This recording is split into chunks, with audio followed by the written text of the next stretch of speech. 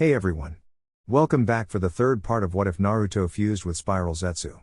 As always, huge thanks to all of my Patreons. Making these videos would be impossible without you guys' support, especially with all the restrictions YouTube places on my type of content. As always, the full story is already out over there for you guys along with about 30 other different stories you can enjoy. Also, feel free to send me any messages over there if you have any questions or even if you just want to chat. Link to all of that will be in the description. Anyways, everyone, enjoy the video. Chapter 11. Lethean. He was crying. Why was he crying? Oh, yes, he had bumped his knee. Some blood was running out of the ugly scrape. It stung and it hurt, so he cried. Worried turquoise eyes entered his field of vision. Naruto-kun? Are you okay? What happened? It hurts, Ino-chan, he heard himself whine. Not the fall, but the words. Kaa-chan. Naruto-kun fell. He's bleeding, the blonde called out. Don't worry, Naruto-kun, the girl turned to him. Ka-chan will fix your knee in no time. The 4-year-old boy sniffed, but nodded in agreement. The idea that his aunt would come and help comforted him. Thank you, Oba-san, Naruto mumbled, when Yamanaka Yuriko moved her green glowing hands over Naruto's knee to take away the pain, healing the injury. The woman had a calm and collected demeanor, but her light brown, pupil-less eyes, stood worried when she noticed an imprint of dirt and mud on Naruto's shirt. Naruto-chan, why do you have a footprint on your back? The woman asked kindly, yet in such a way that it was obvious that she would get an answer no matter what. The brown-haired Yamanaka looked quite strict anyway, with her hair tied in a bun, and her regal appearance. Ino often boasted that she'd become as beautiful as her mother, although Naruto doubted that his friend would be able to act the same way. Ino was too pushy, too cheerful, in comparison to the air of elegance that Yamanaka Yuriko surrounded herself with. Naruto-chan. She looked at him, making it clear that this was her final warning. Someone kick him, Naruto mumbled as soft as he could. The tiny voice could barely be considered a whisper. Neither the younger nor the older Yamanaka heard him properly, causing Yuriko to clear her throat. Someone kicked me, Naruto repeated louder, accompanying his confession with a sad sigh. What? Why? Ino shrieked. Because I'm a demon, Naruto said dejectedly. That's what they said. Who were they? Yuriko narrowed her eyes, making sure nothing more of her anger leaked out. She tried, but failed, for that matter. Yuriko could be very fierce if need be, too fierce, Inoiki would sometimes say whenever she was out of hearing range. Hi. Hello. Sakura-chan, this is Naruto-kun, he lives at my place, Ino chirped. Nice. To meet you. Hi Sakura-chan. Naruto smiled. Why you're hiding behind Ino-chan? He blinked.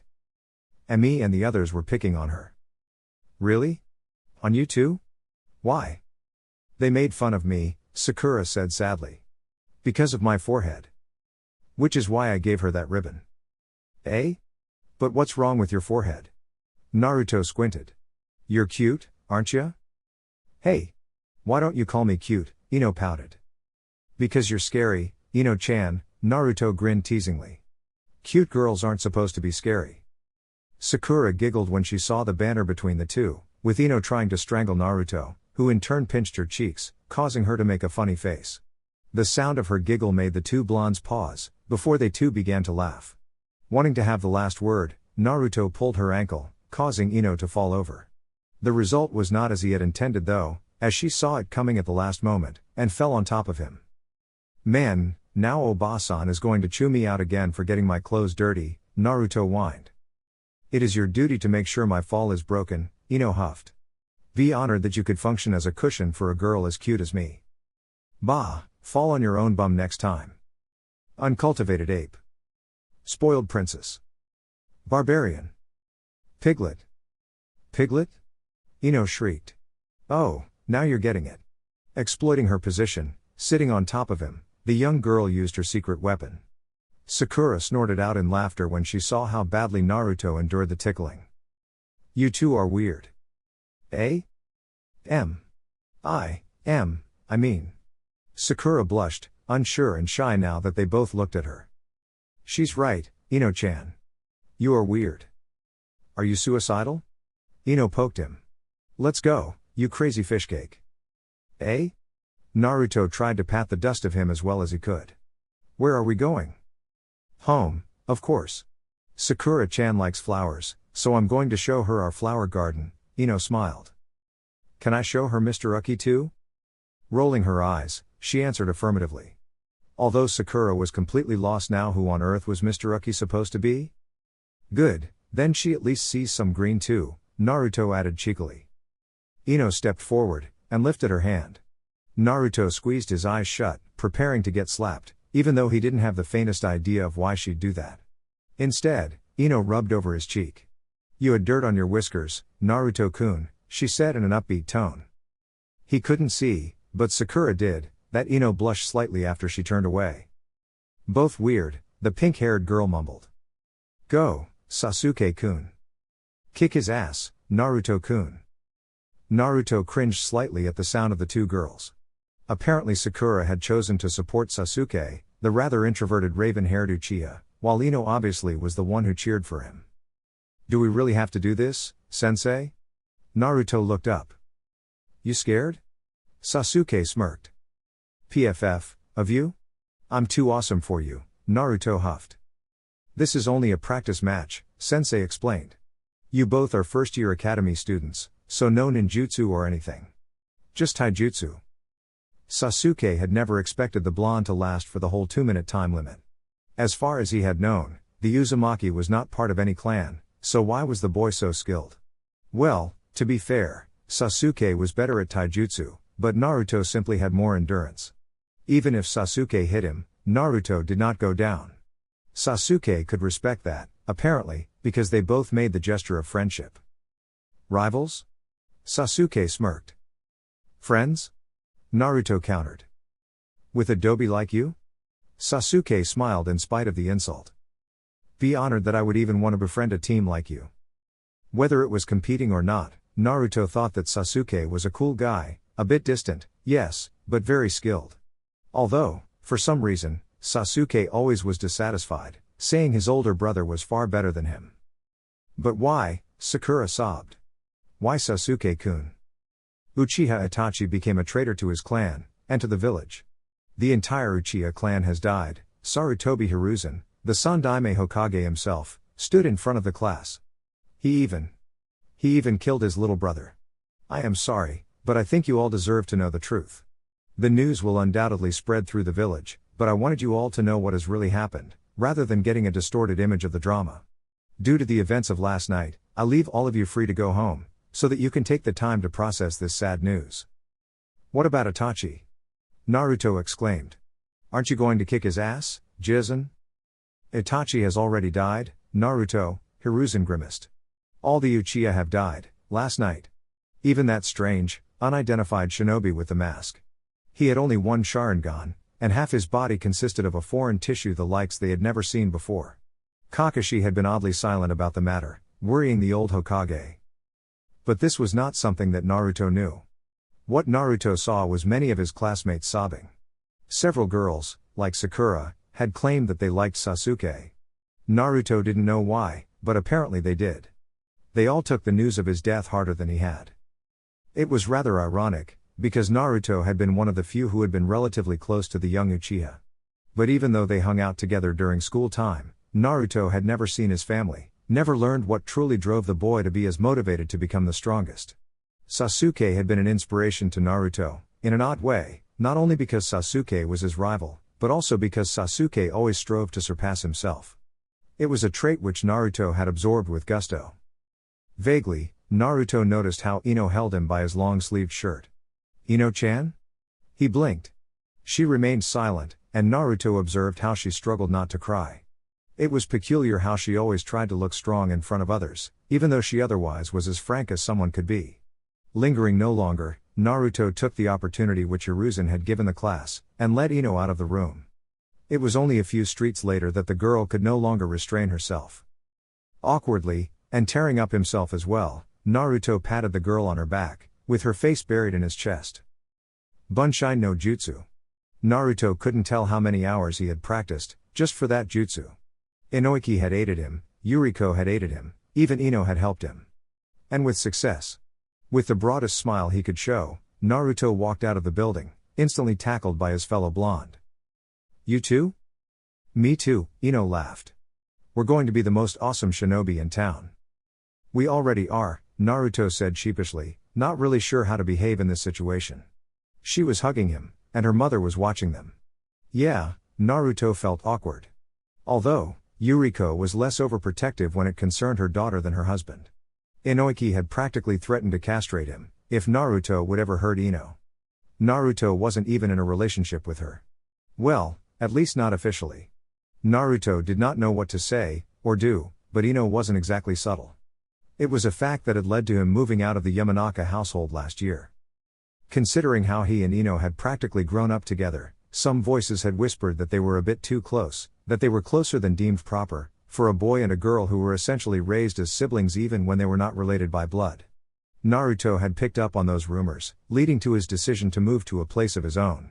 Under the guise of wanting to be an independent and grown-up man, he had eventually moved the Hokage far enough to give him an apartment during Naruto's last year at the academy.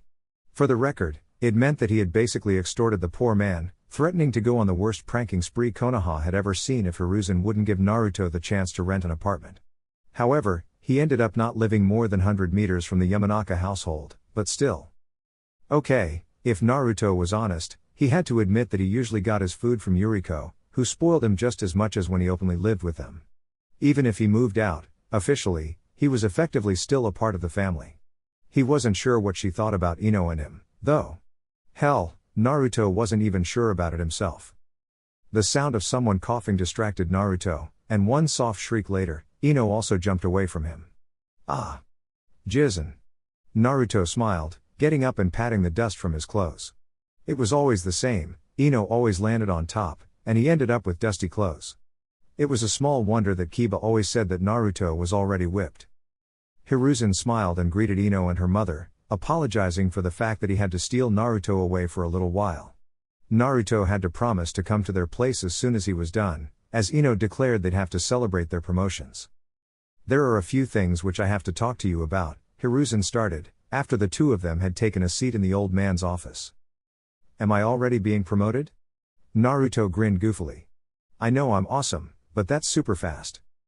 No, it is no promotion, every shinobi starts out as a Genin, Hiruzen laughed, though not as heartily as usual.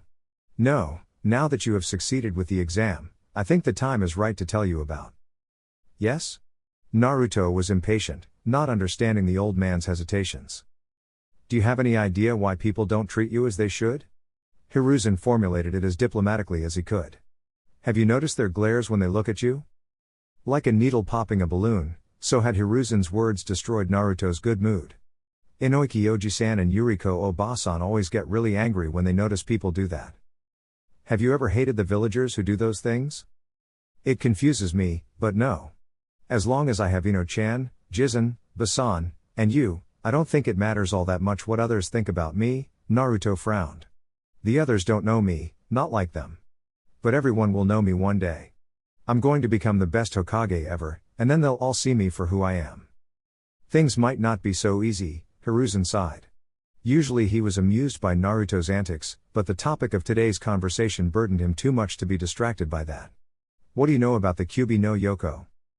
The nine-tailed fox demon? Naruto blinked. Of course he knew what happened. The story of his favorite hero was something Naruto knew all too well. The Yondaime kicked his furry ass and killed him. He died in the process, though. Do you know when that happened? Of course I do. It was the same day I was. Naruto paused, blinking when he processed those two facts. And Hiruzen was about to tell him a secret? People said he was a demon? Wait, you're not saying that I am. No, Naruto-kun, you are not, Hiruzen interrupted the boy's train of thought, knowing the boy drew the wrong conclusions. A few months ago, I gave you a scroll which discussed the various types of shinobi, like how some excel in the finer arts, like genjutsu or the art of sensing chakra from afar, while others rather focus on ninjutsu or taijutsu. There are those who focus on fuinjutsu, but also those who focus on bukietsu or kenjutsu. There are Genin, Chunin, and Jonin, all having varying levels of strength and experience. And it is essential to quickly distinguish what type of opponent you are facing during combat, Naruto recited from his memory of the scroll. There is one special sort of shinobi, Hiruzen pointed out. He knew that Naruto would have read this. It is why he had given the boy that scroll. That is why I wanted to speak to you. You see, a Baijuu like the Kyuubi cannot be slain. Not permanently. It is a being of chakra, so it would simply reform after some time. No, the Yondaime knew that better than anyone. That was why he sealed it away. I am the Jinchuriki, Naruto realized, shocked. That is why people. The scroll said. My chakra reserves. Whiskers.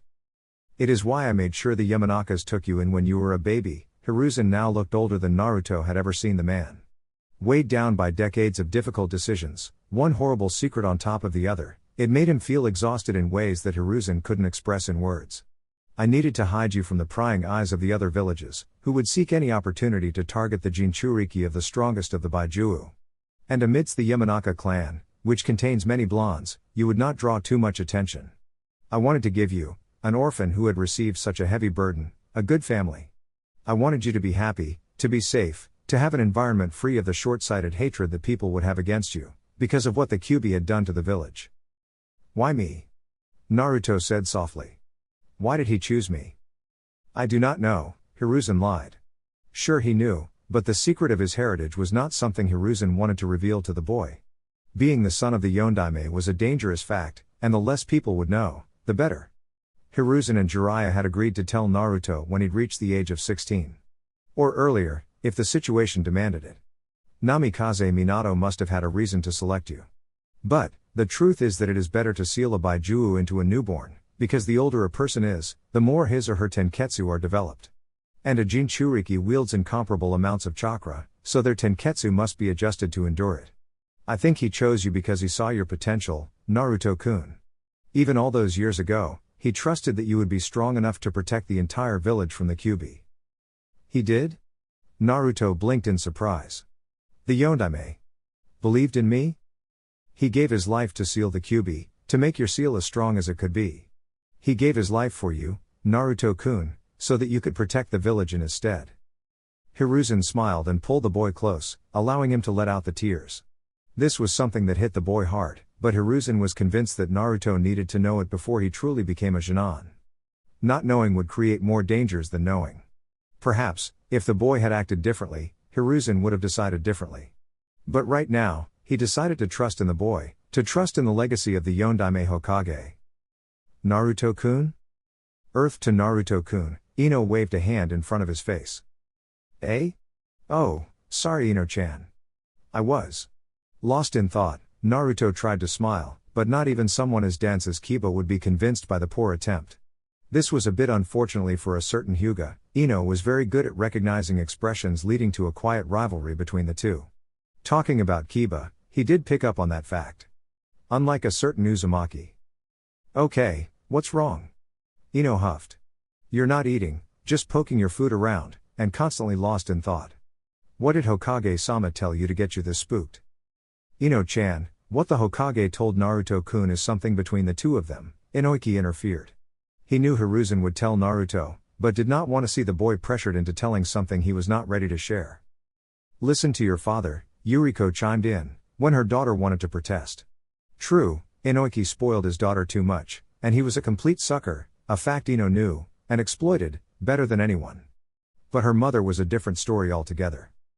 I'm sorry, Naruto muttered, before he stood up and left, or rather, fled. With his mind in chaos, he didn't know what to say to the family that had cared for him. It was a family he would gladly call his own, even though he knew that he was an Uzumaki, and not a Yamanaka. Cooped up in his own place, Naruto idly twirled around the Hittite 8 which he had been given earlier this day. It was just a couple of hours, but it felt like a completely different era from the time before he knew the truth of why people mistrusted him, hated him, and only tolerated him because of the support of the Hokage and the Yamanaka family. He recalled incidents, like when he was 4 years old, when people lashed out against him, calling him a monster or a demon. Grabbing the scroll which the Sandaime had given him, the one on the various specializations that shinobi could choose, Naruto once again read the part on Jinchuriki. Jinchuriki, literally power of human sacrifice, Naruto read out loud, are humans that have Baijuu sealed within them. They exhibit extraordinary powers, derived from the abilities which the Baijuu have, such as the manipulation of magnetic forces or the creation of steam. They wield immense chakra reserves, making even an untrained Jinchuriki a force to be reckoned with. In spite of their strength, or perhaps due to it, Jinchuriki are often feared and mistrusted.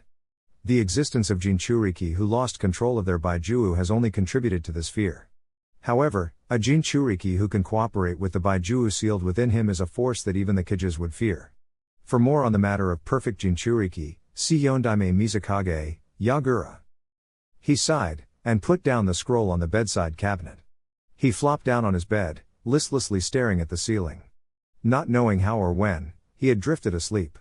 However, a soft rustling woke him up, leaving him disoriented, before he noticed something blonde fall down next to him. She had come in through the window, like a true ninja except for the part where her skirt had gotten stuck behind a nail. A ripping sound, accompanied by muttered curses, had woken up the boy. Ino didn't exactly care about the tear in her apron skirt, though. Aside from Naruto's state of mind being a more urgent worry for her, she also knew that she had more than enough bandages wrapped around her abdomen and legs to make sure she was still decent. Even if she wasn't. She was with Naruto. Ino-chan? Don't worry, she hushed him. Ka-san and To-san don't know that I slipped out of my room. She cuddled up next to him. You don't need to tell. Whatever it is the Hokage told you, she hesitated. I just want to be here for you. Thanks, Naruto smiled weakly, although he still looked the other way. For a little while, he remained silent. Despite her words, Naruto knew that Ino was too curious to not want him to talk. Yet, she swallowed her curiosity for his sake. Now that he thought about it, if he were to tell anyone about what he had just learned, if he wanted to share his worries with anyone in the world, it would be Ino. They had always been together, supporting each other through thick and thin. For instance, the period after Sasuke had been murdered. Hey! Ino-chan? Naruto's voice was little more than a whisper. Naruto-kun? She looked up at him, shifting her position next to him so that her head was resting on his upper arm. I'm a Jinchuriki, he blurted out after a short pause, not knowing any other way and how to bring it up. Jin what? The Yondaime Hokage did not kill the Kyuubi. It couldn't be killed, Naruto mumbled. Instead, he sealed it away. He sealed in a baby that was just born, a boy whose parents had gotten killed in the chaos. He sealed it away inside me. That was what Jizen told me. He felt Ino tense, he felt her hands clench and relax while she held his shirt, and how her breathing had stopped and then sped up. So what? Eh? That was the last thing he'd expected her to say. Whether you have the Kyuubi sealed within you or not, it doesn't change who you are, does it? Ino sounded a bit shaky, but her resolve was clear. Why do you think it changes anything about how I see you, Naruto-kun? I don't know? At least we now know why people always act so stupid against you, Ino smiled sadly. But don't you dare walk away from me because of some stupid demon, you hear? Naruto blinked sheepishly when his fellow blonde suddenly snapped at him. Don't you trust me, Naruto-kun? Why yes, of course I do. I've always. Then don't try to hide your pain from me, Ino kissed him on his cheek, making him blush like a madman. Why you don't mind? Me being. Well, being a Jinchuriki. I thought. I was afraid that. You were always a Jinchuriki. And I've always liked you. So why would I change my mind now that I know? Ino cuddled up against him. I'm not letting go of you that easily, Naruto-kun. Thank you, Ino-chan. Starting today, all of you are real shinobi. But you are still only Jinan. The hard journey that lies ahead has just started. Now, you will soon be assigned to take missions that help the village. So, today we will create the 3-man teams, and each team will have a Jonin sensei. Iruka lectured the remainder of the students of their class. Meaning, those who passed the final examinations. Those who did not pass would either drop out, or attend the academy for another year. You will follow your sensei's instructions in order to successfully complete your missions, and... Hey, Naruto-kun, Ino whispered. She sat next to him, and was rather excited the moment Iruka started about their teams. Wouldn't it be great if we ended up in the same team? It sure would, Ino-chan, Naruto gave his trademark foxy grin. Who'd be our third teammate? Next is Team 7, Iruka continued. Haruno Sakura, Sai, and Uzumaki Naruto. No. Naruto and Ino groaned. Oi, Iruka-sensei, why can't I be in a team with Ino-chan? Naruto exclaimed. Because we tried to balance each team's strength, Naruto, the Chunin sighed. That is why we carefully select the 3 people that form a Genon team. If we do not balance the teams properly, people might die. So just accept it that you won't end up in the same team as your girlfriend. That shut up both blondes, who now blushed equally furiously. To Naruto's disappointment, and in hindsight it was so damn obvious that he should have known, Ino ended up in Team 10, with Shikamaru and Choji. Of course, because their fathers, the Ino-Shikacho combination, cooperated perfectly, their children were expected to do the same. Well, at least you don't have to hang out with a sloth and a glutton, Ino joked half-heartedly. Sai is good looking, even though his demeanor is rather creepy, and we both know Sakura very well. Yeah, I'm going to suffer a lot of concussions, Naruto sighed. I hope that Kakashi guy is going to be able to restrain her. Restrain you, you mean? Ino giggled. At least I've got the son of the Hokage as my team sensei, she said, not knowing that she was speaking to the son of another Hokage at that very moment. I guess I'll be the stronger one, if I get a better sensei. Dream on, Ino-chan, Naruto grinned. I'm the one who's gonna be Hokage, believe it. You've got your kunai? Yeah. The shuriken? You know I don't use those. I think you didn't pull your. Ino-chan, I'll be fine. Stop fussing about me, Naruto smiled. I'll kick ass. I'll make that Neji pay for what he did to Hinata-chan. I'm almost getting jealous, Ino pouted. The way you're talking about Hinata. Then again, I was there. I saw that battle. That stupid clan crap was no reason to beat up Hinata-chan like that, Naruto scowled. She could have died. I don't. Promise me, Naruto-kun, that you don't get hurt like that. Ino grabbed him by his wrist, but oddly enough, refused to look at him while she talked. Ino-chan, Naruto gently put a finger under her chin, forcing her to look up. I trained with Uro-sennin for a month. I'm going to whoop that guy's ass, that's a promise. And I'll try not to. He got silenced when Ino hugged him, tight enough to make his bones feel like they reached the point where they'd crack. The slight discomfort was vastly compensated by the fact that he was holding Ino this close. 13 or not, this was not a bad feeling, not bad at all. Jay just. Be careful, okay? Not just for Neji, but also for Gaara. What he did to Lee. I'll win, Ino-chan, Naruto boasted, although he was not completely sure about it. Gaara has less tails than I have, right? I'll kick Neji's ass, I'll kick Gaara's ass, and when I win the tournament. When the tournament is over, victory or not, you're asking me out on a date, Ino cut him off. Promise me. I promise, Ino-chan. So you can't end up in the infirmary. No infirmary. And no ramen. What? No ramen? He looked at her, his eyes spurred wide open due to the horrible thing she just said. But Ino-chan, ramen is the food of the gods. I want our first real date to be at a real restaurant, Ino laughed. I like Tucci-san and Ayame-san too, but that's no place for a date. What does it matter where we eat? Naruto muttered with mock reluctance. As long you're there, I'm happy. He had no idea what it was about what he had said, but Ino kissed him like she had never kissed him before. The only thought that hovered through his brain, while it was having a nuclear breakdown, was I gotta say that again. One rooftop away, Jiraiya of the Sannin was hastily scribbling down notes for the last novel he published before leaving Konoha after his dispute with a certain Senju. That woman is the person we're looking for? Is she really 50 years old? Naruto squinted, looking at the rather well-endowed blonde woman whom Jiraiya had called Tsunade. Jiraiya had said she could change her looks, but it seemed rather weird that an old woman like that, old compared to his 13 years of age at least, could look so pretty? She definitely beats Yuriko Obasan in the chess department. Is that why Uro-sennin is so crazy about her? Jiraiya and the woman, as well as her black-haired attendant, exchanged some banter, before Jiraiya suddenly asked her. To tell you the truth, Kana Hagakure has issued a request for you to be the god I'm Hokage. Just filling his mouth with food, Naruto nearly choked. What the hell was the old man saying? The Sandaime has. It was Orochimaru's work. I heard, he told me. The big snake guy? He's the one who killed Jizen. Naruto jumped up. Who the hell is the bastard? He was with us. Members of the Sannin, I told you that while we were traveling, Jiraiya explained, glaring at Naruto for interrupting the talk he had rehearsed. What the hell? Naruto blurted out. Weren't the Sannin from Konoha?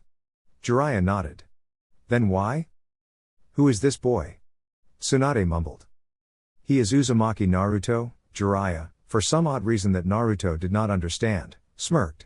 Probably because he was the Jinchuriki, Naruto guessed.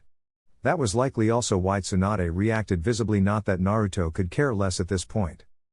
Hey! How come she gets to be the Hokage? He pointed at the big-chested woman. Quiet kid, Jiraiya shut him up. So, he turned to Tsunade. What's your response? Impossible, Tsunade sighed, after a short silence. I decline. I remember you saying the same thing whenever I asked you out, Jiraiya smiled. Huh? I thought you said we came here to talk to her, but... What's going on? Naruto's limited amount of patience had run out. You just wanted her to come back to the village so that she could check on Kakashi-sensei's and Lee's health, right? Yet. You asked her to be our Hokage? And she declined. He didn't understand the situation anymore. Don't worry so much, brat, Jiraiya shrugged. This person here, Tsunade, is the only person who can become the god I'm Hokage. She was the one who brought us victory during the war, and no one has been able to acquire her jutsu. Also, Tsunade is the granddaughter of the Shodai Hokage, so she is the most appropriate person for the position, Jiraiya explained calmly. And if she becomes Hokage, she'd be back in the village, where she could heal those who have gotten injured during the invasion. It was a decision made by the top members of Konoha, so you have absolutely no say in this matter, brat. Jiraiya. This kid seems worse than your previous apprentice. In terms of looks, speech, and intelligence, Tsunade smiled. Oi! What's that supposed to mean? Quiet down, brat. It's tough for anyone to be compared to the Yondaime. Jiraiya shocked Naruto with the revelation that the infamous Yondaime had been his previous apprentice. Was this why he had taken care of Naruto? Because his previous apprentice had sealed the Kyuubi within him? But even the Yondaime died quickly, Tsunade said coldly. He gave up his life for his village. Life is different from money. It can't be gambled with. Whoever puts it at risk so easily is a fool. My grandfather and the Nidaime both focused too much on bringing peace to our home, more than anything else. But as a result, they just died in the middle of their dreams, like losers. You've changed a lot, Jiraiya had shed his foolish demeanor. I don't know what you've been thinking all this time, but I'd say you're gravely mistaken. Well, I'm already in my 50s, Tsunade retorted calmly. Age changes people. It's the same for Sarutobi-sensei. No wonder he died. Because he was too old to live in his dreams. If Naruto didn't get as mad as he did, he might have noticed how Jiraiya glared at his former teammate. Being Hokage is a fool's job, Tsunade added insult to injury. With a loud clatter, Naruto jumped over the table, ready to hit the older blonde with. And he was held back by Jiraiya before his fist could hit her. Let me go. Don't you realize we're at a bar? Jiraiya sighed. I don't give a damn, Naruto snapped. I can't forgive anyone that says bad things about Jizen and the Yondaime. I don't care, even if she's an old woman, I'm still going to kick her ass. You've got some guts to say such things to me, boy, Tsunade leaned towards Naruto. Let's take this outside. Tsunade-sama? Her attendant tried to stop her, but Tsunade did not listen. Jiraiya only shook his head, but otherwise did not interfere. Once outside, she only made Naruto's anger spiral even further out of control by taunting that she'd only need one finger in order to beat him. The way she caught his kunai, disarmed him, and sent him flying with only one flick of her finger was even more vexing. Hey kid, I'll ask you one thing before you pass out. Tsunade just stood there, watching him getting back on his feet. Why? Why do you get so worked up just by hearing the word Hokage? Unlike you, I really want to become Hokage. Because it's my dream to become Hokage. Naruto tried his best to smile tauntingly, trying to look tough despite the giant headache he now had. Seriously, how could someone put so much strength in just one finger? Wide-eyed, shocked as if she witnessed a ghost, Tsunade stared at him. It was just the opportunity he needed. As quick as he could, he went through all the steps that Jiraiya had taught him on the way there, forming a ball of dense, swirling chakra in the palm of his hand. Tsunade saw no other option than smashing her finger into the ground, with such a ridiculous force that it created a fissure in the ground. Losing his footing, Naruto fell forward, his Rasengan smashing into the soil. Even Jiraiya gasped at the explosion that followed. Perhaps he should have kept a closer eye on the boy, rather than wasting his time on information gathering in the brothels they passed. The Yamanaka had taught the boy a lot about Naruto's Achilles heel, chakra control. But never did the man expect the boy to create a perfect Rasengan like this. Worse, In his anger he had drawn in some of the chakra of the Kyuubi, increasing the power of the jutsu far beyond any of the boy's attempts that Jiraiya had seen. Despite the magnitude of the destruction, Tsunade was way faster than Naruto. She had to jump out of the way, but dodged fairly easily. Still, seeing that jutsu from the boy who looked so much like. Who spoke the words of Jiraiya? What are you thinking? Did you teach him the Rasengan? I'm his master. And the only one apart from the kid's Jonin sensei, Kakashi, who knows the jutsu. So yes? Jiraiya shrugged. He watched how Naruto struggled to get back on his feet. Kid, let me take a look at that. No, Naruto snapped. I don't go back on my word. I don't give up. I don't run away, Naruto growled, clutched the arm that had been severely injured by the exploding Rasengan. Oi, old woman, what the hell are you looking at? Tsunade-sama? Shizune ran to her master. Hey! This is a fight, Naruto protested. I'm not a joke, you baka. Tsunade did not respond, though. She only stared at his arm, his injured and bloody arm, with a sweaty and pale expression. Then he noticed the fear in her eyes, and looked once more at his own arm.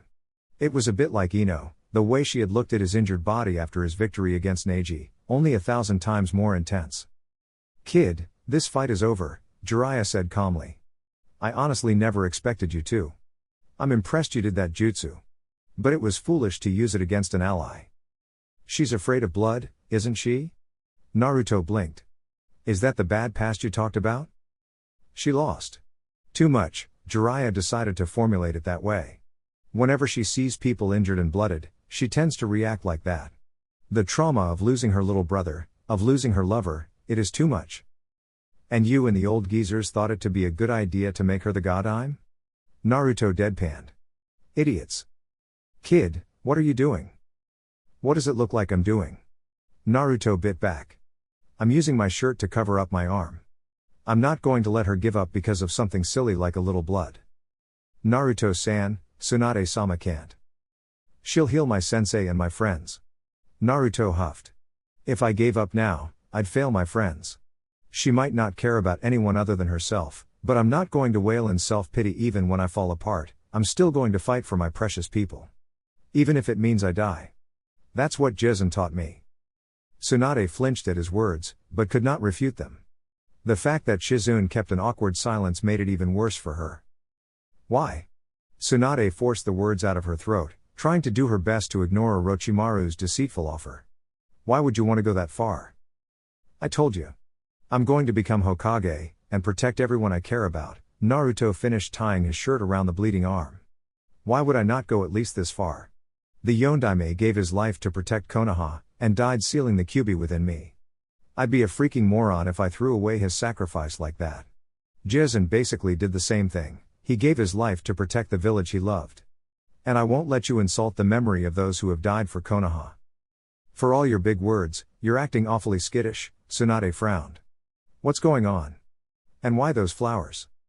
By the looks of it, I think Naruto-kun has a girlfriend. Shizune snickered cutely. Jiraiya briefly considered how she'd look with less clothes, though quickly discarded that idea. Tsunade would instantly murder him if she saw him look at the younger woman whom she had practically raised as her daughter. See, he's already blushing, Shizune continued teasing, oblivious to Jiraiya's short train of thought. Ooh, that pretty little Yamanaka girl? Jiraiya grinned. Nice catch, brat. That girl is going to be a real looker in a few years. Her mother was definitely nice, if his impeccable babe memory served him right. A Yamanaka? They're quite feisty, so watch yourself, kid, Tsunade laughed. And don't ever think you can cheat on a Yamanaka and get away with it without getting your mind blown apart. Do I have to bust my arm again to get you to stop teasing me, Bakken? Shizune Nichin and Uro-Senin are bad enough already, Naruto whined. Yes, I collected flowers for Ino-chan. Yes, I'm supposed to ask her out on a date once I'm back in the village. And yes, that's freaking me out. That was already obvious, Tsunade ruffled through his spiky blonde hair. You really are a weird brat. I suppose that is why Jiraiya took you as an apprentice. It takes an idiot to teach an idiot. Hey! I'm not that bad. I'm nothing like Uro-Senin, Naruto agreed with his teacher. And I don't write those crappy porn books either. Ino-chan would kill me if I did something that perverted. You know, she might like it if you did something perverted. To her? Jiraiya suggested with a wicked smile, before screaming out in pain. Tsunade never held back when it concerned her perverted former teammate. Especially when the entire scene remembered her about how he had tried to talk Nawaki into sneaking into the girl's side of the hot springs, all those years ago. They're kids, Jiraiya. How old were you and uncle, when? Stay out of this, Shizune, Tsunade glared at the playful younger woman. The Senju hadn't seen Shizune this cheerful in a long time. Then again, the brat had an annoying talent to wriggle his way into your heart, and change you for the better. Or was it because he represented everything she had lost, that she thought that way about him? Tsunade couldn't tell. Kid, come here. Eh? What's wrong, Bakken? Naruto squinted. I'm your Hokage, so don't second guess my orders, Jinan. Geez, not even back in the village and she's already pulling rank on me, Naruto sighed. What am I going to get beaten up for this time, Ba? Be Bakken? He blinked, confused when the older blonde leaned towards him, and kissed him on his forehead. Thank you, Uzumaki Naruto, Tsunade smiled. It was a true and genuine smile, one which Naruto hadn't seen before. Too confused, he barely noticed that she had given him her necklace. You carry their dreams, Naruto. Become a good man. And a good Hokage, she wanted to add, but Naruto did not need to know she actually supported his dream. Then again, he had never known Nawaki or Dan. Roger. Naruto didn't know what else to say. Whose dream was he carrying? Why were Jiraiya and Shizune so flabbergasted? Even Tauntaun seemed to share the sentiment, as far as he could interpret the facial expression of the piglet. Without realizing, Naruto had inherited the dreams of the two people Tsunade had loved most. Whether Jiraiya had predicted this outcome or not was something Tsunade did not know, but in this case she was lenient, even if he had tried to manipulate her by using her feelings against her. Now, off to Konoha, Tsunade ordered. I'll make sure you'll get a table at a respectable restaurant, for you and your Ino-chan. You can do that? Wow, thanks Bakken. But if you keep calling me Bakken, Tsunade warned. You'll only get 2 seats at the local ramen booth. That's a horrible choice of words, Tsunade, Jiraiya facepalmed. She still had a lot to learn about how to control the boy, if she thought she could threaten him with ramen. Although the real key to controlling Naruto seemed to be in Ino's hands, and in the capable hands of Ichiraku Ramen. Oi, Ino pig, let go of Naruto. Sakura shrieked. We have to go now, Kakashi-sensei is waiting. Sakura. You know he is always late, don't you? Naruto said with a deadpan expression. We're safe for at least another hour. Yeah, I won't let him go before saying goodbye properly, Ino chimed in. Why don't you move along, forehead? Whatever, pig, Sakura rolled her eyes. But if Naruto isn't at the gates in 15 minutes, I'm going to pound him into the ground. Don't you dare to hurt my Naruto-kun, Ino blurted out. Your Naruto-kun? Sakura blinked. Oh, so the date went that well? I really gotta thank Bakken for making sure I got those reservations, Naruto smiled happily. I'll be there when sensei arrives. Ino huffed as her friend walked away, turning to Naruto. So? You're Naruto-kun? He smirked. I just wanted her to shut up, Ino blushed furiously. I guess the second date is up to you then, Naruto laughed. If one isn't enough to convince. You convinced me years ago. Oh? Cammy. I just keep blurting out everything, don't I? She smacked herself to the forehead. On the other hand, you already know. For someone so talented in gossip, you definitely can't keep your own secrets very well, no, Naruto teased. I guess I'll have to keep 'em for you. But regarding the next date, how about ramen? Unless you meant that you don't want a second date, of course. Don't talk nonsense, the Yamanaka snapped. You wanted to leave it up to me, right? Oh, so no ramen. Don't pretend like you're crying, Whiskers, I know those tears are phony. I'll arrange for something much better, Ino laughed, before planting a kiss on his cheek. So you better be careful and get back here in one piece. I'm not going to date someone who's in bandages. That's kinda hypocritical, Naruto joked. Perhaps he'd have to remember her no bandages policy for when he returned to Konoha. It seemed Jiraiya had been a bad influence on the boy already. I'll be back as soon as I can, he hugged her, and walked to the door. Don't want to keep my girlfriend waiting, right? He added, just before closing the door, not before seeing Ino's flabbergasted expression, though. That definitely left him in a good mood. Although, He wondered whether she'd kiss him or kill him for leaving her like this. Why is Dickless so cheerful? Sai turned to Sakura, hoping she would know. As usual, he did not have a clue about human emotions. Ino. Ino? Ino-chan, Naruto agreed, startling both. Well, startling Sakura, to be more precise. Sai did not respond in any way other than the slight widening of his eyes. What? Do you finally admit I'm a genius at stealth? Naruto. Wow, wait, look out with that fist, Naruto yelped, dodging Sakura's fists. Suddenly, Kakashi popped up in a cloud of smoke, grabbing Sakura by her wrist just before her fist would smash into Naruto's face. My, just as busy as always, he lazily scolded his Genon. Remember, my cute little Genon, you are still out on a mission. So stay alert at all times. Yes, sensei, Naruto saluted, quickly getting away from Sakura. She really did not like it when he would sneak up on her. For some reason, she always reacted rather violently against him. Especially when he chose Ino's side, whenever she and Ino were arguing, which was practically every time the two girls encountered each other. Friendship could be strange. They hit the road again. For message delivery, Naruto wondered why it would require a full team to execute the mission. Then again, messages from the daimyo were serious business. Even Naruto knew that, and right now he was probably the most unfocused Genon in the existence of Konoha. Man. It really isn't fair that they only promoted Shikamaru. There was an invasion, so none of the other finalists could be judged properly. Perhaps if you had shown some restraint against Neji. Sakura suggested.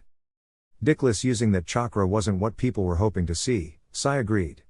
On the other hand, he did defeat Gaara, and there is someone approaching. Yes, there is, Kakashi halted. What little the children could see of his face was enough to know that this was serious, very serious. Kakashi even dropped his book. Fall back, all three of you. Go back to Konoha and get reinforcements. It is already too late for that, Sharingan no Kakashi, a deep rough voice resounded. In some form of sunshine, a cloaked man appeared right in front of them. You four will perish. And I won't even get any money for the kids. So it'd be better for you if you don't struggle too much, I'm already in a foul mood. Sakura, Wachu Kakashi started to shout, but an explosion cut him off. Naruto saw something fly by. A spray of blood-soaked pink hair, and the sickening thumb of flesh hitting the ground. Naruto never even got the chance to scream in dismay, before he felt something hit his back. All sensations from his legs and arm were gone. For a moment, he wondered why he fell over. He wondered why he felt so odd. Sai and Kakashi still fought valiantly when Uzumaki Naruto closed his eyes. Only a vague sensation got through to him later on. Something both cold and warm at the same time was touching his flesh, merging with it. Something foreign connected to him. I'm sorry, Ino-chan. He felt guilty that he couldn't make it back like he had promised. Their date. Inside his mind, he felt something break. The Kyuubi was panicked, Naruto absent-mindedly realized. And there was someone else too. And a fourth as well? Somehow, the Kyuubi had used a fragment of his son's consciousness in an attempt to remove the seal. So much chakra was leaking out, but not all of it was from the Baijuu that had long been sealed within his wife. The man wasn't granted any time to talk to his son. He wasn't granted a chance to apologize for what he had done to the boy. But rescuing him was more urgent right now. Kushina will explain everything to him, he mumbled while flashing through a sequence of hand seals, although the sad expression never left his face. Yondaime. The Kyuubi roared. What are you doing here? Some strange sort of foreign chakra had invaded Naruto's mind and body. The Kyuubi had resisted so harshly that the boy's mind had snapped, literally torn asunder. Naruto and the invader became one, their chakra merging and transforming, trees invading the mindscape. It affected everything, except for the part of Naruto's mind which the Kyuubi still held in his claws. Namikaze Minato only needed a fragment of a second to realize that the ego of his son was torn in two, and that he needed to act quickly to salvage the situation. The Kyuubi had already used that shattered part of the boy's entity to close off the seal. Whatever the other half of the boy had become, it would not be able to reach the Kyuubi now. Not easily, at least. That was one concern less, but the remainder of Naruto's mind had to be protected. The malicious chakra of the fox was already corrupting it, but Minato was faster. Those precious memories had to be protected.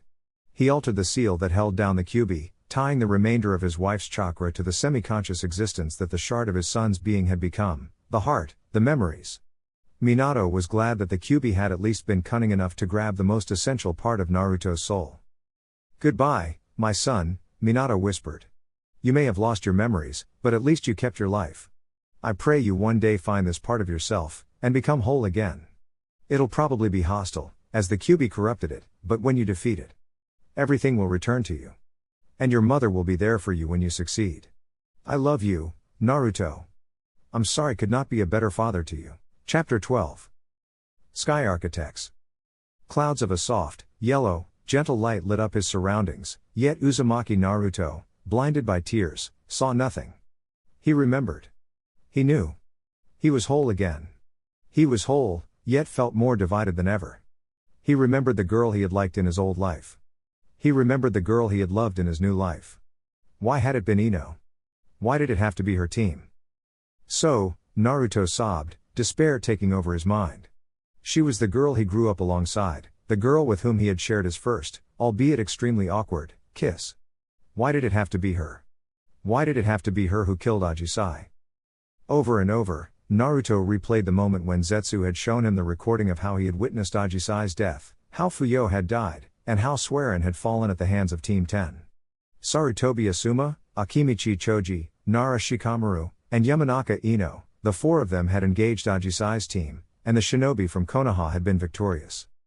"You have restored what was cut asunder," Naruto bitterly repeated the words his shadow self had spoken to him. What a reward! What a bitter reward! He was despondently staring into the distance of whatever this place was. He had been ready to fight the Kyuubi, just now.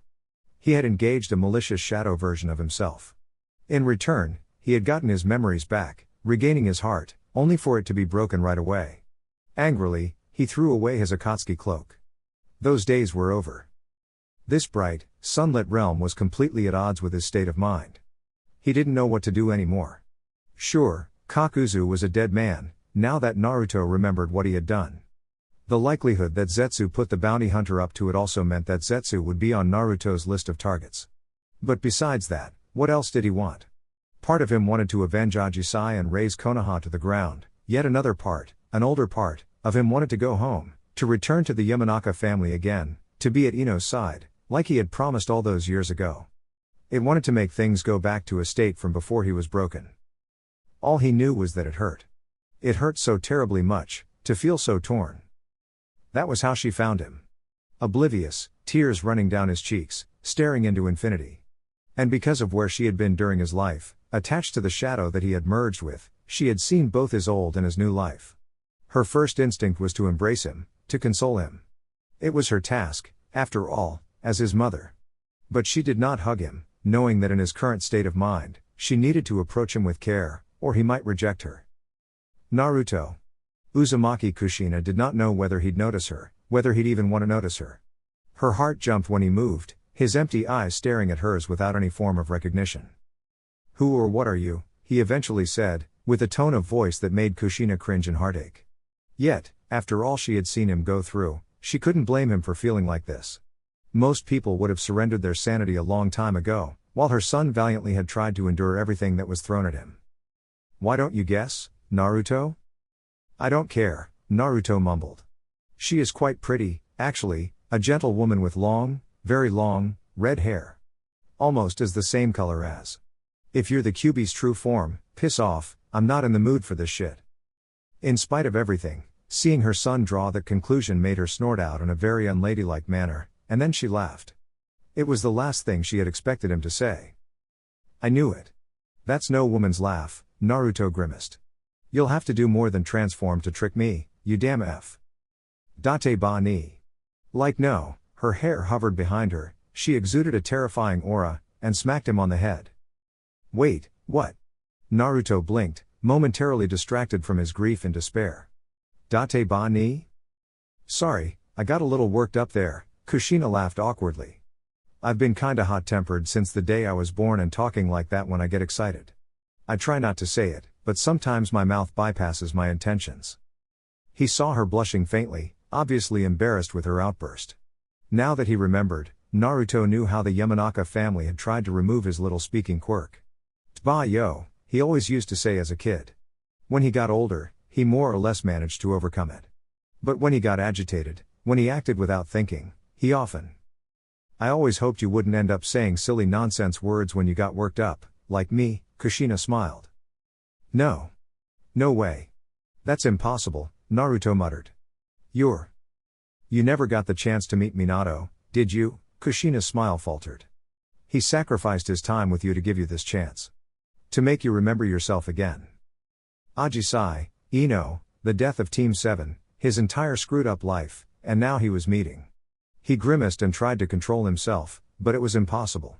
Seeing how he struggled, Kushina embraced him. He seemed to realize who she was, so she thought it was safe now. He wouldn't try to kill her. The turmoil in his heart was still tearing at him, but at least he knew the truth now.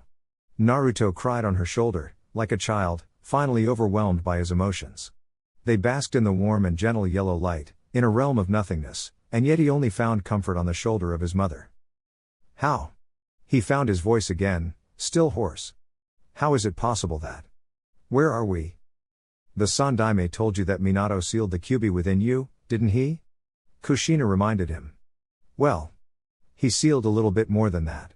We both knew we were dying, so this was the only way for us to meet our son again, to talk to him when he would be older. Wait. The Yondaime? I'm his son?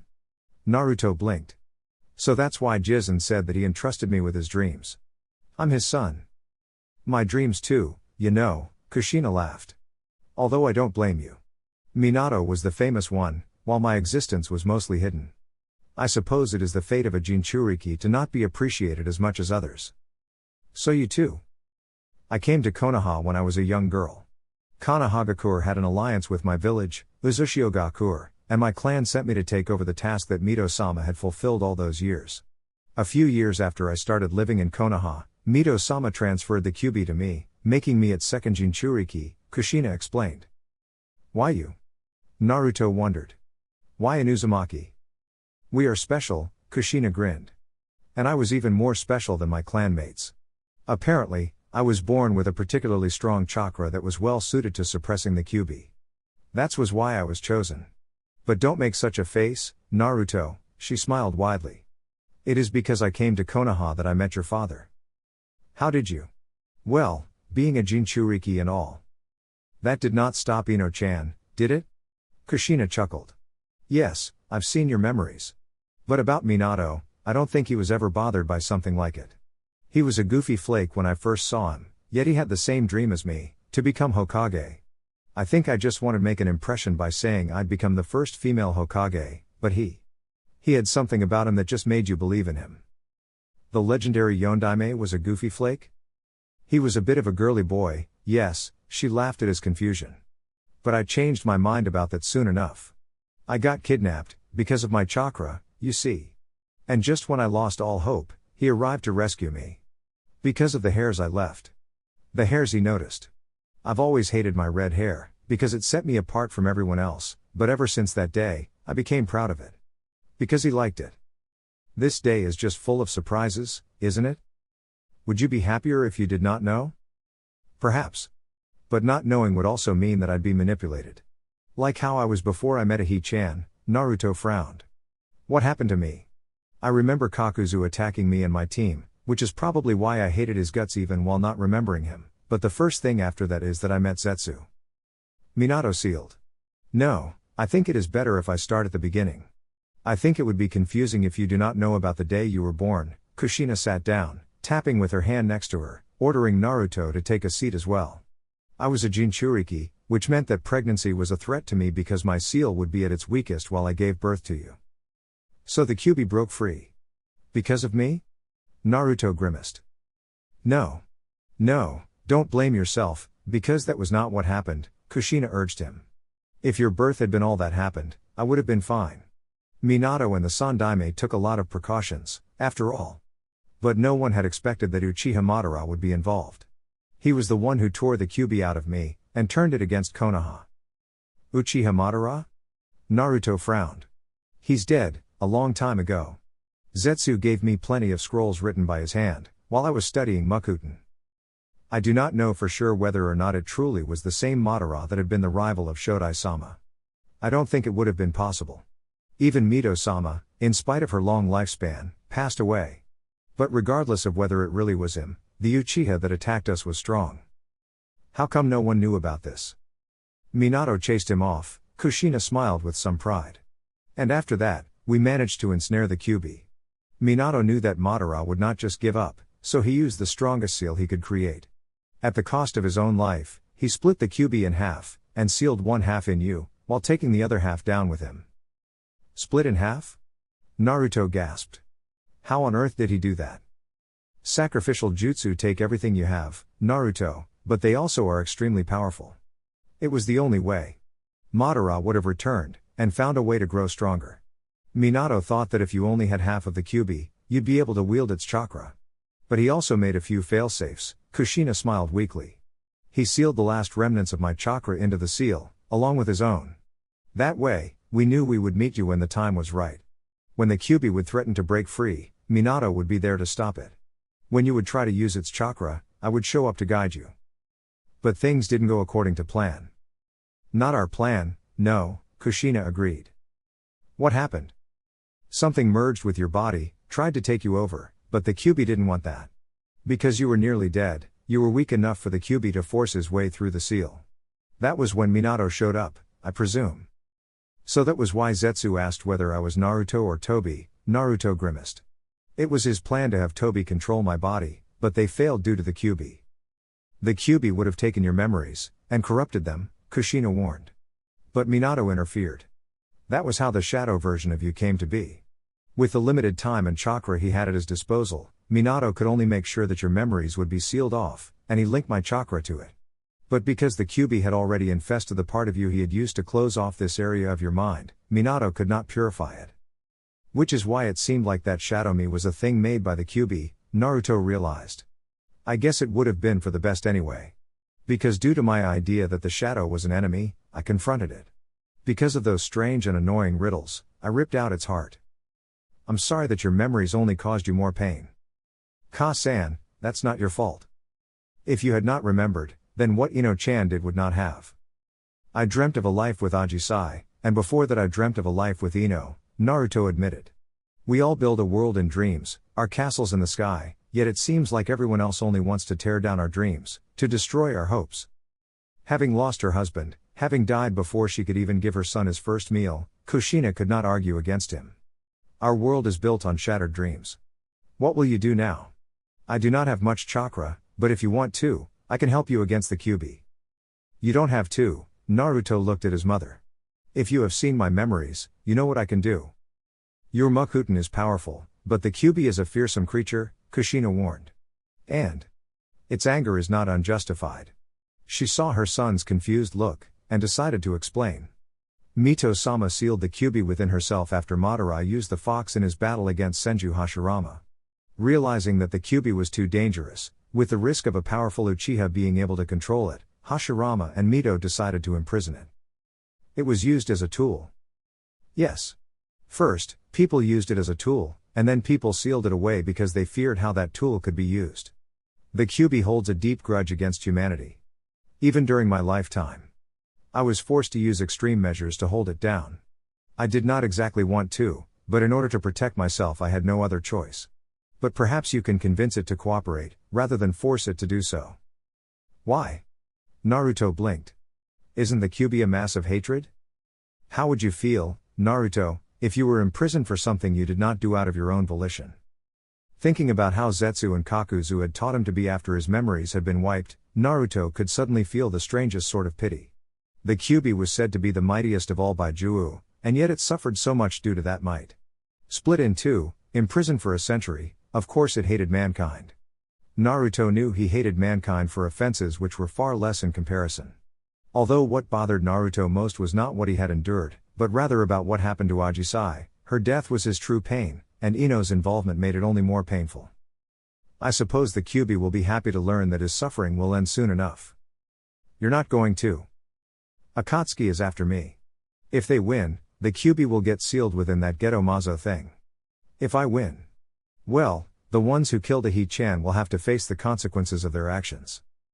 Why would you want to turn against Konoha? Why wouldn't I? Naruto frowned. If you saw my abilities, you must know what I learned through the canon as well. Konoha, just like any other village, wants its population to believe that they're the good side. But they're not. All the suffering this current system causes, all the pain, none of the hidden villages are good, Ka-san. If I die at Akatsuki's hands, the Kyuubi will be sealed. Otherwise, I will die trying to end the violence of our world. There will be no living tools anymore. So you will follow Pain's plan? His plan? Naruto laughed hollowly. His plan is to spread pain. He really doesn't understand. Sure, if the dangers of open warfare become too great, it might lead to a temporary false peace. But mankind won't learn. It won't stop. Pain is a lesson that can only be learned through love. And spreading pain because you lost your loved one is justified? Kushina did not like what her son was saying, not at all. For someone who claimed to have seen my memories, your understanding is quite poor. Naruto shook his head. No. If I can hear the suffering of mankind, I will be able to locate what causes it to suffer. I will eradicate those sources. I will remove what makes people suffer, so that they can cherish love, rather than suffer the pain of losing it. Blind hatred would have no foundation to stand on, if they do not lose their loved ones. I don't think that those who truly love would initiate war. The gap in their hearts, their greedy desires, would be filled with love. It might be too late for me, but if I can make this world only a little better, my efforts would not be in vain. If what I do can prevent parents from dying before they can get to know their children, I think my actions would be justifiable. If I can halt the chaos that traumatized people like Ahi-chan, I will happily give up my life. Minato and I did not go through all that to see our son join us in the afterlife so soon, Kushina warned. You listen to me, don't you dare walk this suicidal road. Why not? Naruto countered. Why do you want me to continue living? So that I can make a family? The girl I loved was murdered. The girl I loved before is the one who murdered her. Tell me, what do I live for? Never give up, Naruto. Never lose hope. You are stronger than that. Don't give in to this despair. Smiling at his mother, Naruto once again shook his head. Why would I feel despair, Ka-san? Because of you, because of Dad, I know that there will be people waiting for me when I die. Death is not something bad for me anymore. Why would it be? All the people I love are there. I know better than most how my existence is nothing but temporary. You can't know what people you'll still meet, Kushina argued against his self-destructive point of view. You can't give up hope. You met Ajisai by pure chance. How can you say that you'd long for death when you don't even know how many bonds you still might form? How would you feel if To-san died, and you had to live on? I don't know, she eventually admitted. Do you really feel that strongly about Ajisai? After what Zetsu did to me, after how Kakuzu raised me to be, I never had much hope. I never felt much emotion, never mind understanding the emotions of others. Ajisai surprised me. She didn't care about where I was from, who I had been, or what I had done, she was simply content with me. Before I really understood what she felt, she had already made her way into my heart. I know that I'm a hypocrite, as I can see in the world around me how pointless it is to get attached to something temporary as an individual life. But Ajisai showed me the power of emotions. And you, Ka-san, showed me that our existence does not end, even if our earthly bodies disperse. That our emotions continue. I did not make idle promises to Ajisai. And what about Ino? Kushina scowled slightly. She knew very well how she felt about Minato. Losing that. But still, Naruto only knew Ajisai for a short time. And the first months Ajisai had kept her distance from Naruto as well, at first due to respect, but later due to something that most resembled worship. She had seen Naruto as some sort of demigod, an idol, who was far above her. It was irrelevant whether he was brought down to her level, or she elevated to his, the fact remained that they had fallen in love with each other in such a way that Ajisai's death had broken his fragile hopes. The exchange between the shadow Naruto and the real Naruto had, as she was tied to the first, enabled Kushina to see all that. All she could do now was hope that his grief would soften a little over time, and that he would find a new reason to live on. However, she also knew how much the situation around Ino confused him. Ino. I remember what I felt for her, Naruto hesitated. But I don't know what to think anymore. I saw it, Ka-san. I saw how Ino and her team killed Ajisai, Fuyo, and Swearin. How am I supposed to forget that? How am I supposed to forget Ajisai? You can listen to Ino, When you meet her, Kushina supplied. Zetsu only showed you the parts of the recording that he wanted you to see. Perhaps something about the situation is. Ino did not seem to be a person who'd attack someone like that. There was something off about the situation, yes, Naruto admitted. But they were trespassing into Ame's borders. So it is only logical that they refrained from using too much chakra, as that would alert every sensor in the vicinity. At least listen to her, Naruto. Can you promise me to do that? I'd rather not be bound by promises, but fine. I promise that I'll listen to her. But if things are as they seem to be. His voice drifted off. Then what would he do? The new part of him wanted vengeance, while the old part hoped that Ino was somehow innocent. The inconsistency between his old and new selves was rather maddening. Kushina looked at her hand, noticing how it was slowly starting to fade. She was running out of chakra. Ka-san, Naruto saw it too. Before you go. I love you. Tears were stinging in her eyes, and she had to blink a few times to keep herself from crying. Closing the distance between herself and her son, Kushina grabbed Naruto and hugged him. I love you too, my son. I am so sorry. I wished I could have stayed longer. Me too. But, thank you. For being here when I needed you most, Naruto smiled sadly. You and To-san, you two saved me. More than once. I thought my existence would end once my body died, but now that I have seen that that isn't true. Well, I'm going to make the world a better place before I see you again. Although, truth be told, I'm kinda looking forward to meeting To-san. Kushina's eyes widened. About Minato. There is one more thing I have to tell you. Kurama watched with mild interest as the boy that was his Jinchuriki lay on the ground. The battle between the boy and the dark clone had been underwhelming. Kurama knew that the Shadow Naruto was based upon the part of Naruto's mind that he had torn out in order to protect himself, so he had expected more out of the fight. He hoped that the corrupted version would win the struggle for the dominance of his soul. If that happened, Kurama knew he would have a much easier time escaping. I've been so close. If only that accursed Yondaime hadn't shown up at that time. That stupid part of the brat's mind had almost torn off the seal. If that had happened, Kurama knew he would be freed. Whatever happened to the brat's body, without the seal inhibiting his chakra, Kurama was confident that he could overpower it. And now it was up to chance. Would the boy end up being corrupted, or would he have to walk the long path to freedom? His sense of self-preservation would force Kurama to convince the boy to act against Akatsuki, even force him to cooperate with the scrawny human. It was not that Kurama wanted to, but compared to ending up getting sealed within the Geto Mazo. Well, the Baijuu were not regular living beings. If they ended up getting sealed in that thing, they'd eventually be erased. How long would their wills last until they'd fade from existence, reduced to nothing but a fraction of the Juubi's power? How much time would pass after that until the distinctions that mark those fractions would disappear? He'd rather remain a prisoner for now, than truly perish. The boy was stirring. As soon as he sat up, however, the boy grew a dome of wood over himself, shielding himself from the Kyuubi's prying eyes. He wanted to have a little moment of his own, before the inevitable confrontation. Why? You asked that question 100 times now. And you've evaded it 101 times, the green-haired girl scowled. Why would you disobey direct orders? You've made yourself a missing nin. Please, Ino scoffed. If Tsunade-sama had been completely serious, she wouldn't have left you to me. It's plausible deniability. She wants to be able to say she has nothing to do with all this. But we both know she wants Naruto-kun back, just as much as I do. Rushing blindly into a random direction doesn't seem to help much, though. The last reports mentioned a great disturbance in Oto no Kuni, Ino sighed.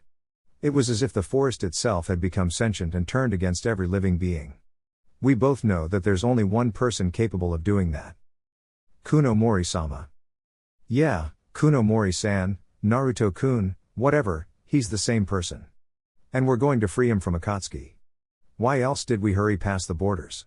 I mean, I don't think he'd want to stay with them after what you've seen, right? They're using him. Provided he doesn't kill us before we get a chance to tell him. You said he knows you. He does, but do you have any idea how terrifying he can be? Swearin shuddered. I still don't understand how Ajisai managed to get through the layer of indifference that isolated him from everyone else. Then again, they were both rather solemn, perhaps that's why they got so close. Naruto-kun only acted that way because he lost his memories. Once he has them back. Once he remembers what he has forgotten, then what? Sueren countered. You think he'd just forget about Ajisai? He won't simply revert back to the way he was while you knew him. He'd remember me, and what we shared. Ino tried to ignore the doubts that kept gnawing at her. He would remember Ajisai as well, and the time they shared. Sueren shook her head, rather annoyed by how the blonde kept denying the obvious truth. Would he care more for her than for me? I would not presume to try to tell you what would be on his mind. The green-haired girl was glad that most of her face was hidden under either her mask or her bandana, as it kept Ino from seeing the disapproving expression on her face. Ajisai was not the type to easily have her heart swayed, for the simple reason that she had been through too much for that. But as distant and solemn as she could be, Kunomori, or Naruto, was far worse. He wasn't one to idly grow attached to anyone, yet despite that, he and Ajisai still fell in love. Whatever he might come to remember, I highly doubt he would forget about that. Whatever you believe, I'm sure you can understand when I tell you that he is anything but fickle. Ino knew Sueren was right. She didn't want to hear it, but she knew that it was unlikely that he would just revert to her Naruto, even if he did remember his past. But, how she longed for him to be like that again. She had lost, had mourned, and eventually tried to move on. But growing up together, Naruto had been too big a part of her life, too big a part of her. She knew she was selfish, and part of her was disgusted by that selfishness, but she could not deny that she longed for her Naruto. And even if it is a changed Naruto. Ino sighed, not willing to continue that kind of opportunistic thought, and gestured Sueren to keep moving. Why don't you remove my restraints? Asked the kunoichi, now technically a missing nin from Amigakure. We would be able to move faster. So that you can run away? Like hell I would, Ino shook her head. No, you're too valuable for me to take such risks. What if Zetsu finds us? If that happens, we're both dead, whether your chakra is suppressed or not. How comforting. Keep your sarcasm to yourself, Ino snapped. I'm not. Wait, what is? Why is the ring glowing? You stole Ajisai's ring? Sueren watched, with more than a little disgust, as Ino took the item from her pocket. What kind of scum steals from corpses? You'd be surprised how valuable corpses can be, little girl, a deep third voice answered before Ino could open her mouth. It was a lot to take in all at once. The sacrifices his parents had made were greater than Naruto had ever expected, ever had thought possible. Things were so much easier when I was still detached from everything. When viewing the world through the eyes of nature, death, life, none of it really mattered. And now? The more attachments I get, the harder it becomes to keep myself from falling apart. Still, I should count myself lucky that I now know that our earthly existence isn't everything. I mean, if To-san could summon the Shinigami itself, there must truly be something outside this realm of existence. A realm where Ka-chan is. Where He-chan is waiting for me. He sighed. He wasn't ready to confront the Kyuubi before facing his own emotions, letting all these pent-up emotions go, clearing his heart from the turmoil. He now knew what he had to do. Even if he considered his own life as forfeit, it was still a currency that could pay for a more peaceful world. It would not be a perfect world, as the world could never be perfect now that Ajisai had died, but at least he could aim for a world where the elemental nations wouldn't be in a state of constant covert warfare, with some breaks of open warfare. These petty differences would have to be put aside, by force, if need be. It would not be by annihilating entire nations, nor by making innocents suffer, like Pain wanted. No, that would be too rough. It would be a grave injustice, such a method. His right hand would protect those who were worthy of protection, while his left hand would remove that which caused pain and suffering. Aside from that, he had an obligation to his father. But first things first. I gotta talk to that furball first, and then I can finally whoop Kakuzu's ass. I really have a score to settle with that old bastard now. That hellish training was one thing, but killing Sakura, Sai, and Kakashi-sensei was unforgivable. Bringing down the wooden barrier that sheltered him from the Kyuubi, Naruto stood up. So you have finally decided to stop crying like a girl? Shut up, Kyuubi, Naruto was annoyed, but otherwise ignored the taunting. I don't think so, brat. So, am I facing Uzumaki Naruto or Kunomori of Akatsuki? I do hope it is my corrupted little pet, which would make things so much easier. I am both, but I am not corrupted, Naruto replied dryly. How about skipping this nonsense? You should be aware that I am not exactly fond of Akatsuki anymore. So you remember who you are now. Don't look so surprised, human. The Yondaime didn't hide it that well, even though I could do nothing to change that stupid puppet. I tried to turn your memories into your enemy, but other than that it was useless. If I could have used it for more, I would have been freed years ago. We have a common enemy. We both detest being used as tools. We both know what it is to be unjustly accused of events that lie beyond our influence. So why don't we cut the crap and move forward instead? Together, we will be capable of more than when alone. TSK, now why would I lend more of my chakra to a thief like you? Do you have any idea how much you have stolen from me already? I don't give a damn, Naruto said dismissively. Cooperation or death, what do you want? Do you want to die because we both wronged the other? I could list a few things that would have been different for me if you hadn't been around. Without you, my parents would have lived. Without you, I would never have been targeted by Zetsu. So fuck you, QB. Insolent little brat. A giant claw crashed against the prison bars, but other than creating a lot of noise it had little to no effect. Well, a few strands of hair on Naruto's side shifted a little due to the displacement of air. Madara used you, didn't he? That's why you were sealed in Uzumaki Mido, that is why she transferred you to my Ka-san. Naruto ignored the raging beast. You were used as a tool. And after, when you were discarded as a tool that was too dangerous to be kept around, your hatred against mankind only grew. What do you know about your pathetic species? Zetsu and Kakuzu used me as a tool. Akatsuki used me as a tool. Konoha hated my guts because of what you did, but ultimately saw me as a tool as well. And even their hatred towards you was wrong, wasn't it? You did not voluntarily attack the village that day. Those wretched Uchiha, the Kyuubi snarled. Too bad those vermin were already exterminated. I would have gladly done it personally. Not all Uchiha were bad. Sasuke was my friend, and yet he ended up getting killed by his older brother, Naruto scowled. He, his clan, and all the others who have died pointlessly in the endless struggle for power. I am sick and tired of this blood-soaked world. The one good thing I had was taken away from me. The other was corrupted. And my parents, I never even got the chance to get know them while they were still alive. Bah, but you don't even know what Akatsuki is doing. You don't even know what that statue is.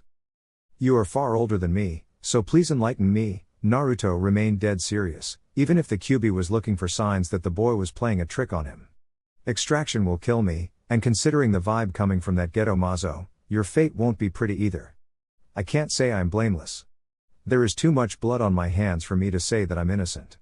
And I'm not big enough of a fool to think that being deceived by others is an excuse for my wrongdoings. But I do intend to put a halt to Akatsuki, now that I no longer am blind. And without knowing the bigger picture, you are doomed to fail. You need me, brat. I do. And you need me, fox, Naruto retorted. And all this crap about 9 tails and fox. Don't you have a proper name, like the Ichibi was named Shukaku? Do you honestly expect me to tell you my name when you are holding me a prisoner? What if I open this cage? What would you do then? Naruto tilted his head slightly.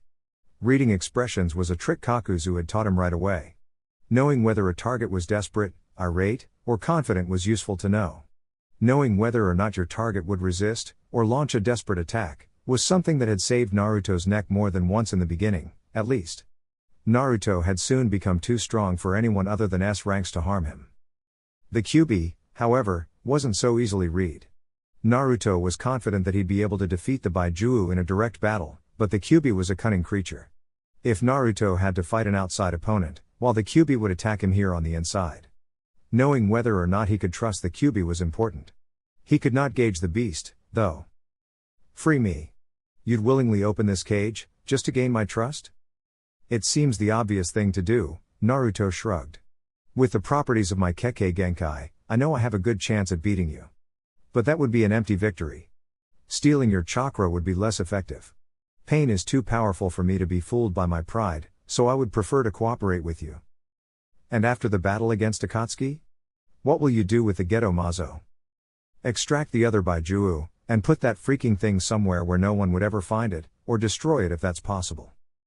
The true danger of that statue is far greater than you can imagine.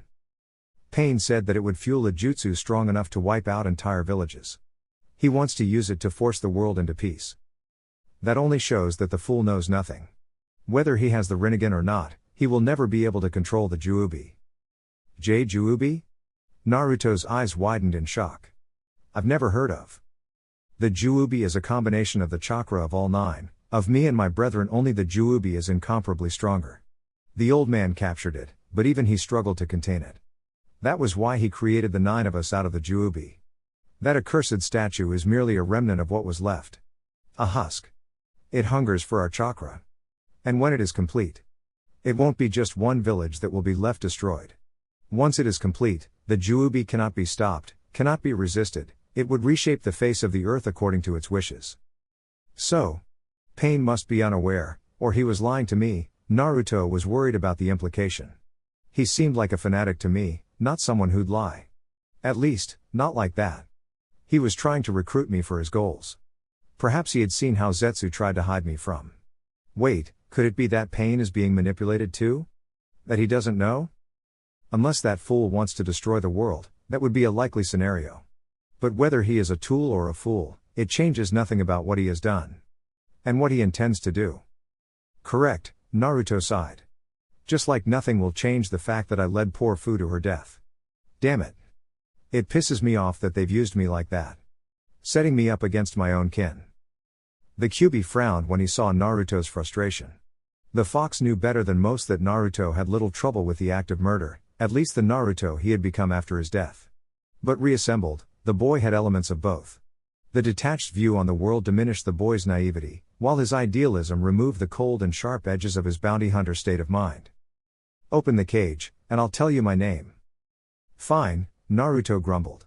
From what Kushina had told him, Naruto was to have met his father the moment he had tried to remove the seal that locked the prison that held the Kyuubi. Sadly, Minato's chakra had already expired due to his intervention on the day when Zetsu had nearly taken over his mind and his body, and the Kyuubi had nearly broken free. Still, in spite of it all, he held this foolish hope. A hope that turned out to be false. No legendary Yondaime came flashing down into the scene. The moment of disappointment distracted Naruto. It was a moment which the Kyuubi happily exploited. What the hell? Naruto sputtered, after having been blown away by the creature's claw. So the word of a Baijuu is as empty as that of a human? He spat. The Kyuubi cringed inwardly, but ignored the jab. Even if he could find himself respecting the boy's mentality and goals, he still wouldn't just simply cooperate with a measly human like Naruto. Creating the canon was something I used the Kyuubi's chakra for. My current reserves would be depleted too much if I tried it here. Naruto remained fairly calm, analyzing the situation. The Kyuubi was strong, but it was a being made out of chakra, so any method to suppress that chakra would work. Mokuton, Mokuryu no Jutsu, would dragon technique. A large wooden dragon roared out, and the Kyuubi howled in response. The two creatures clashed, while Naruto jumped to the back, amassing more chakra. Mokuton, Gozan's Myao, the one who subjugates the 3 worlds. Naruto slammed his hand on the drenched floor of the sewer-like cave where the Kyuubi was held prisoner. 3 7-foot-tall, 3-faced wooden demons, their bark like skin blue-black in color, grew from the ground. Naruto knew he could create 2 more if he wanted to, but wasting chakra seemed a bigger threat at the moment. The demons had poisonous claws, a fact which made close combat for any shinobi rather problematic. However, Naruto had no idea if the creatures would be equally effective against a Baijuu. The wooden dragon was trying to strangle the even larger, 9-tailed fox, when the 3 wooden demons jumped into the fray. Growling out in annoyance, the Kyuubi swatted one of the 3-faced constructs away. Still, it seemed to Naruto that the fox did not enjoy being stabbed by the poison claws of the Gozan's Myao. Good. A traitor should feel pain, Naruto growled angrily. I had hoped to do this the easy way, but this is fine too. If you don't listen to reason, then you will have to listen to force. Stomping on the ground, Naruto grew another wooden dragon. Within his own mind, Naruto had no shortage of material. All that bound him was the amount of chakra he had. In addition, the longer that he held the Kyuubi, the more of its power would become his. The Kyuubi would not go down easily, though. Even against 2 dragons, the 9-tailed fox would not give Naruto an inch. Good. You are almost as strong as Hashirama. Considering the timing, Naruto assuming the Kyuubi was mocking him. The creature had just torn one of the wood dragons apart, and now sank its jaws in the second. Meanwhile, the 2 remaining Gonzan's Myao were circling around the Kyuubi, stabbing and tearing at its flesh. The Kyuubi howled, but the shockwave had little to no effect. Worse, even, because the 2 wooden demons had latched to the Kyuubi's flesh, their being forced back created large open wounds. It was nothing that the Kyuubi couldn't heal, but it all consumed more and more chakra. During that struggle, the Kyuubi had not failed to note that Naruto remained absent. Now that he saw the boy jumping into the melee, the Kyuubi realized why. Naruto's face now bore the reddish pigment of Sage Mode. Almost as good as the Shodai, you say? Naruto taunted. Let's see if I can catch up to someone so famous. The botched dragon suddenly doubled its efforts at keeping the Kyuubi pinned down, completely disregarding any threats to its bodily integrity. The Kyuubi had a bad feeling about this situation, and wanted to break free, except his right claw refused? Buckling down, his hind legs gave in as well. You dare use poison against me, human? I dare a lot more. Naruto made a ram seal with his hands, and molded chakra just like how Uchiha Madara had described Hashirama's jutsu. Senpo, Myojinmon, Sage Art, Gracious Deity Gates.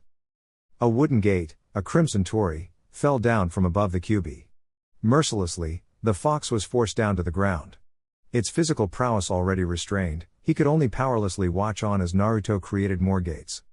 9 smaller ones to pin down each tail. 4 bigger ones, but still smaller as the first one that held down his torso, pinned down the Kyuubi's limbs. Rendered immobile, the Kyuubi realized he still had one way out, but the Baiju Dama was not something he was willing to use, not anymore. Excellent. What? You did not think I would just freely lend my chakra to a weakling, did you? The Kyuubi chuckled. I had to see if you were worthy. And while you still lack the finesse and control which that Senju had, you were way ahead of him when considering that you were merely a fledgling. A test, Naruto scowled. This was your idea of a test? Of course, how could I ever cooperate with someone whom I would not be able to respect? An awkward silence followed, where the Kyuubi was still pinned down by Naruto's torii, and the boy seemingly struggled to hold back his temper. Kurama. What? You wanted to know my name. My father named me Kurama. Father? You mean the Juubi? No, you imbecile. The Rikudo Sennin. The person who laid the foundations of your wretched shinobi world. No more pointless struggles? Only against the Geto Mazo. Naruto shrugged, but considered it sufficient. Canceling his jutsu, the wooden torii shattered to wood splinters. As you wish, Kurama. I cannot change your current situation, not without killing myself, but after my death you will be free. Survive this mess first, and then we'll see about what happens afterwards. You'd be surprised how valuable corpses can be, Kakuzu spoke up, startling the 2 girls that had approached his position. The 2 hadn't even noticed him, apparently too caught up in their discussion. One wore an Amigakur Hitai 8, while the other wore the Konoha symbol. Were they allies or enemies? Pain normally did not send any of his Ame minions if he needed to contact Akatsuki. Never mind that, Kakuzu concluded, he would use a Konoha Kunoichi for his schemes. The green-haired girl only looked at his cloak, and then panicked. From what Kakuzu saw, she was tied. The prisoner from Ame was guiding the other girl towards Naruto. Oh, it is you, Kakuzu chuckled, taking a better look at the blonde. The Yamanaka girl from that Konoha team that tried to attack us before. Where is Naruto-kun? She demanded. Kakuzu had to give her credits for her bravery. She was shaking in her sandals, yet she managed to keep her fear mostly suppressed. Then again, what did it matter now? Regardless of whether they turned out to be brave fools or fleeing cowards, they'd perish at his hands either way. And here I thought Zetsu removed all the trash, he smirked behind his mask. And the Ame girl. It seems he was goofing off as usual. Sloppy work. Why did you people kill Ajisai and Fuyo? Nothing personal, girl, but you were in the way. In the way of what? The blonde girl snapped. Haven't you murdered enough people? You are both in the way of profit, the brat is far too. Kakuzu coughed, surprised he was suddenly feeling so out of breath. He coughed again, and felt something flood his mouth. The copperish taste was familiar. Blood. A lot of blood. Looking down, Kakuzu noticed how a spear had pierced his chest. Breaking it off, and tearing the remnant out of his body, Kakuzu replaced the heart he had lost with one of his 4 spare ones. Brat, what on earth do you think you are doing? Kakuzu growled. This wasn't supposed to happen. It should be a glorious last battle, a blaze where he could go down honorably, or survive with the grandeur of a worthy victory, though deep down, he knew better than to hope for this. Regardless of the outcome, it wasn't supposed to be a crappy ambush like this. The 2 girls suddenly fell down, unable to keep standing straight. They gasped, feeling like their throats were crushed. It was as if countless blades were pointing at their flesh. Something oppressive, something vile, dark and twisted, was approaching. The murderous intent was suffocating. Swearin passed out, unable to block out the visions of her impending demise. Ino felt as if she would soon start to hyperventilate. Kakuzu knew enough to realize that this was bad, very bad. The brat had been acting up already, even going as far as threatening Konan, but this was worse than Kakuzu had anticipated. He was using the chakra of the Kyubi. Kakuzu. Two eyes lit up from under the shadow of the trees, crimson eyes, filled with hatred so intense that it unnerved Kakuzu. That first heart was for Sakura. What? The next heart will be for Sai. Then one for Kakashi-sensei. I'll even tear one apart for the sake of my old self. But that last heart. That one will be destroyed because I promised to kill you, Kakuzu. For the hell you put me through. You and Zetsu, you've used me as a sick little puppet. I can never forgive you for what you've done to me. What you've made me do. So you remember, Kakuzu scowled. How? I never forgot. I simply was torn asunder. Because of that, neither you nor Zetsu could never truly corrupt me. Because my heart was always out of your reach. It rested in the shadows. But now I have reclaimed it. Kakuzu heard something crack, and an item was thrown at his feet. Naruto's teal-colored ring. His symbol of belonging to Akatsuki. He discarded it. Whatever had happened, Kakuzu knew that the situation couldn't get much worse. But even in that, he was wrong. 5 more crimson eyes lit up. A tall demon strode forward. In a flash of movement, its claws lashed out at Kakuzu, who jumped back to evade, right into another wooden spear. Kakuzu cursed the fact that his Doton heart had been taken out first. It crippled his defenses. Now he had lost Raten too. Kaden, Zukaku, fire release, searing migraine.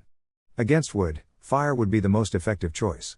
Instead, a large hand spouted from the ground, a hand enormous enough to act as a wall.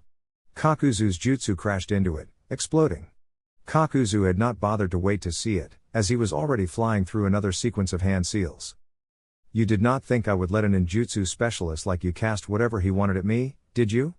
Naruto emerged from the ground, behind Kakuzu. His hand shot out, crashing through the mask on Kakuzu's back. You are making a mistake. This is not a battle. This is an execution. It is time for you to pay for your sins, old man. Black threads lashed out, but before Kakuzu could hit Naruto, he was forced to evade the claws of the wooden demon that Naruto had created earlier. Ino screamed out in fear as Kakuzu neared her. Underhanded tactic or not, Kakuzu figured that if Naruto remembered who he was, he'd also care for the Konoha girl. After losing 3 hearts so quickly, taking a hostage seemed like a healthy idea. She and her team murdered a He-chan. Naruto remained perfectly calm. Unfortunately for Kakuzu, Naruto hadn't heard the earlier conversation. If he had heard that, Naruto wouldn't have remained this cold. He was not as cold and indifferent as Kakuzu had raised him, but something worse. It was more akin to a predator stalking its prey, a cat toying with a mouse. No matter where the prey would go, the predator knew it would be victorious. Kakuzu saw the slit, crimson eyes, the eyes of the demon that resided deep within the boy. Considering how I had never felt a speck of its chakra, I thought Zetsu had somehow extracted the beast without killing you. He was so vague about it. It seems I was wrong. You were wrong about a great many things, old man. Naruto stretched out his arm. Kakuzu grabbed the Yamanaka girl by her throat, choking her. In spite of all his decades of experience, Kakuzu foolishly focused on Naruto's rising arm. The Gozan's Myao, the 7-foot-high wooden construct, crashed into the tall man. Ino was hurled away, and Kakuzu skidded over the ground as well. Quickly jumping to his feet, Kakuzu prepared his next jutsu. The wooden demon ignored the Kaden jutsu. Without any sense of self-preservation, the construct attacked Kakuzu. Using his superior speed, Kakuzu dodged. But as he had just stood up, his footing wasn't exactly perfect. He stumbled ever so slightly, leaning against the wall next to him. Before. Wall? The Gozan's Myao once again crashed into the supposed immortal of Akatsuki. The 4th heart was lost. And the wooden wall against which Kakuzu was pinned against moved. You saw me create the right hand of the Shin Jusaman cannon, Sage Art would release, the true 11-headed cannon. Why didn't you consider that I could create the left hand as well? Naruto asked, while Kakuzu found himself restrained. The enormous hand held him, rendering him immovable. You have grown, brat. Even more than I hoped. Yeah, thank you very much for your teachings, Naruto scoffed. It would have been better if I had never met you. We never get what we want, kid, Kakuzu smiled in spite of his situation. Proudly, even if he felt some frustration that his death didn't go the way he wanted it to go. That glory was denied. But he couldn't say that it felt wrong. This was the shinobi way, a fitting end. We build castles in the clouds, dream our dreams, and yet this accursed world is more akin to a nightmare. No, I agree that we don't ever get what we want, Naruto said with a soft and menacing tone of voice. But you are no longer in a position to worry about tomorrow. I do not need to bother with the future, Kakuzu said with a strange hint of pride in his voice. He already got what he wanted. The boy was not perfect, not quite up to par with Hashirama, as he was still too arrogant and emotional to be perfect, but he was the best successor he could have wished for. Perhaps. My defeat was inevitable, but still, perhaps I should have tried harder. But to die at the hands of the strongest is an honorable end. Naruto knew the man would feel the poisonous chakra seep through his body now. He would corrode from the inside out. The thorns on the left hand's palm had long since pierced Kakuzu's flesh. I perished today, but my legacy will continue. Naruto. You are the strongest. Naruto scowled and turned around. The fifth heart had stopped beating, yet Naruto felt none of the satisfaction that he had thought he'd feel. Kakuzu's pride had soiled his vengeance. Don't let yourself be fooled by your desire for revenge, brat. Define irony, Naruto mentally frowned, hearing that particular advice from a being that was supposedly hatred incarnate. 1 down, 2 to go. Ino-san, you should never have come here, after what you did to Ahi-chan. And Naruto-kun? Chapter 13. Advent. The left hand of the cannon sunk into the ground, and Kakuzu's corpse fell down, still bearing that oddly proud smile that had robbed Naruto of any sense of satisfaction. Terrified, Yamanaka Ino looked into the crimson eyes of the person she once loved. Was this still Uzumaki Naruto? Was this the gentle but rash boy she grew up with? 1 enemy down, 2 to go. Ino-san, you should never have come here. Not after what you did to Ahi-chan. The shivering blonde peeked at the fallen Akatsuki, and then looked back at the boy whom she had grown up alongside.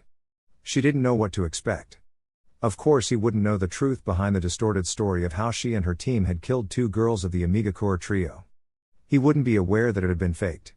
No, for this Zetsu guy, it would be far more convenient to tell Naruto believable lies. But why the masquerade? And more urgent, how could she change it? And Naruto-kun? Why, Ino, Naruto kept his voice leveled, but it was obvious that he was straining to keep his composure. He restrained himself so that he wouldn't kill her right then and there, as he had made a promise to at least listen to her first. Why did you attack Ajisai and her team? I didn't. Stop your lies, Naruto snapped. The suffocating pressure of the chakra he radiated increased in density, leaving Ino barely in a state of consciousness. I saw it all. I saw how you, Shikamaru, Choji, and Asuma attacked them. You 4 attacked me, couldn't beat me, and then you decided to go after the one I cherished most? You killed her. What remained of the 7-foot wooden demon after Kakuzu had attacked it, now tried to crawl towards Ino, responding to Naruto's rage. The damage that Kakuzu had caused to it with his Katen Jutsu was quite significant, but not enough to completely destroy the upper half of its torso. What the automaton wanted to do, however, went against Naruto's promise. He had promised Uzumaki Kushina that he'd at least listen to Ino, figure out what drove her to do what she done. So he destroyed the thing. Kuno Mori-sama, the other girl struggled. Swearin had managed to pull herself from the ground, although her trembling legs barely supported her. Having been knocked out earlier, fainting due to his murderous intent, it was an understatement to say that Swearin wasn't having a good day. She had expected him to be angry, but even Swearin had never expected him to have this much chakra. This wasn't at the level of a human anymore. No, Naruto-san, I should say. Please stop. You are being deceived. Why would I trust a captive? Naruto scoffed. Especially one flanked by a Yamanaka? Their petty mind tricks are well known. Zetsu did it. You were Ahi-chan's friend, and for that I will spare your life. But what kind of nonsense is this? I want to hear her. Naruto pointed at Ino, explain why Ajisai had to die. Do not waste my time. How can you be sure that she did it? Swearin countered. Zetsu showed me what he had seen. And I tell you that it was Zetsu who ambushed us. Multiple clones, of which the first ones were pretending to be Konoha shinobi, Swearin blurted out, her nerves making her talk faster than usual. Or was it the way the roots and plants around them were twitching? The usually calm and collected green-haired girl found herself sweating, terrified simply from looking him in the eyes. These crimson eyes were something inhuman. We cut off an arm of one of the fakes, and it turned white. Ajisai realized that our attacker was Zetsu, because you had warned her about him or something like it. I mean, he knew your real name, that's when she knew for sure. What happened? Naruto glared. He didn't want Pain-sama to learn your real name. Ajisai knowing your name made her a threat. Zetsu said that Pain-sama was just a tool to him, just like you. And if you were grieving for Ajisai, you would be easier to manipulate. He wanted to use you against Konoha, Swearin finished her outburst. It was nearly impossible to distinguish those clones from real, but they fought differently. Kunai, rather than jutsu. Those surveillance clones are too weak. Unless Zetsu deliberately. Naruto scowled. Now that he remembered what happened before his memories were torn asunder, Naruto saw the slight inconsistencies. Not using any jutsu was one thing, but with their facial expressions, the way they moved, and how they spoke. He came to realize that something about those recordings was wrong, even if the differences were marginal. He knew Ino, Shikamaru, and Choji too well not to notice these tiny deviations. But Zetsu couldn't spy on us. Not there, not in Amiga Core, not without Pain knowing. Perhaps he could not, but he did notice how you changed, Kurama spoke up. And Zetsu being the spy he is, he would notice even the faintest traces of her chakra. Was it all because of me? Stop it with your self-pity. You did not kill that girl. It was that Zetsu who did that. How do you know she's even telling the truth? The Yamanaka can easily warp someone's mind into believing such a lie, which should rule out Swearin as a credible source. That leaves Ino. Who killed Ajisai? Then ask yourself this, who would you rather believe, Zetsu or that girl? I'd rather know what happened than just believe someone's version of the truth, Naruto thought disdainfully. Fool. Do you really think you can know everything? Even a being as old as I am has a limit to what he can know and understand. Our knowledge is never complete, Kurama scolded. However, I can tell you that I do not sense any negative emotions from that Yamanaka girl. Not in the sense that she is intending to harm you, at least, and neither does she feel remorse or guilt when you talk about the dead girl. Only sadness. Why are you with Ino? Naruto looked at Swearin, ignoring the annoyed Kyuubi.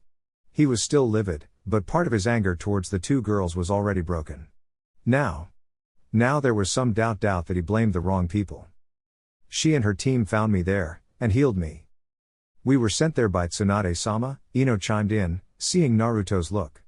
The Anbu found out that you came from Amiga Core before. Before your battle with us, she looked away, pained. That is why Tsunade-sama sent us. Because I knew that it was you. And Tsunade-sama didn't want more people to know that you hadn't died, but that you were turned against Konoha. She wanted to drag me back to Konoha, Naruto frowned. Understandable. As a Jinchuriki, I am a valuable asset to Konoha. With the Mokuton Kekkei Genkai, my value is even higher. She just wants you to come back because of you, Naruto-kun, and not because of those stupid political reasons. Ino had seen Tsunade hide her pain for far too long to tolerate a false accusation of Tsunade seeing Naruto merely as a strategic tool. Naruto remained silent. Whatever memories he had of Konoha, he could not forget the suffering that he had seen in Amiga Core, suffering which was in part caused by Konoha, a village that saw itself as good. It acted with self-righteousness and maintained the pretense of being something they weren't. He had cashed in too many bounties from the village to be blind to the truth that Konoha rather ignored. Naruto knew that if he was to push through with pacifying the world by force, Konoha would become an enemy as well. When we were at the border, I sensed a battle nearby. When we arrived at the scene, we found Swearin and the other two kunoichi who had died. I found this, Ino held up Ajisai's ring, and knew that they were somehow related to you. So I healed Swearin to the point to where we could transport her to Konoha, where Tsunade-sama healed her injuries. That's when we found out how you were used by Akatsuki. That this Zetsu, whoever that may be, manipulated you, and that he killed Ajisai.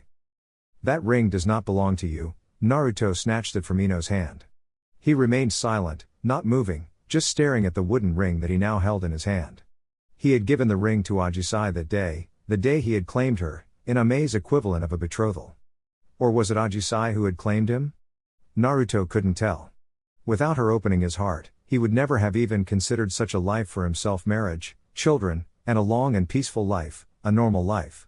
Through her, for the first time in his life, as far as he had remembered it at that time, he had found a purpose of his own.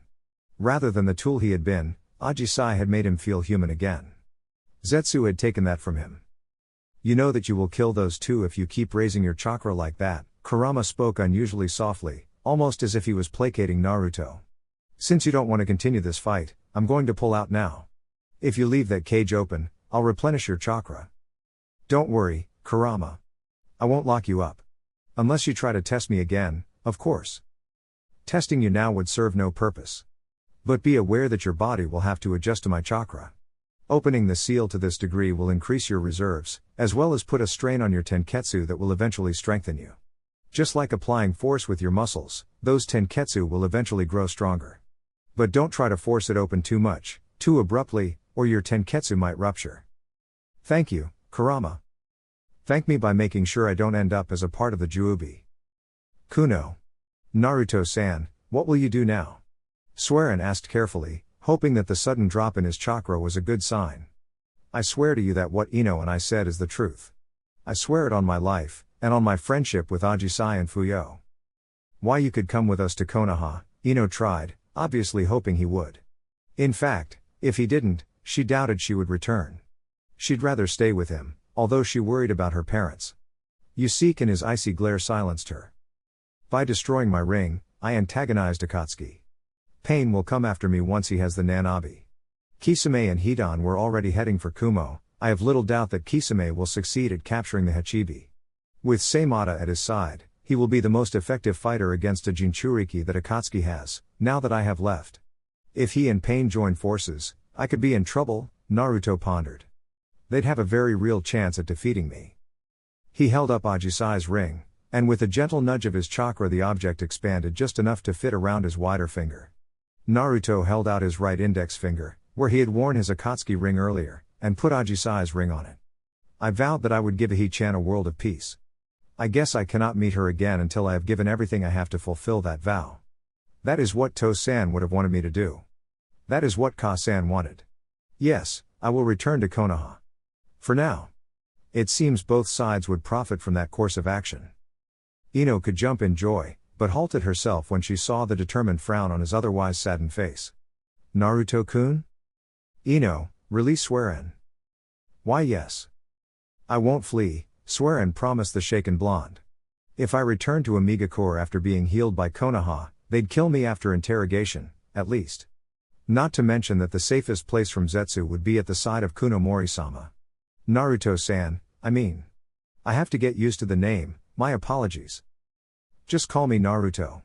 You know that I don't like formalities, Naruto smiled softly, although the smile never reached his eyes. But Ino, I warn you, just as I will warn Tsunade when I see her, I will no longer be used or manipulated. I am no longer a tool. Nor is the Kyuubi Konoha's property. From here on out, I only answer to myself. He turned around, and walked in the direction of Konoha. Swearin quickly followed, leaving Ino to gather her wits for a second. On one end, she was overjoyed that she finally would have Naruto back in Konoha, even if he had changed a lot. But on the other hand, his declaration would not go well with Konoha. At all. The council would distrust him for his past actions, and fear him for his power. This deviant attitude would only worsen the situation. It seemed that even though he did return, conflict was still unavoidable. First things first, she mumbled to herself. He just heard the truth about his fiancée's death. Ino felt herself cringe by saying the word. She was supposed to wed him, not some random girl from Amigakure. Still, it had been his decision.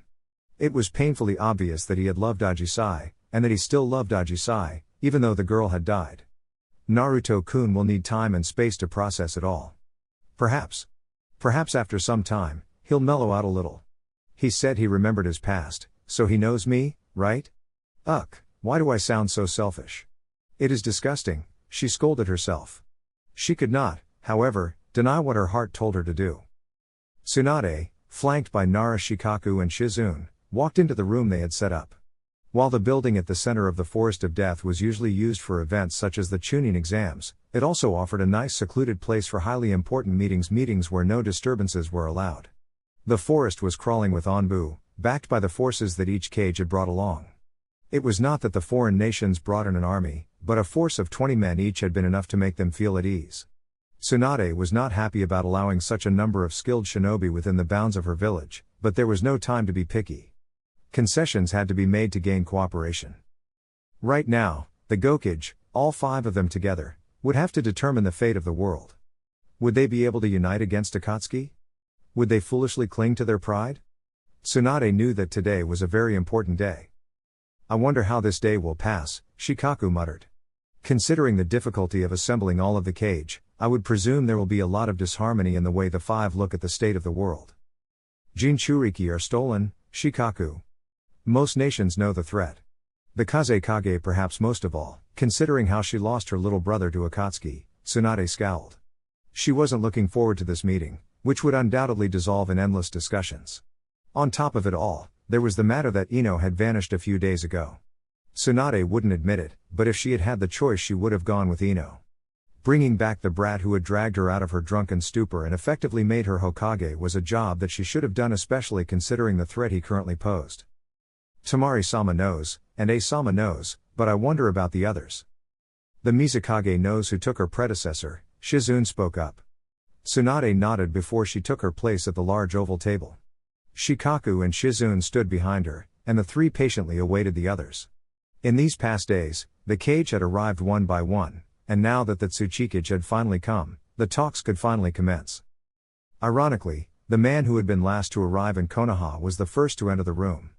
Ryotenbin no Aniki, the Sandaime Tsuchikage, was a short and old man, and yet arguably the most dangerous out of the 5. Getting this stubborn and proud man to agree to establish an alliance would not be an easy task. For someone clinging to so many grudges of the past, joining forces with the enemy would not be an easy decision. Regardless, the sheer fact that he had agreed to talk was promising. It showed how worried Iwa was. Small as that Tsuchikage was, one of his guards was the complete opposite. Akatsuchi was easily 6.5 feet tall, and his physique made Tsunade think that Iwa abducted him from the Akimichi clan. By contrast, the tomboyish granddaughter of Aniki, Kurotsuchi, seemed easier to get along with. But, Tsunade did not fool herself. The young woman was undoubtedly loyal, and if the rumors were correct she was highly skilled as well.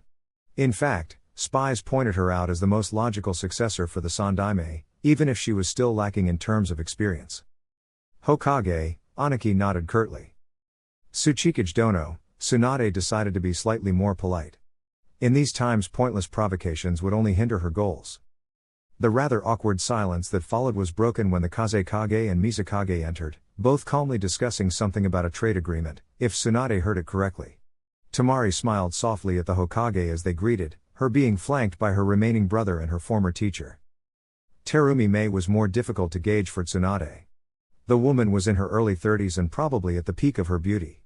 Jiraiya had half-jokingly mentioned in one of his reports that he had finally seen a woman who nearly rivaled Tsunade's beauty. It was one of the only jokes that he had made since he had left. Tsunade was pained when she thought back at that day, that stupid discussion in which she, in the heat of her emotions, had hurt the man so terribly. One joke in 3 years was so out of character for him, that she knew she really had hit a nerve. Although that had been obvious the moment she had seen his broken-hearted expression. Hokage dono, Mei inclined her head. Thank you for receiving us all. It is my pleasure, Mizukage dono. Tsunade dragged her mind back to the present day. It seems we only have to wait for. The door flew open with a loud bang, the 8 guards present all jumping into defense. To their relief, it was only the Reikage who entered. The bulky man wasn't exactly known for his subtlety, which manifested even in small things like opening a door. Rumor had it that in Kumo, A usually walked through walls instead of using the doors. Judging by the way he manhandled the poor door of this room, that rumor was true. Reikage dono, Tsunade nodded. Please take a seat, so that we can start our talks. Humph. You talk as if you are leading this meeting. Aniki just had to prove his overweening sense of pride by putting such a minor matter into discussion. We are guests in Konoha, so it seems logical that Hokage dono takes the lead, Tamari said with a small scowl. She did not carry much love for Iwa, because they had been harassing Suna's borders ever since Gaara had died. I agree with the Kazekage, Mei chimed in. Let us move on to more important matters, rather than waste time on such pointless drivel, A said brusquely, making the tiny Tsuchikage scowl angrily at him. We are here for Akatsuki, not for any nonsense about who gets to open a meeting. Aniki now openly glared at the rakage, but remained silent. Scraping her throat, Tsunade stood up from her seat. The rakage is correct, the main threat that we face is Akatsuki. That group has been aiming for the Jinchuriki, but we can only guess about their goals. Is that everything we know? Aniki grumbled. I thought there would be something more concrete than that. Akatsuki consists of S-rank shinobi. Together, they would pose a threat to any of our villages if they attack us one by one. With the Baijuu, they'd able to rule the world, Mei stated. They abducted and killed Yugito, and intended to do the same to my little brother.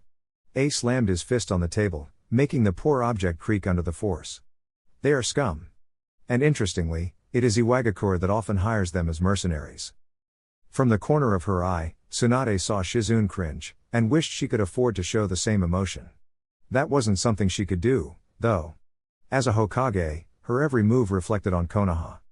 Antagonizing either Iwa or Kumo would destroy any chance at an alliance. And whatever Akatsuki was doing, with their power and the usage of the Baijuu they caught, it would have to be bad news. The 5 nations had to unite, if they wanted to survive. Aside from determining who funded them, are you aware that one of their members has the would-release Kekkei Genkai?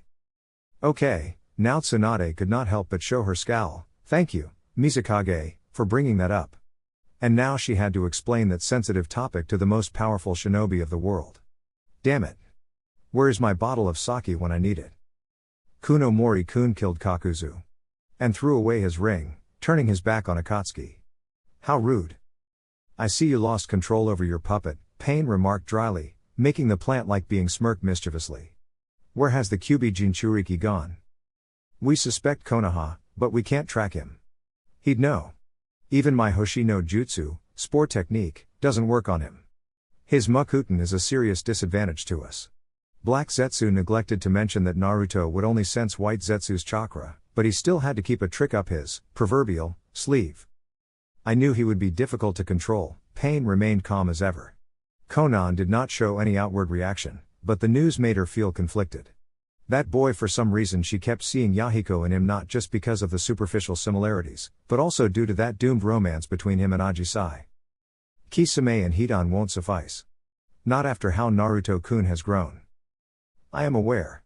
And it would have been a lot less difficult if you had not foolishly killed that girl, Pain reprimanded Zetsu. Both halves now scowled. Obviously, Pain had seen more than Zetsu had anticipated. But he still doesn't know everything. Loss and hatred blind poor Pain-san. Yet he will pave the road to Mother's return. The two halves briefly internally conversed. You intended to lure him in a trap, using the girl. How cunning. I'd rather call it ironic. Watch your words, Zetsu, Pain warned, not pleased by the implicit comparison with Hanzo. Regardless of which path I choose to walk, Uzumaki Naruto will fall. You should be careful, though. Zetsu refused to show his unpleasant surprise at Pain's knowledge. He killed Orochimaru and Kakuzu like they were rookies. He is a threat, even to you. And yet he is merely human. Humans can struggle all they want, yet they still fail when opposing a god. Pain looked at the unconscious man at his feet. The Rakubi stood no chance. Neither will the Kyubi. What about the others? I noticed that something was off, and dispatched someone else to retrieve the Gobi. Kisame and Hidan should be capable of capturing the Hachibi. Oh, mysterious Mr. Ten again? Why was he never there to aid us with the sealing? Are you, of all people, really in a position to complain about me keeping secrets, Zetsu? That is a lie. Rakage Dono, please control your temper, Tsunade sighed. After hours, they still had not been able to reach any sort of consensus. Every time they got close, one of the cage would throw in something that derailed the conversation. Tsuchikage Dono, we are getting nowhere if you keep trying to divide us. Akatsuki is becoming a threat too big for any of us to face alone. We need cooperation. Hokage Dono is correct, Mei inclined. I fought one of their members personally, while the other, who was no more than a boy, fought the Yondaime Mizukage. In spite of his insanity, Yagura was a perfect Jinchuriki who could wield all the chakra of the Sanbi, and yet he did put up one hell of a fight. In a swirl of leaves, a blonde young man and two kunoichi suddenly appeared. Although Yagura wouldn't be much of a threat to me if I had to fight him now. Brat? Tsunade gasped in surprise. Is that you, Naruto? Yep. I've returned, Ba-chan. He stared at her blankly. For now at. Oomph. Naruto smacked to the ground, a courtesy of a lightning-covered raikage. Aimed to grab Naruto by the throat, but Naruto swatted his hand away. His blue eyes had turned crimson, and the chakra he emitted. Don't do that again, old man, if you value your life. It wasn't just A who moved, though. All the guards were ready to attack. Anaki remained deceptively calm, while Mei would have attacked Naruto if not for A literally beating her to the punch. Temari, meanwhile, looked as if she had seen a ghost. Despite Naruto swatting away Ai's hand, the Raikage and the Mizukage both attempted to attack, only attempted, because roots and vines burst from through the ground, binding them and their followers, and dragging the two hot-headed Kage back to their seats. And Naruto? But you died. I don't die easily, Temari. Or should I say Kazekage-sama now? Naruto smiled sadly. Who are you, intruder? A glared. That chakra. I am Uzumaki Naruto, wielder of the Mokuton Kekkei Genkai, Jinchuriki of the Kyubi no Yoko, and son of Namikaze Minato and Uzumaki Kushina. He silenced everyone in the room. Anaki was, this time, the first to move. Well, he tried to move. Why don't we stop this foolishness, and discuss Akatsuki? Naruto glared at the old man.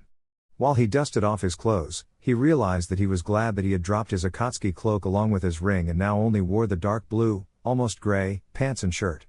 If not, these fools would have been even more annoying. With the distraction, Ino grabbed the mortified Swearin by the wrist, and moved the two of them out of the circle. They were stopped by Kurotsuchi, though, who warned them not to move. They're not enemies of you, Naruto chuckled darkly. But I'd appreciate it if they'd survive this nonsense. And you? What do you know about that scum? A demanded, lightning still crackling around him, ready to break free from his restraints the moment he saw an opening. I won't go easy on you if you don't answer me. You're faster than I am, old man, but don't push your luck. I came here because I wanted to come. I might as well leave, and you would never know what kind of enemy you are facing, not until it is too late, that is. But, I see patience isn't a quality which you possess, so I will keep it simple so that even a musclehead such as yourself can follow. Naruto could practically hear the man's molars grind. I am a Jinchuriki, but I was presumed to be killed 3 years ago, after Akatsuki attacked my team. The simplified version is that I lost most of my memories that day, memories which I only recently retrieved. However, as you can see by Mizukage-sama's expression, I did not exactly do nothing for those 3 years. You are part of Akatsuki. Mei growled. Yeah, a Jinchuriki without memories, with a Kekkei Genkai that made me the worst possible enemy to any Jinchuriki. I was the perfect tool for them, Naruto nodded calmly. And considering how they have to seal the Kyubi last, keeping me close was even better for them. Sadly for them, my memories had not vanished completely. They were sealed away, and I unlocked them again. As I'm not planning to get the Kyubi extracted from me, and refused to die at the hands of those who manipulated me as a tool, I defected after terminating a few of their members. Tsunade glared at Ino, who hung her head in shame. It is true, Tsunade-sama. He killed one of Akatsuki, a man named Kakuzu. He also killed Orochimaru. If what Naruto had already said did not throw the room into chaos, it was Ino's statement that did the job. Orochimaru was feared among all 5 nations, and Kakuzu. Well, after his adventure in Mizu no Kuni, Mei had made sure to spread information on the old man. After Takigakure ended up being decimated, the amount of information only increased. The kinjutsu that Kakuzu was said to have stolen made the man virtually immortal, and yet Naruto had killed the man. Then again, Orochimaru was notoriously difficult to fight as well. They both perished, yes, Naruto indifferently confirmed the claims. Kakuzu was the one who butchered my team, so I had a score to settle with that man. Orochimaru was. Well, let's just say that he made a proposal that annoyed me greatly, and paid the price. And we are just supposed to believe that? Anaki scoffed. Regardless of your excuses, you are a traitor to your village, boy. You cooperated with the scum that aims to. I told you to stop this foolishness. Naruto stopped restraining himself. Why don't we give them a taste of our power, Kurama? The floor cracked, several of the guards stumbled and fell to their knees. Ino and Swearin once again suffered the same terror as they had experienced before, the same overwhelming murderous intent. Even the cage were silenced, pale and sweating even though they tried to keep up appearances. Madara once boasted that you were easily scared, Aniki. I see that accursed Uchiha wasn't lying for once. Kyuubi, Aniki hissed, for once not enjoying to be reminded of something from his past. You subdued the Kyuubi? Cooperation, Naruto corrected him. The Kyuubi and I share a common enemy, thus we decided to cooperate, as it would give us both the best odds. Of course, we could struggle, where either he would gain dominance over my body, or I would make him bow to my will. But unlike you, the Kyuubi was able to see that petty struggles are pointless in front of a stronger opponent. Are you saying that Akatsuki has something that is capable of scaring the Kyuubi? Tsunade conjectured. Why do you think Akatsuki is collecting the Baijuu, Ba-chan? You are one of them, so why don't you tell us? Mei glared, obviously not trusting his story. She did not seem to be so ready to attack him right now. Fear provided a compelling reason to listen to his story. You were that rebel leader, the one who nearly got herself killed by Kakuzu, aren't you? Naruto frowned. You should be well aware that your hostility is rather futile. You people chose a building in the center of a forest. Do you honestly think I could not have killed you all if I wished to do so? Assuming you all earned your positions, you should all be capable of noticing that I am indeed a Jinchuriki, then the fact that I did not attack you should be enough proof of my intentions. Why did Gaara have to die? Why did the other Jinchuriki die? Temari decided to speak up, and prevent the discussion from derailing any more. The leader of Akatsuki will try to bring peace to the world. Naruto smiled a little at seeing the confusion. Then again, he did not have the same sort of coercion that Pain had. Naruto did have to hand it to the man as a true believer. Pain spoke with an energy that Naruto did not think he could ever muster again. After the Baijuu are collected, he will create a jutsu that can destroy entire nations. Through Pain, he will educate humanity about the folly of its ways. The horrors of war will make people desire peace, rather than continue this endless cycle of hatred. He will force the world into peace by making a continuation of war too horrible for people to bear. An entire nation? Tsunade gasped. Why, you can't be serious. You all must be aware, to some extent, how powerful a single Baijuu can be. Now imagine how powerful all 9 together can be. Naruto looked at the Senju. Even if they do not possess the Kyuubi yet, Akatsuki will control a power that is beyond my capacity to defeat. Not all the Baijuu have been stolen yet. Aniki narrowed his eyes. Han is still secure. My little brother is safe too, groused. As is the Jinchuriki of the Rakubi, Mei agreed. Even though Utakata-san refused to return to Kiri, we did dispatch a strong enough guard to ensure his safety. Akatsuki knows the location of the Gobi Jinchuriki, Naruto shrugged. Kakuzu and I were tasked to capture it. But considering how I came to remember my old life and defected, Iwa's Jinchuriki should be secure for the time being. Only until Pain and the others move against him, though. From your words, Akatsuki is already targeting the other 2? Temari scowled, hoping that she was misinterpreting Naruto's words. She was not, unfortunately. The last thing I know is that the leader, Pain, had located the Rakubi, and was about to engage him. So Kiri's Jinchuriki is already captured, and likely already moved to a secure location. Naruto held up his hand to silence the Mizukage. Pain is far more powerful than any of you. To tell the truth, even I cannot be completely sure that I can defeat him in single combat. And the Hachibi? Tsunade inquired. The Jinchuriki of the Hachibi might have defeated Sasori and Orochimaru during his first run-in with Akatsuki. Naruto shared a bit of information which A had neglected to share with the other cage, much to their collective annoyance. But against Kisame he will lose. Especially when Hidan is at Kisame's side. Zetsu will have gathered enough information on the fighting style of the Jinchuriki to give Kisame the upper hand. A roared and wanted to leave, but Naruto stopped the man. The monster of Kirigakure, Aniki scowled.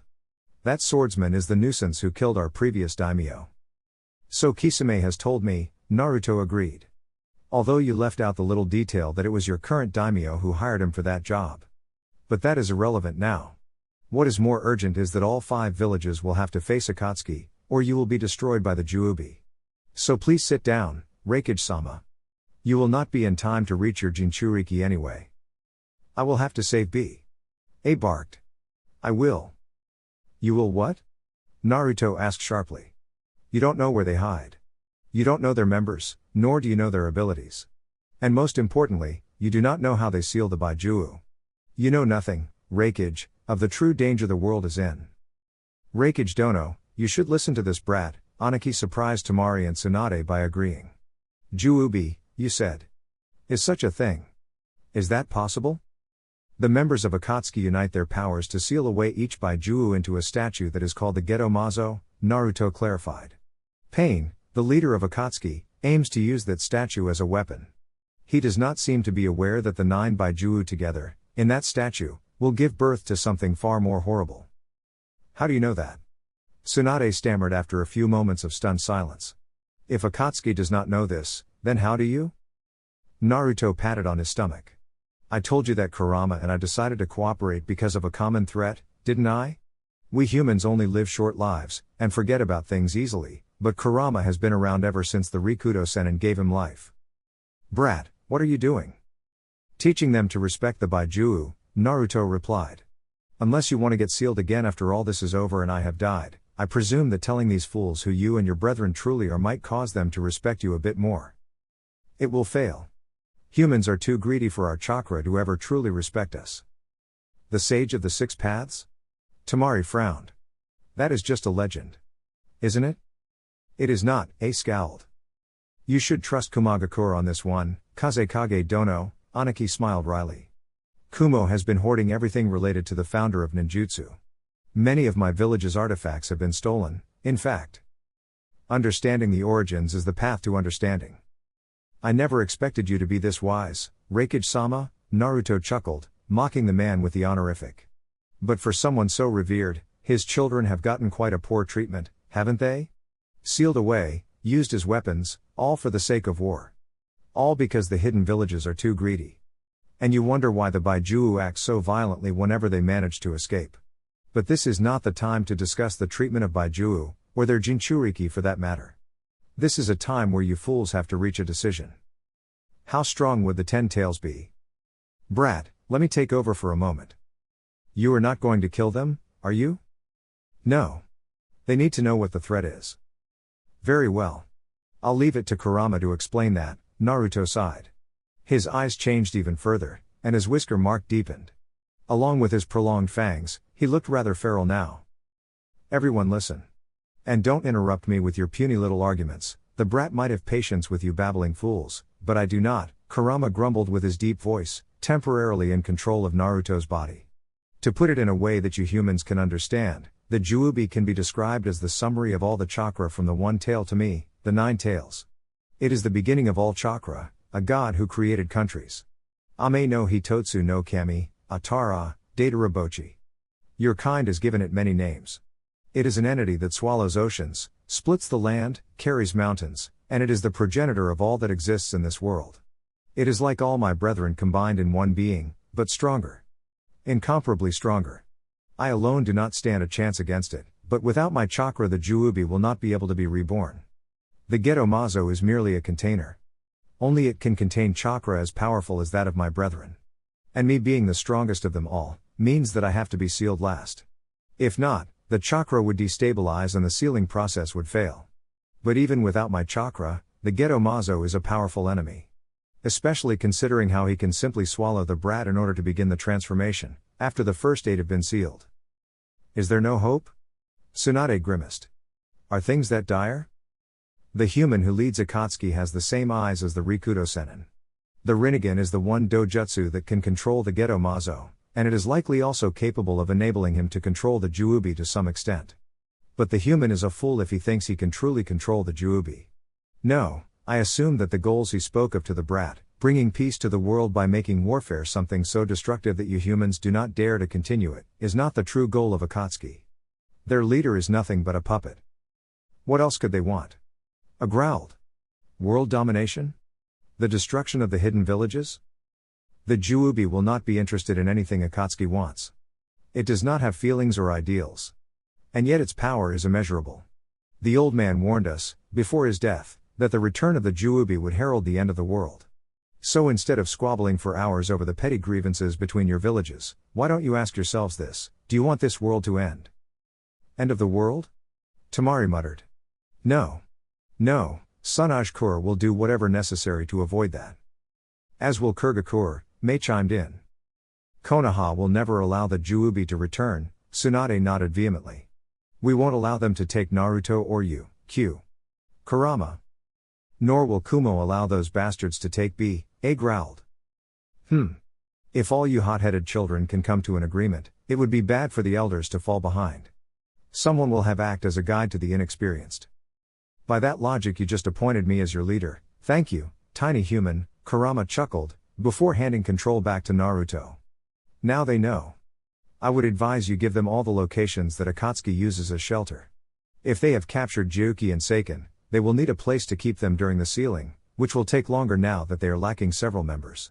Attacking those locations might slow Akatsuki down even further, forcing them to relocate, or in a perfect turn of events offer a chance for your allies to reclaim the captured Jinchuriki.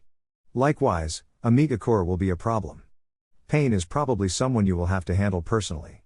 But if you do it alone, the other shinobi of Ame and the remaining members of Akatsuki might form a costly distraction. Having humans at your side to deal with those distractions seems to be the best option. A Baijuu to lead us? Anaki blinked. He was joking, Naruto sighed. Who takes charge is irrelevant. I'll provide the Hokage with all the information on the Akatsuki hideouts that I know of. Each nation should be capable of composing teams to clear those hideouts, and if necessary call in reinforcements. Most of the hideouts are in the border areas or in the smaller nations. Oto no Kuni being the exception. Why would it be an exception? Tsunade frowned. Wasn't Orochimaru in charge of that nation? He was part of Akatsuki. Yes, but Otogakure is completely gone. I don't think that after what I did, anyone managed to survive, Naruto shrugged. The indifference in his voice made Tsunade shudder a bit. Orochimaru and his experiments were not exactly equal to the power of a shinobi village, but still. Since I annihilated Otogakure, the most urgent situation that we have to deal with will be Amigakure. Ame? Why? Hanzo would not deal with scum like Akatsuki. Hanzo died years ago, Naruto shook his head. Pain killed Hanzo. And Hanzo's wife, his parents, his children. Everyone related to Hanzo, in any way, was slaughtered. I see you realize who truly rules Ame now. Akatsuki, Tsunade grimaced. Akatsuki's leader controlled an entire nation, without anyone knowing. If any of us would have openly attacked Amigakure, Anaki mumbled, looking at Tsunade and Tamari, the other two neighbors would have seen it as a provocation, and retaliated accordingly. But with Akatsuki controlling Ame, all three of us should attack together. I do not hold a grudge against Ame itself, Kazekage, but defeating Pain and his right-hand Konan is something that has to be done to halt Akatsuki, Naruto grumbled. As such, I will join whatever forces that will be sent out against Amigakure. Pain will be my enemy to fight, but I will need to have all distractions removed. Audacious brat, A barked. How dare you tell us how to act? Spreading our forces, attacking a smaller nation, we would leave our villages unprotected. If I may, Nara Shikaku stepped forward. Akatsuki does not seem to hold any interest in our villages, but rather in the Jinchuriki. Or, the Baijuu, to be more specific. If we collectively attack all the hideouts which Naruto-san is aware of, there might be a chance that we can either prevent or interrupt the sealing process, assuming that this process consumes time, and rescue the missing Jinchuriki. With 9 members, it still took us 3 days for each Baijuu, Naruto nodded. And that number has gone down, so it should take even more time now. I thought Akatsuki had 10 members, Anaki frowned.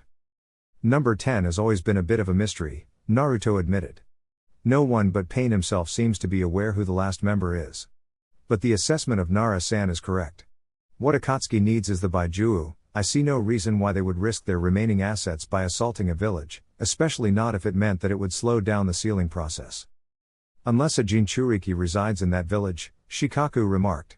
In this case a lot of innocent people will likely be drawn into the fray, because a battle against multiple S-rank shinobi will likely lead to large-scale destruction.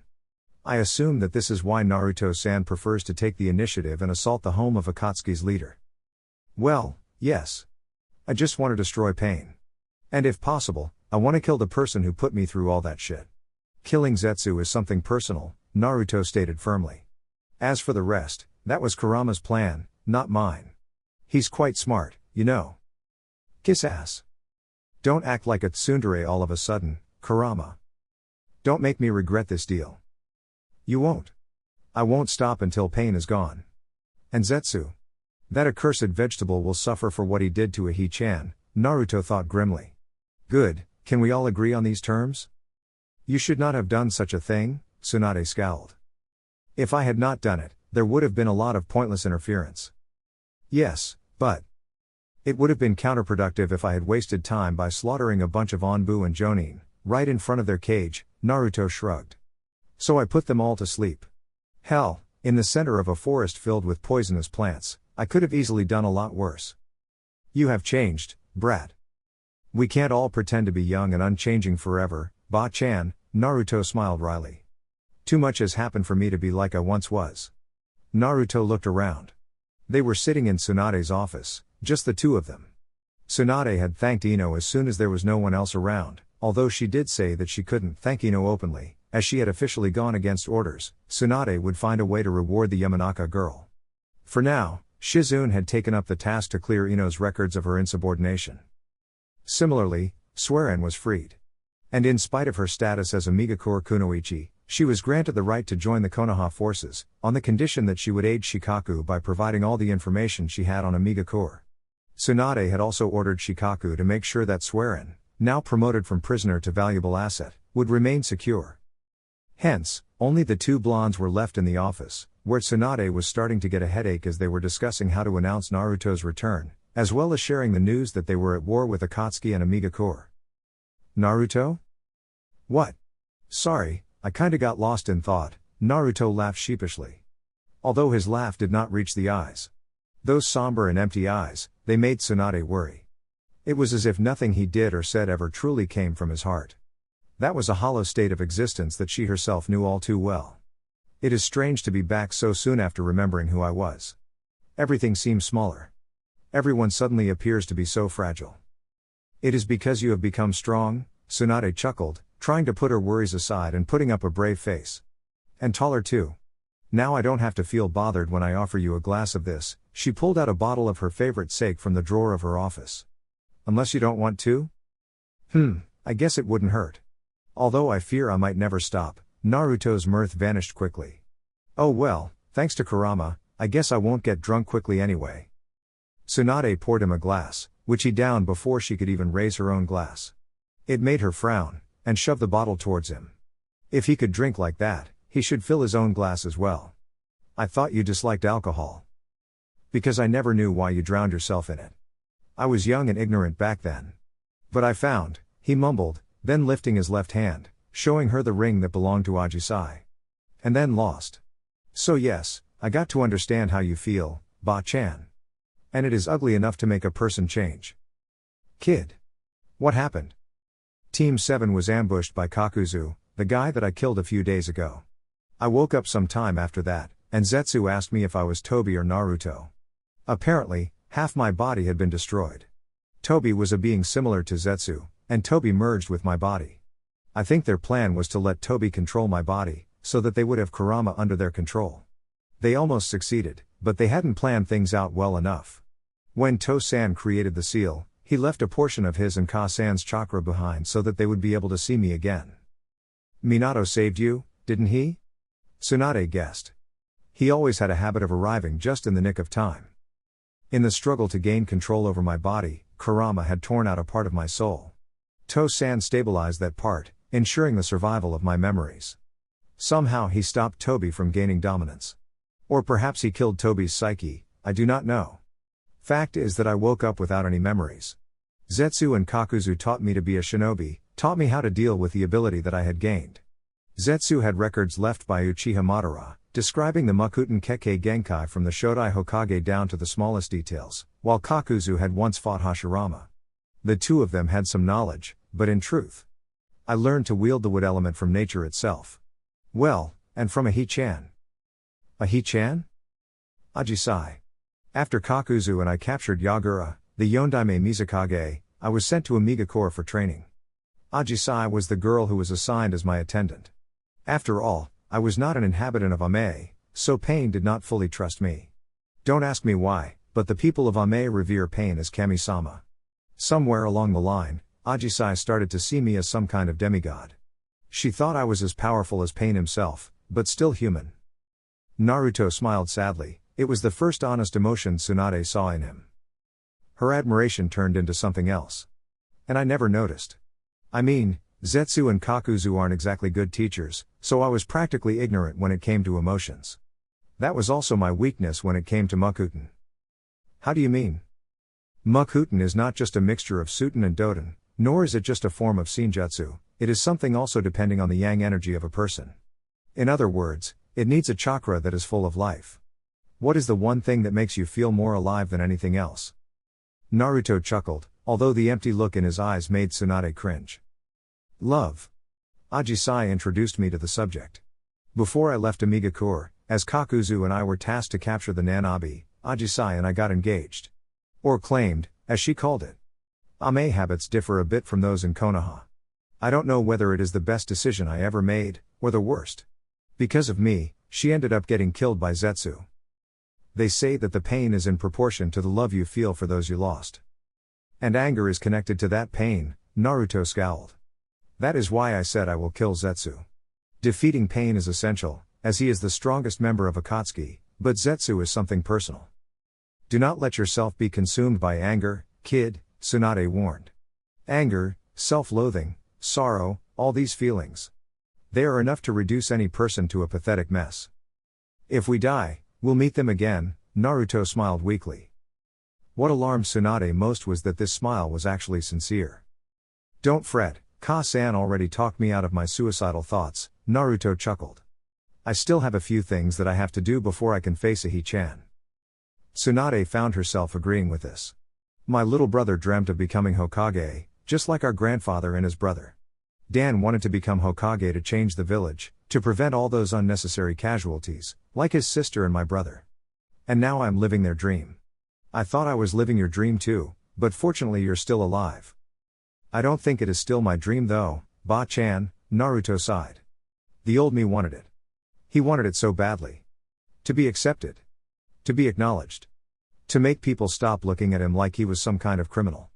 To be worthy of the trust the Yamanaka family put in him. To be Ino's. But that Naruto died. Not when Kakuzu destroyed his body, or when Tobi invaded his flesh, but rather when Ajisai died. I wanted to give her a world devoid of war and conflict. A world of peace. That, Ba-chan, is my dream now. So that when I pass on, and finally see Ahi-chan again, I can tell her that I kept my promise and changed the world for her. Couldn't you do that as Hokage? Tsunade tried. Considering how powerful you are right now, you could do the same thing that my grandfather did, and create peace simply by being too strong to be attacked. Tell me, is Konoha innocent? What? Is the village innocent? Naruto repeated. Is Konoha not guilty of any of the past wars? Did it not create innocent victims? Did it never act out of a selfish pursuit for power? If you can tell me that, I will believe in Konoha again. But right now, I see a village which would rather defend its own people than think about those on the other side of the border. I see a village which created plenty of criminals, or simple, poor souls that attempted to flee the system and therefore were branded as traitors.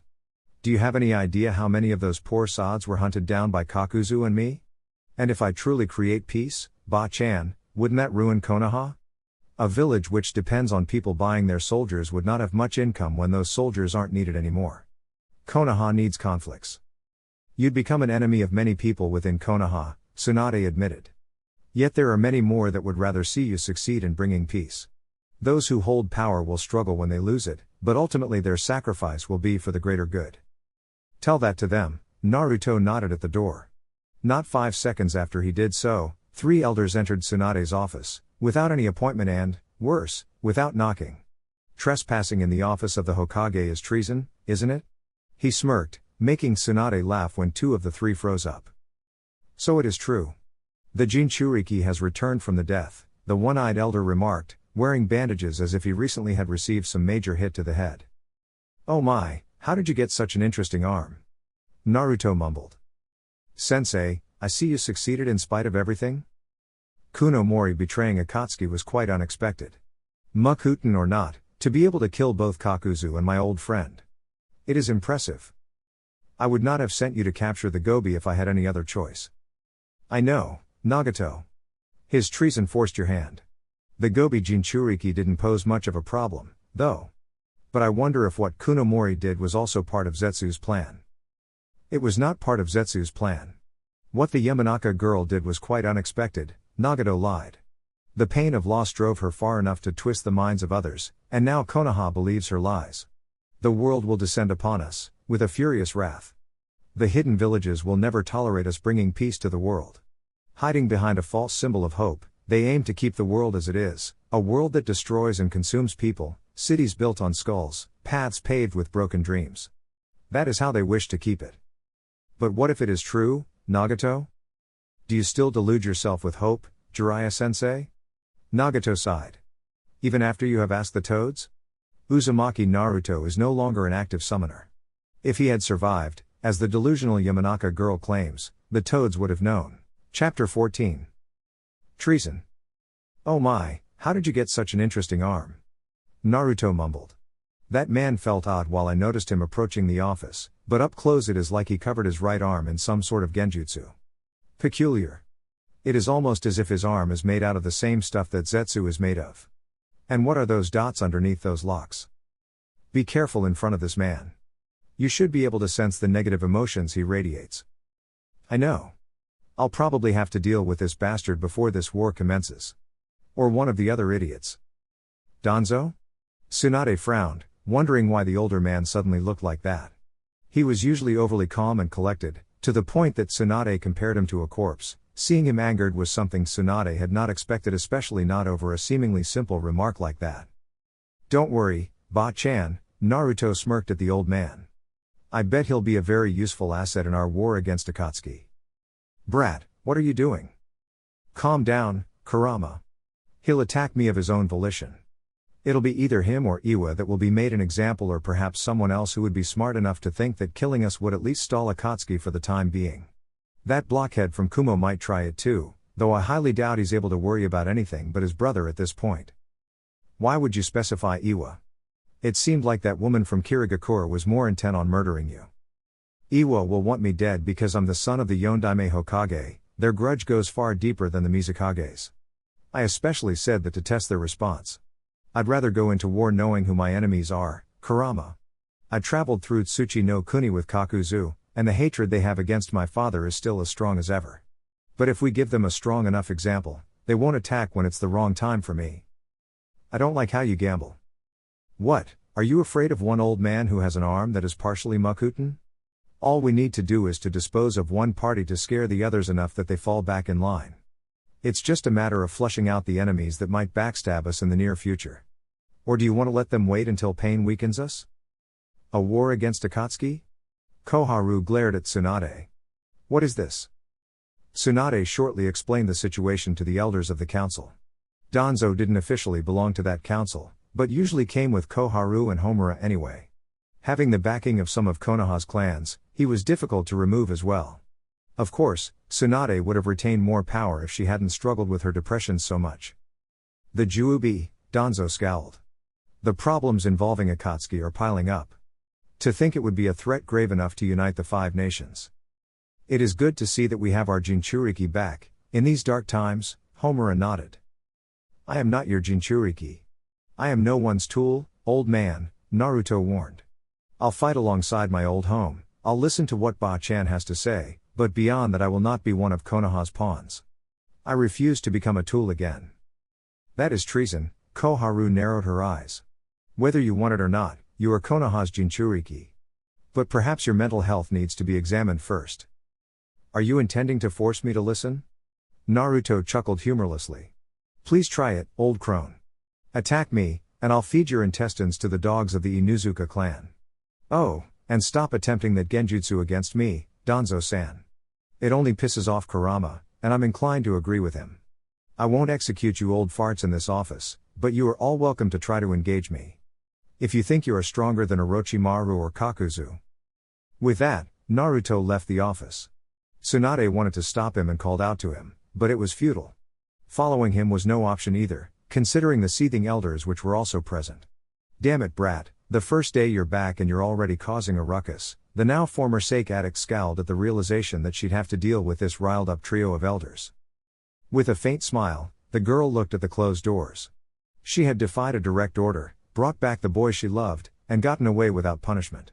In fact, Tsunade had even promised her to remove all charges of insubordination, or at least, Shizune would do that the paperwork. Ino sighed as she had to wait. She knew Tsunade wanted, and needed, to speak to Naruto in private, but still. Ino wouldn't be Ino if she wasn't terribly curious and scared. The things that Naruto said. I don't think Tsunade-sama will like it much, she mumbled to herself. He had basically told Ino that he didn't want to join Konoha's ranks anymore. He refused to become anyone's tool ever again, but that was basically what a shinobi was to his or her village, a tool, a person executing the missions assigned by the leader of the village. If he would refuse to obey that fundamental rule, what kind of shinobi would he be? Seeing the three elders enter the office, even though they did not have any invitation, and Danzo wasn't formally an elder of the council, only made her turmoil grow. The steady increase of chakra she felt. Naruto-kun has truly become monstrously strong. I knew he had more chakra than anyone else, but right now it is just preposterous. Even Tsunade-sama wouldn't stand a chance, and she's basically the strongest person I know. Ino scowled at the idea that Naruto thought he had to engage Akatsuki's leader personally, as if that man were as strong as Naruto was. But Naruto-kun is a Jinchuriki. Of the Kyuubi. Unless that thing about the Juubi is true, how would anyone be capable of matching Naruto's power now that he cooperates with the Kyuubi? The doors opened with a loud clang, and Naruto appeared in her line of sight, a visibly annoyed Naruto. Silent, she was glad she could still read his expressions as well as before. Naruto-kun? Oh, you were still waiting? Naruto blinked, as if he had not noticed her up to that point. Truthfully, he had forgotten, being too caught up in the annoyance the elders had caused. Ba-chan said you had to go home, if I recall correctly? What more do I need to do to make it clear to you that I don't do everything she tells me to do? Ino huffed, her hands placed on her hips. Now let's go home together. Together? Your old apartment was bought by someone else, and most of your stuff is gone, Ino sighed. You know, because we all thought you died. But, we still have a guest room, so you'll stay with us. I get the feeling it still doesn't matter what I say, Naruto said with a deadpan expression. I can create buildings myself, you know, so I'm never without a roof over my head. A roof is not a home, Ino countered. You're going home, Naruto-kun, she grabbed his wrist, dragging him along. On their way out, Naruto noticed several unusual onbu. They felt oddly empty, as if missing something fundamental. They lack negative emotions. They lack what?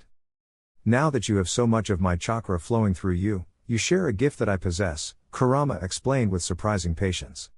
That gift is the ability to sense the negative emotions in others. Hatred, despair, murderous intent, greed. The list goes on and on with you humans. You'll get better at distinguishing it in time. But they lack those feelings? Isn't that a good thing? Every human has such emotions in some degree. Not having those emotions is a sign that someone messed with their heads. I know that some clans had a practice of training children to become mindless murderers. No regret, no hope, no ideals. Just tools. In Konoha? Naruto frowned. Must be a whole group of them, considering how they are following us. It would be nearly impossible for an outside force to infiltrate Onbu ranks to such a degree. So? An inside job? A clandestine unit, perhaps. I do not know. But be careful. You might now want to drag the bossy girl into this. Your new mate? No, Kurama, she's not my mate. The girl I loved was murdered by Zetsu. Ino is. A remnant? An attachment my old self had, quite similar to what my new self felt for a He-chan. Only less intense, I suppose. I was much younger back then. We didn't go that far at 12 or 13. Not like with a He-chan. Besides, a He-chan had something no one else has. In love with a dead girl? How futile. But it explains why you feel so conflicted. Why should I stop loving someone because she died? I will see her again, once I am dead as well. That day, we will both be free, Kurama. Yes, that afterlife thing you mortals have. But recall that I can't die? It must be painful, Naruto felt oddly sad for the Kyuubi. You cannot die. You can never meet those you care about ever again?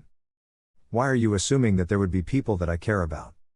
But what if it is true, Nagato? Do you still delude yourself with hope, Jiraiya-sensei? Nagato sighed. Even after you have asked the toads?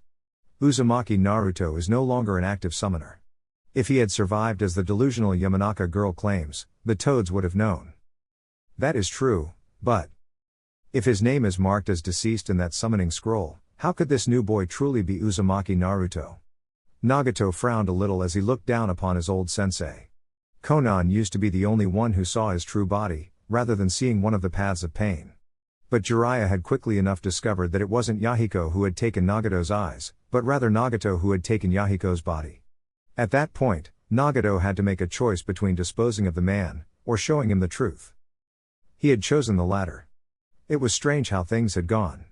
Jiraiya had been a man who had lost all hope, who had turned into a wanderer without any real affiliations. At some point he had run into Konan, purely by chance, when she had gone out of Amiga Corps for a mission. After that short meeting, where she basically had fled from him before he had truly realized who she had been, Jiraiya had stubbornly persisted in trying to find his old student. He had believed her to be the only one left. To Jiraiya, she was the last person he could find it in himself to care about. For years, he had protected Konoha from the shadows. He had eliminated several threats, uncovered plots before they could be set in motion, and most of all, he had kept the existence of his godson hidden from the prying eyes of the other nations. As the son of the Yondaime Hokage, Jinchuriki of the most powerful of the 9 Baijuo, Naruto's mere existence would have been reason enough to start conflicts that could escalate into a full-blown world war. What had been Jiraiya's reward? How was he repaid for his efforts? The poor boy had been slaughtered along with his team, ambushed during a mission that sounded unusual from the get-go. To make things worse, the woman that he had foolishly loved his entire life, even if she had never reciprocated his feelings, had blamed him for Naruto's demise. Jiraiya wasn't quickly angered, but that particular argument had escalated into something that could never be repaired. Only later did he realize that the woman he had once cared for had already been gone for years. Part of her had died with her brother, another part had died with her lover. That Tsunade he knew today was only the husk of the woman he'd once fallen for. Nagato had decided to trust Jiraiya because the man knew pain. He trusted him because Jiraiya truly wished for a world where people wouldn't suffer for any dumb reason. He desired a world without war, where children would not be turned into Jinchuriki, be hated and despised, and not even grieved after their deaths. He sought a world without death, so that people wouldn't end up becoming the broken-hearted shells of their former selves. He yearned for a world where teachers could see their students grow to surpass them, and to happily die at old age, knowing that his students would still be around to carry on his legacy. The man without hope or goals had found pain, and pain had shown him a way to a future where people would not suffer as they did now.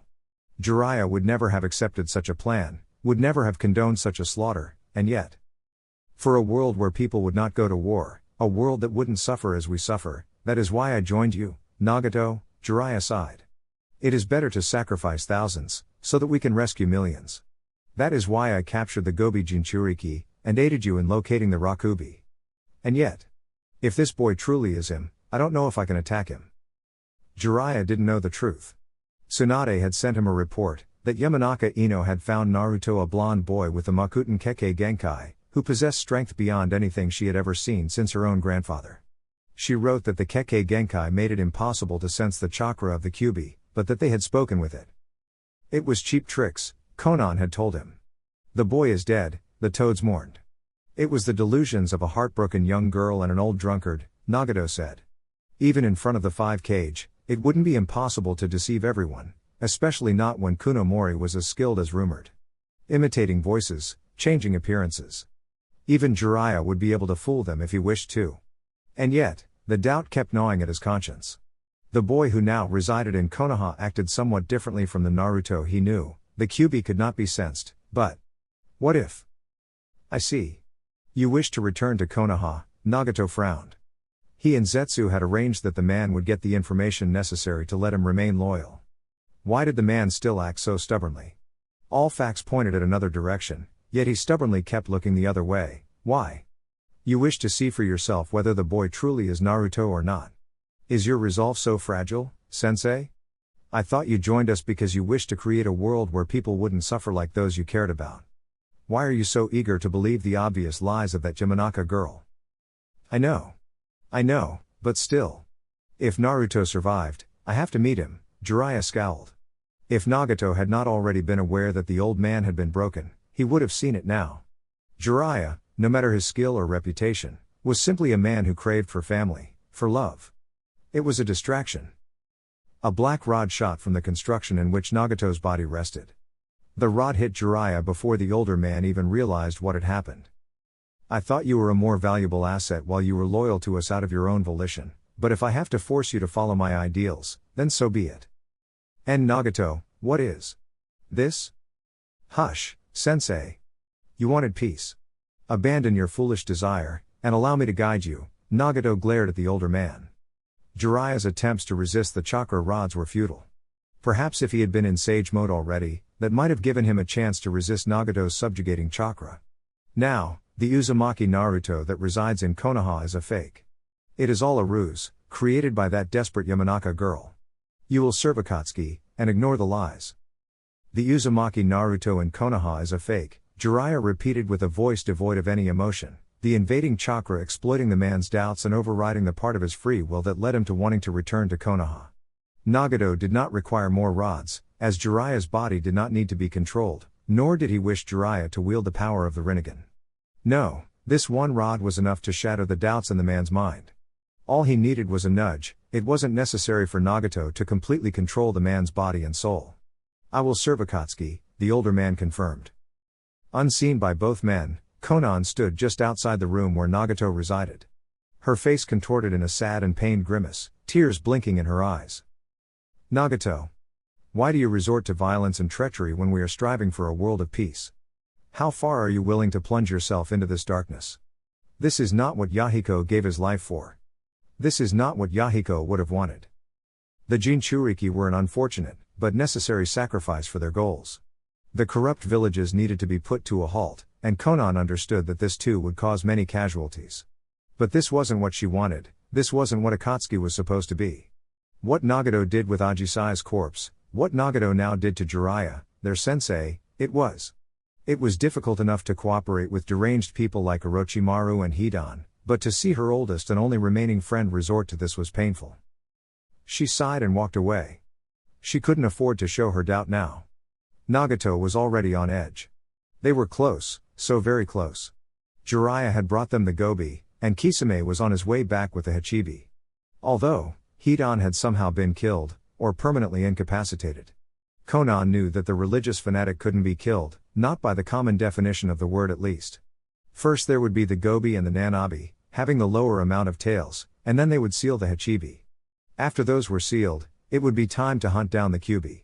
However, it would take much more time to seal the Baijuu with only 5 remaining members. There was no room for doubts, and yet Konan couldn't get them out of her head. Why you're choking me? Naruto gasped. Air. Please. Can't. Breathe. He sucked in the fresh air when she released him from her hold, overjoyed, in complete and utter disbelief, and crying out of sheer joy. That was how Naruto would describe Yamanaka Yuriko at this point. Her daughter, Ino, watched the scene with a bemused smile. Look at you. You've become so tall. You've become a real man now. You're alive. Yamanaka Inoiki patted his wife on her back, attempting to comfort her a little, while looking at Naruto. He was at least as stunned as she was, although he managed to keep his composure. You survived. Yeah, I did, Naruto lied through his teeth, keeping up his smile. He didn't want to give poor Yuriko a second heart attack by telling her how his life during the past years had been. I'm sorry for worrying you all this much, he added sheepishly. I only recovered my memories recently. I see, Inoiki gave him a look, as if the man saw that Naruto was deeply troubled. It was no real surprise, considering his profession, but still. It somewhat annoyed Naruto that the man had so easily seen through his facade. And what will you do now? Fight at Konoha's side in the upcoming war, Naruto shrugged, deliberately not stating that he'd fight for Konoha. After that?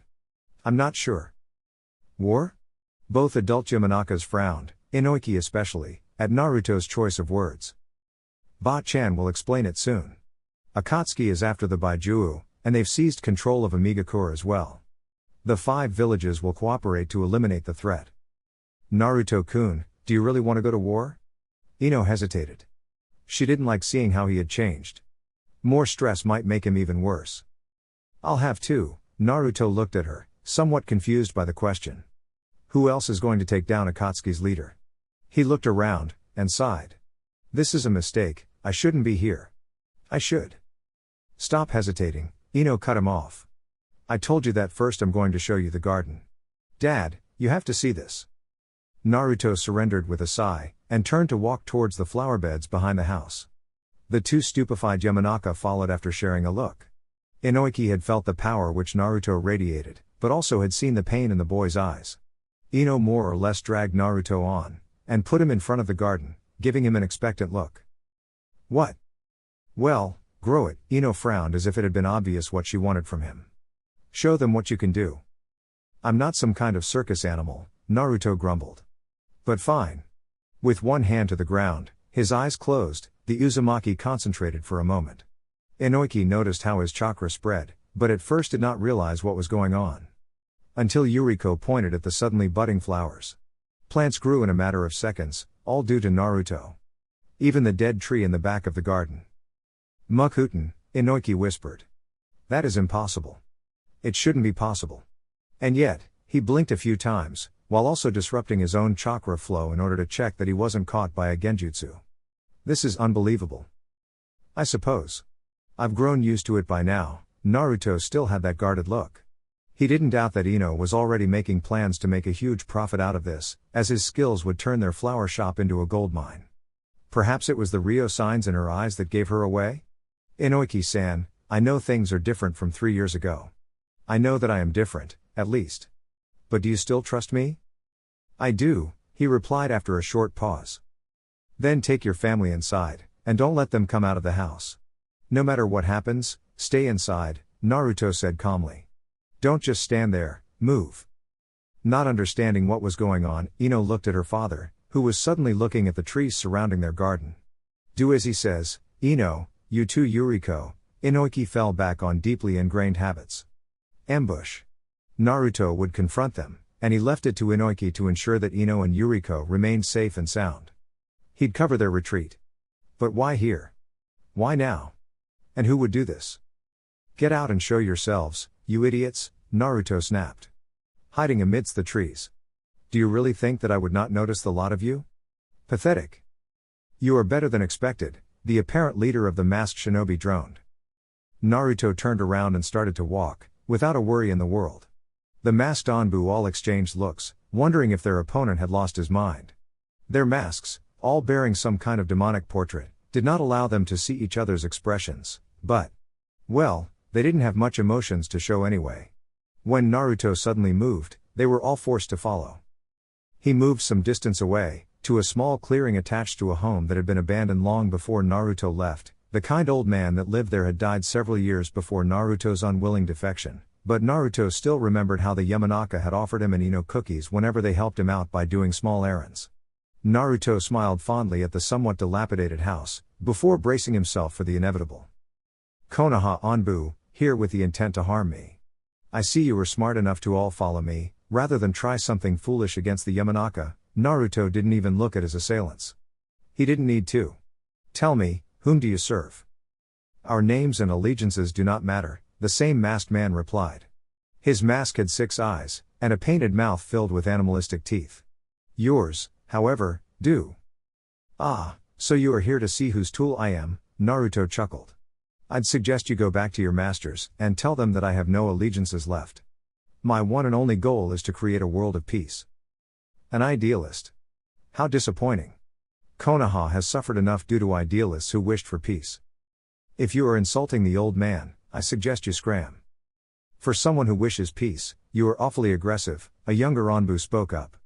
Peace would require us to trust people who have repeatedly proven that they cannot be trusted. Peace requires power, power to force the others into submission. Yet you think you can just create peace, all by yourself? For someone who foolish enough to strive for such an impossibility, you should. What Naruto should do was something he would never say. A tree branch broke through the boy's back, piercing through his broken ribs and shattering his spine, in an explosion of blood. With a hard expression in his eyes, Naruto moved his hands through a flurry of hand seals. He didn't even utter the name of the first jutsu, which in part might explain why the surviving Anbu responded too late. By that time, the second jutsu was already budding. Mokuton, Keijikai Karin, Naruto almost whispered. The trees grew flowers, and the flowers covered the area in pollen which rendered the Anbu unconscious. Well, except for 2 fools who thought that they could rush at Naruto. Naruto didn't know why these people were underestimating him so much. Well, it might also be me. I've only fought against monsters lately. Yagura, Orochimaru, Kakuzu. Those guys were at a completely different level. Perhaps I've simply become too strong for a bunch of run-of-the-mill Onbu. Oh well, let's take the live ones to Inoiki. Looking at his left, Naruto smiled. They were truly idiots. Did they honestly think he wouldn't have noticed the backup who had been spying at the fight from a distance? Already tagged with a seed. After I drop those fools at Inoiki's, I'll take care of that mess. Why won't I be surprised if it leads me to Danzo? Those levels of chakra, Kurotsuchi grit her teeth in anger. Gramps, you should wait. I know, Aniki glared at his granddaughter. And remember who you were talking to. Yeah, I'm sorry Tsuchikage-sama, she rolled her eyes. But that guy is insane. If we can feel him from here, I don't even want to think how strong he is when fighting him up close. He truly is his father's son, Aniki sighed. That bastard of a Namikaze was a horror on the battlefield as well, although for different reasons. While he had his inhuman speed, his offspring has this power. The combination of Mokuton and a Baiju's chakra, it is preposterous. We should count ourselves lucky that he defected from Akatsuki. Perhaps, but once this war ends, he'll be a major threat. That is for sure.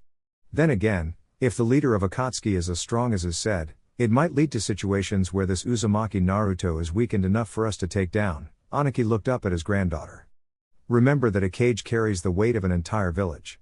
If a cage strikes, he or she should strike at the exact right moment, or risk that the backlash will harm the village as well.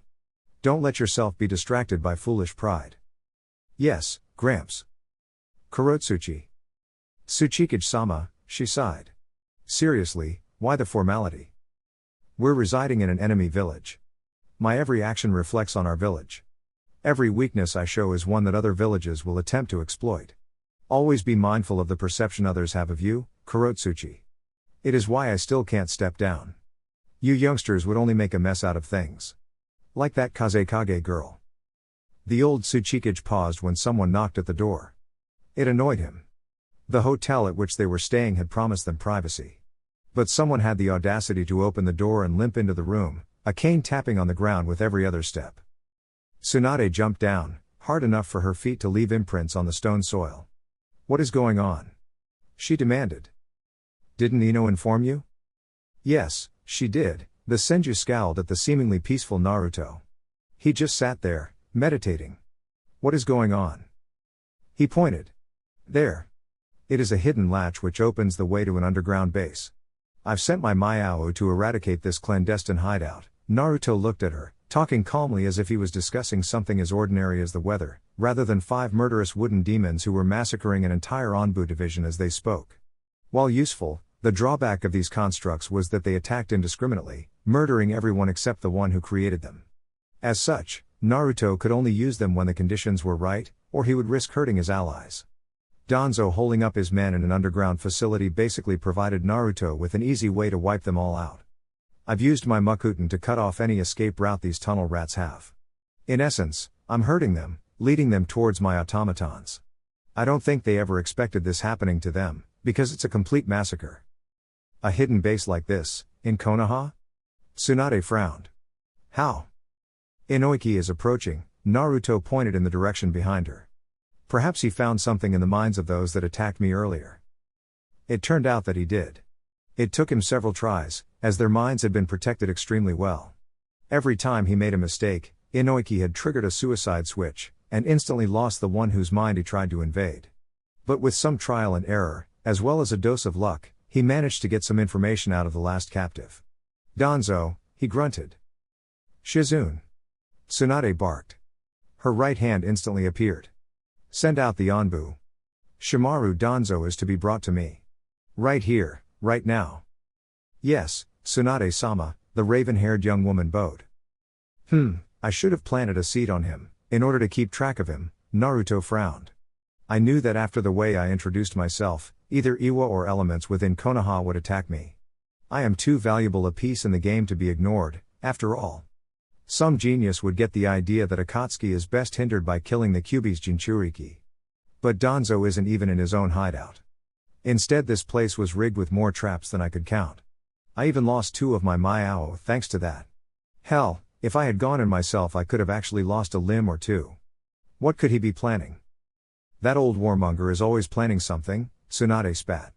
Hiding an entire division, one that was supposedly closed down under the Sandaime's rule, is testament to that. Warmonger? Naruto blinked. Yeah, he's always blabbering about Konoha needing to be the dominant force in the world, how peace can only be achieved if the 5 nations are united under one rule. What are you doing?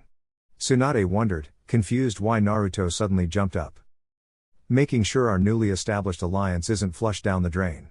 He took off, leaving the Anbu and Jonin that had arrived to back up Tsunade in the dust.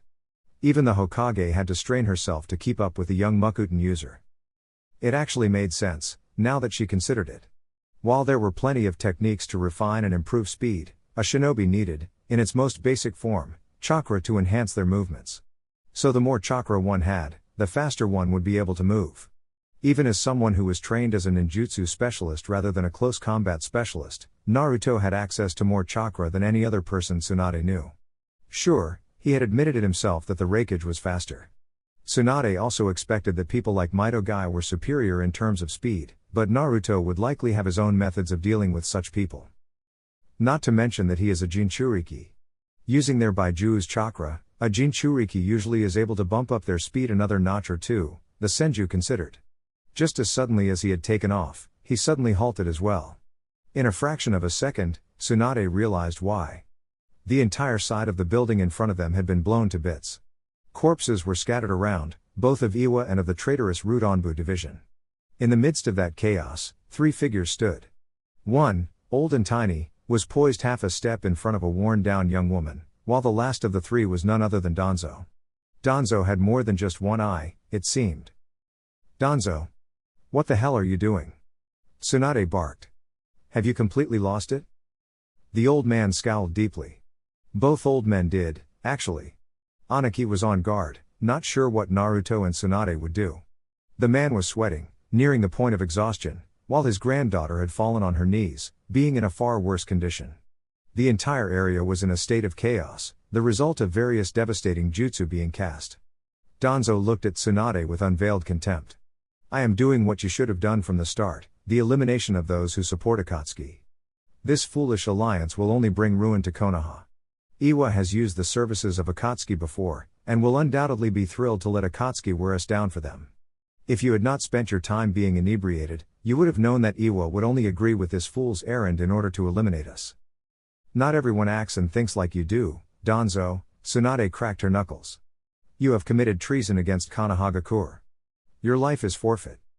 It is but a small price to pay for the sake of the village, Danzo smiled wryly.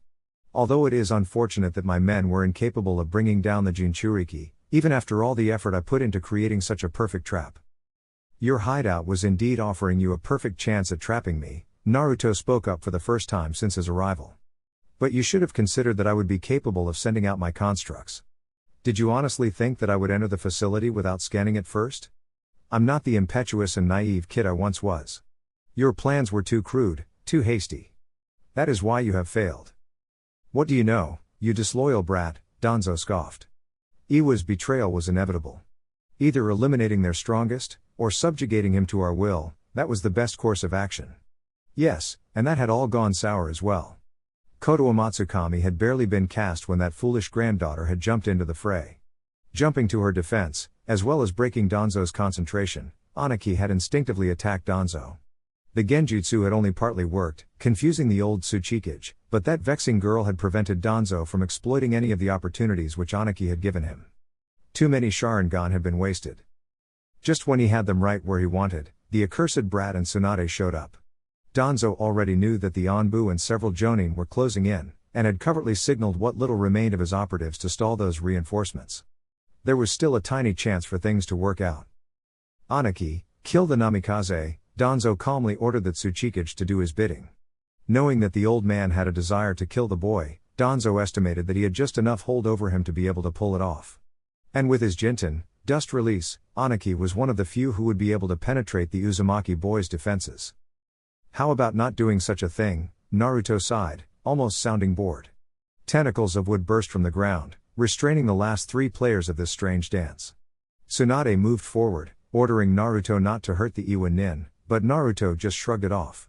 He couldn't afford to look away from the reappearing Danzo. "Those thorns pierced your flesh," Naruto mumbled. "How did you disappear and reappear unharmed?" Danzo didn't answer, but the furious look in his eyes was telling. He had just been forced to waste yet another Sharingan by using Izanagi to escape death. "Futon, Shinku Taigyoku, wind release, vacuum great sphere," he growled, compressing the entirety of the previously inhaled breath into a single large, crushing sphere of wind chakra that he too expelled from his mouth. Caught off guard, Naruto had to use several vines to root himself to the ground, in order not to be blown away. Tsunade, while not directly targeted by the jutsu, had less luck. With several gashes over his body, the now bleeding Naruto closed his eyes. "Well, I had intended to give everyone a show of our power. That way, they'll stop with their foolish attempts to attack us. Are you sure it is wise to reveal your Senjutsu? Akatsuki already knows, so who cares? Let the 5 villages fear me, or otherwise trust our power. In this war, we can't afford distractions. Are you with me, Kurama? What choice do I have?" The fox replied dryly.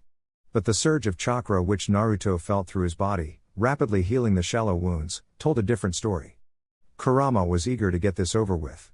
With access to far more chakra of his own, well, his own and Kurama's, Naruto realized that it was far easier to absorb natural energy. It went faster, and Naruto could gather more. Perhaps that was why the wooden dragon was bigger than usual. It shot out, quick as a snake, capturing Danzo in its jaws. The mental command to murder the man was hardly necessary, as if the dragon felt its master's intent. Yet, once again Danzo disappeared. Once again Danzo resurfaced unharmed. Well, with the exception of losing a sizable chunk of his chakra reserves. Sage mode was definitely useful when it came to his sensory perception, and Naruto was quick on the uptake. Even if Danzo was somehow capable of escaping from death, he'd only be able to do it a limited number of times. With his current reserves, Naruto estimated that 5 or 6 casts would render him incapable of fighting seriously.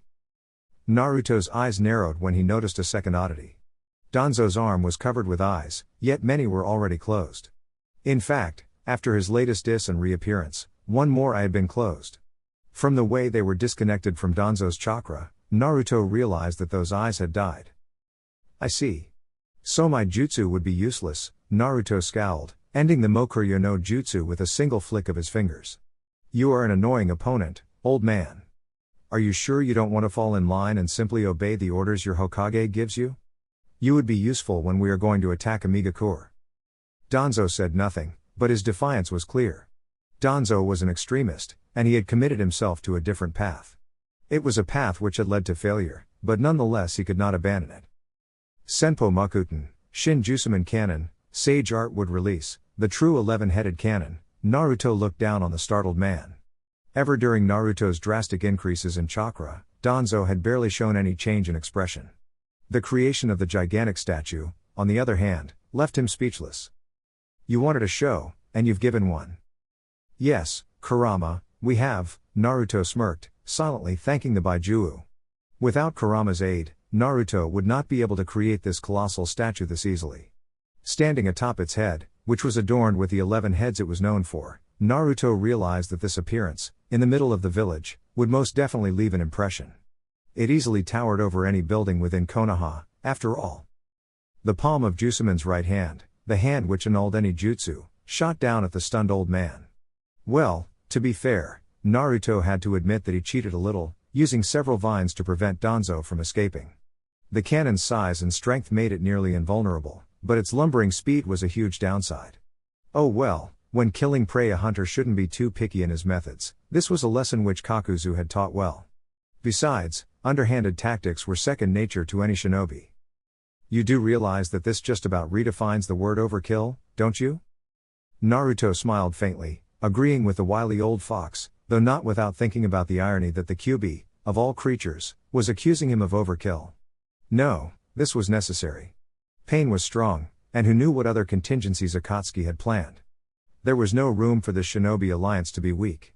If there was still doubt and hesitation, a skilled spy like Zetsu would undoubtedly find ways to exploit it. The worst thing to happen would be if one of more of the villages would decide to betray the others on the worst possible moment. And I take it you don't want to end up being a part of the Juubi again. HMPF. Just remember that those pests will be terrified of you. That fear might give them reason to attack us as well, the moment you show any sign of weakness. As long as it is after this war, Naruto mentally shrugged. Right now, those long-term consequences were of a lesser importance. Right now, crushing Danzo was a more urgent matter. Danzo, who was currently trapped under the giant right hand of the 11-headed cannon. That same Danzo was in a state of silent panic. He could see that the wooden statue expelled some sort of strange chakra, blocking off his broken body caused him great pain, and the continued pressure of the giant would undoubtedly crush him completely. It was bad enough on a normal day, but even worse now.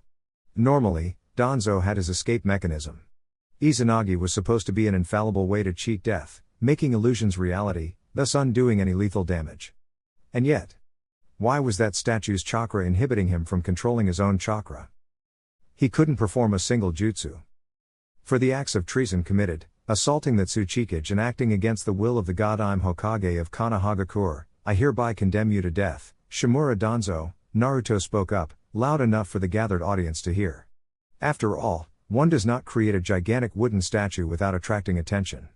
Apart from the native shinobi, the Kazekage, Mizukage, and Reikage were all there, flanked by their respective guards.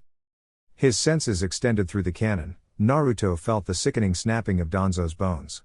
This time, the old crone didn't disappear and reappear.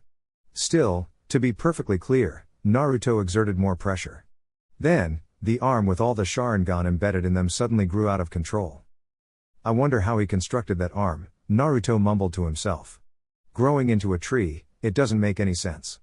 Oh well, he sighed. No heartbeat. No active chakra. The man was dead. Time to end the show. A single hand sign ended the jutsu, and the gigantic statue shrunk back into the ground, leaving only the massive roots and the tiny tree which sprouted from Danzo's arm. On the other hand, it was oddly fitting that the man had grown roots. Not to mention that the tree's leaves had a familiar shade of crimson, one which Naruto dubbed as Sharingan red. Brat, Tsunade's brow twitched. Did you just execute one of the village elders in the middle of the village? Eyesight doesn't get any better with age, does it? Naruto retorted with a joke that he knew would get under Tsunade's skin. The old man tried to attack the Tsuchikage. He still seems weird, you might want to check up on him. You're the healer, after all. We'll talk about this later, she promised ominously. Naruto smirked when he realized that Kakuzu could have learned a thing or two from the woman when it came to giving dirty looks. Obviously, she did not like how he, a shinobi whose affiliations were disputed, acted with such force in the middle of her village. As he was turning back to return to the Yamanaka family, the Kazekage approached him. He saw the Reikage's appreciating look, and the Mizukage's well-concealed fear, but Tamari of the Sand seemed mostly unfazed by what had just occurred. Kazekage-sama, he bowed slightly. Naruto, she spoke with a hostility that confused Naruto a bit, until the details connected. It's been a while, Tamari. I'm sorry, Naruto apologized. I'm sorry for what happened to Gaara. Why? It was one word, yet she asked many questions with it. Because I did not remember him. You tend to put things in a different perspective when having no recollection of anything.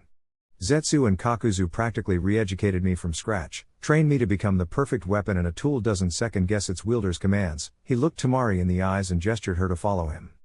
If I had known, I couldn't have killed, or aided in killing, a friend. If I had remembered him, I would have done all I could to rescue him. But sadly, I did not remember. Since when do you remember? A few days, Naruto answered honestly. I had some weird dreams, faintly recognized some of the people of my past, but it was all too vague. A few days ago. Well, back when Zetsu tried to use one of his goons to take control of my body, my memories were sealed away. A few days ago, I was in a rather bad state of mind. Losing the one you love tends to bring people down. In my case, as a Jinchuriki, emotions sometimes trigger more than just tears.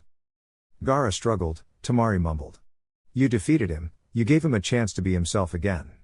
But when he learned you died, he almost lost that fragile balance. Kankuro and I had trouble reaching him, but eventually we got through to him. We told him that you would never want him to give up. He became Kazekage because of you, Uzumaki Naruto. You inspired him. It is why I find it so bitter that you were amongst the people who killed him. I understand, Naruto sighed. There are many things I must atone for. Unknowingly or not, I caused a lot of grief. Or aided in causing it. While I cannot say that I regret capturing the tyrant Yagura, practically ending the civil war in Kiri, I am ashamed that I captured the Jinchuriki of the Nanabi. Fu was a good person, despite the problems that she had to face as a Jinchuriki.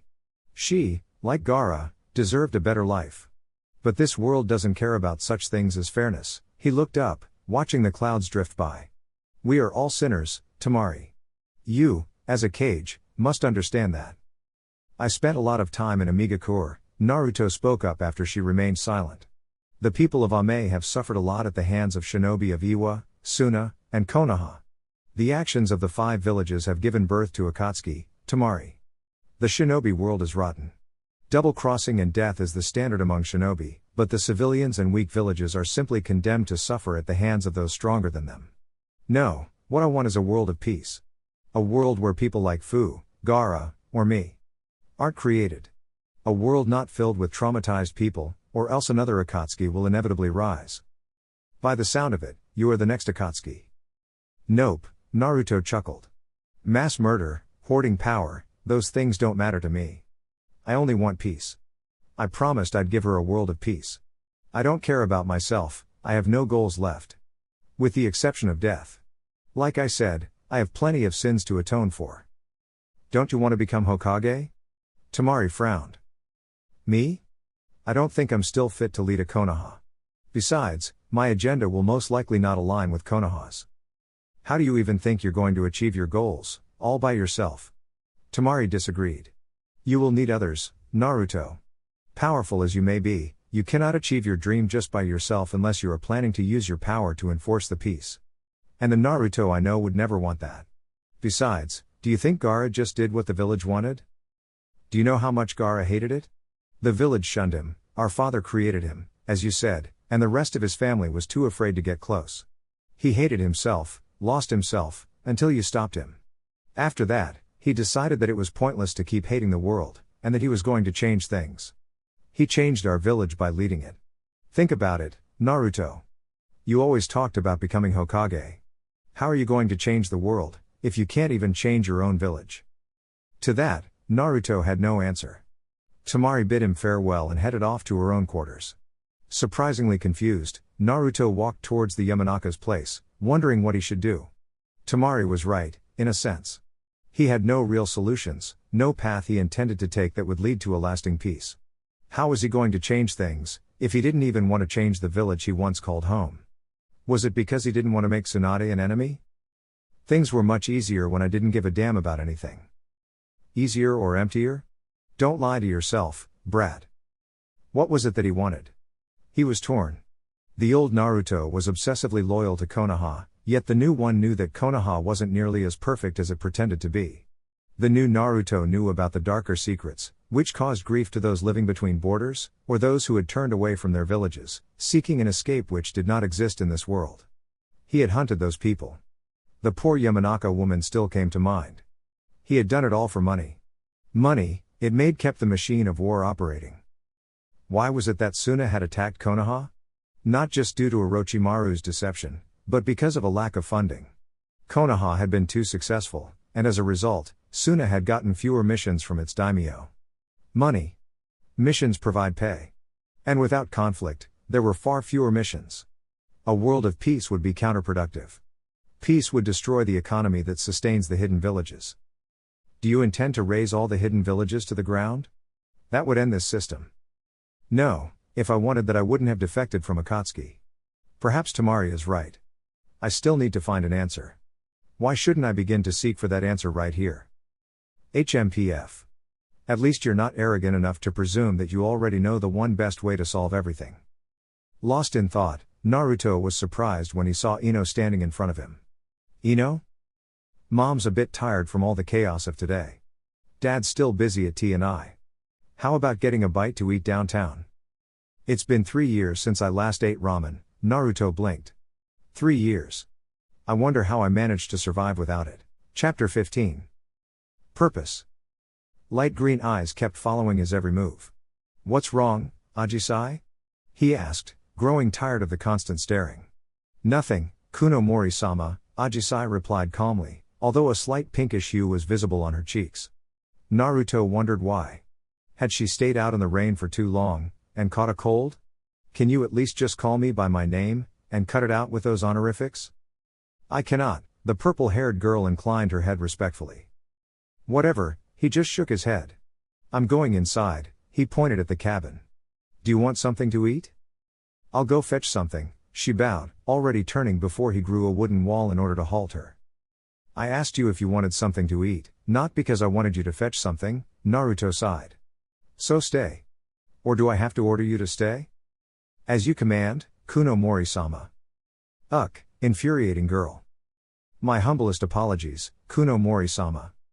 He glared at her, with a muscle in his jawline twitching a little due to his annoyance, at least until he saw the faint smile that she quickly hid. Not quickly enough, though. Oh well, if you're making fun of me, you're at least treating me as a person, that's some progress, I suppose. He shook his head and jumped up to the tree line, towards the cabin he had recently created on the training ground they occupied in Amigakure. Struggling to keep up with his speed, Ajisai was slightly out of breath once she stepped into the refuge from the rain that was the tree cabin. What is it? Naruto once again asked. Why do you keep staring? Inwardly, he asked himself why she unnerved him so much. She wasn't glaring half as intimidatingly as Kakuzu could, nor did she match Konan's impassive stare. Never mind that she was unable to match Pain's presence. Yet this girl, a mere chunin in spite of her talent for Fuinjutsu, somehow managed to get under his skin. I was not mocking you, Kuno Mori-sama, she inclined her head slightly. It confused him. Why did it seem like she wished to say more, yet didn't? She seemed to want to move closer, yet kept her distance. Naruto knew he was unaccustomed to proper social interaction, but this girl was a mystery to him. He could see how she hid her awkwardness, yet it puzzled him why she'd even feel like that around him. She was such a composed and polite individual, what reason could she have to feel awkward during what was, for them, normal conversation? As you say, Ajisai, he sighed, continuing to prepare their food. Judging by her expression, he hadn't chosen the right words. Then again, if she wanted him to say something, she should have made it clear what she wanted in the first place.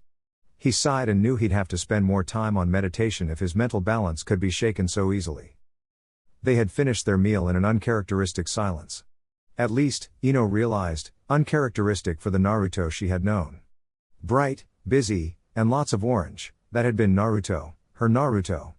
This Naruto was turned out in bluish gray, with only the brown-orange sash giving him some color.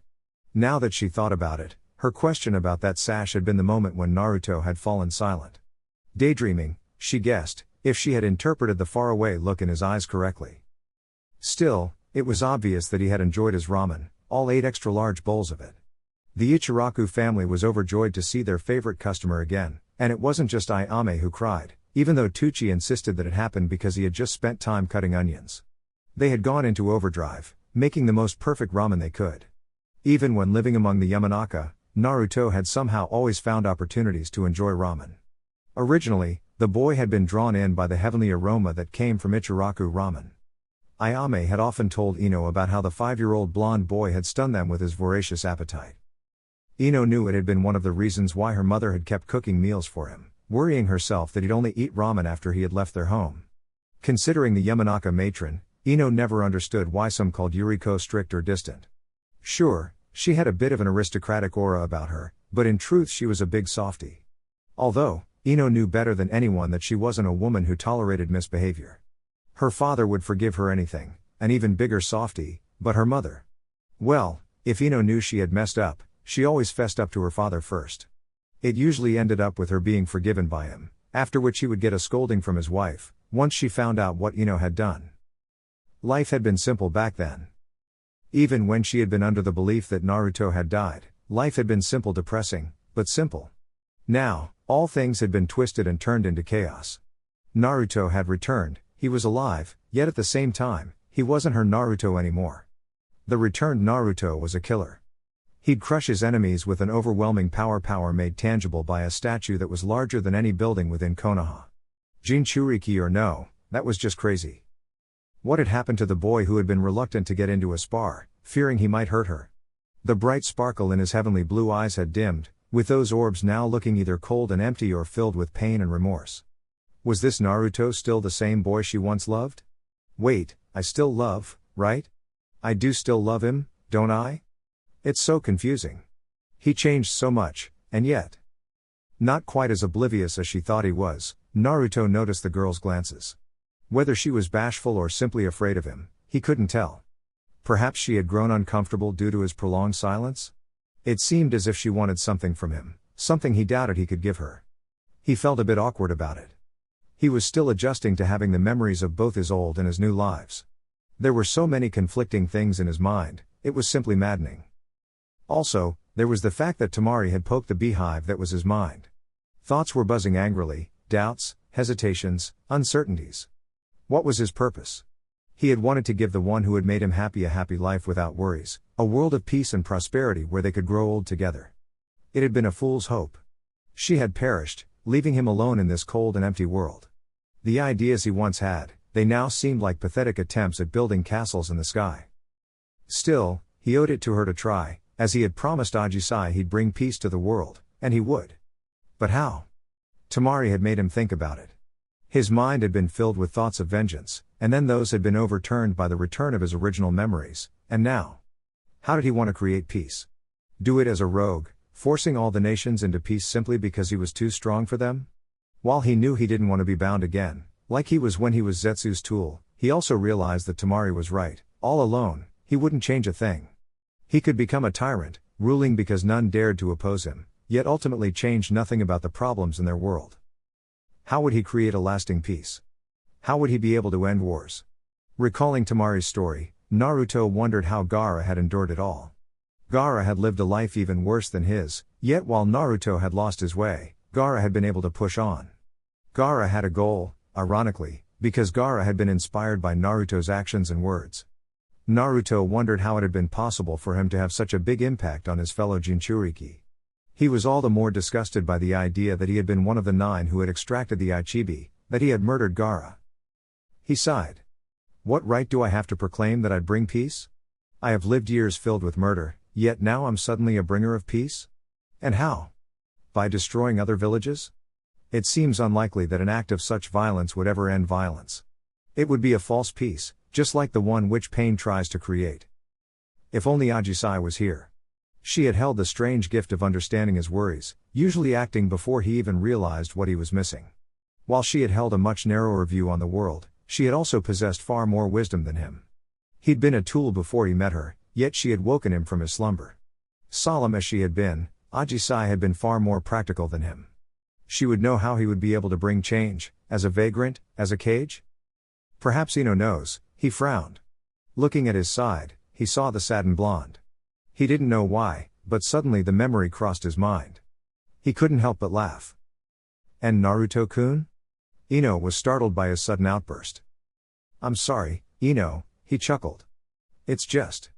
I remembered. You know, the promise we made before I left on my last mission?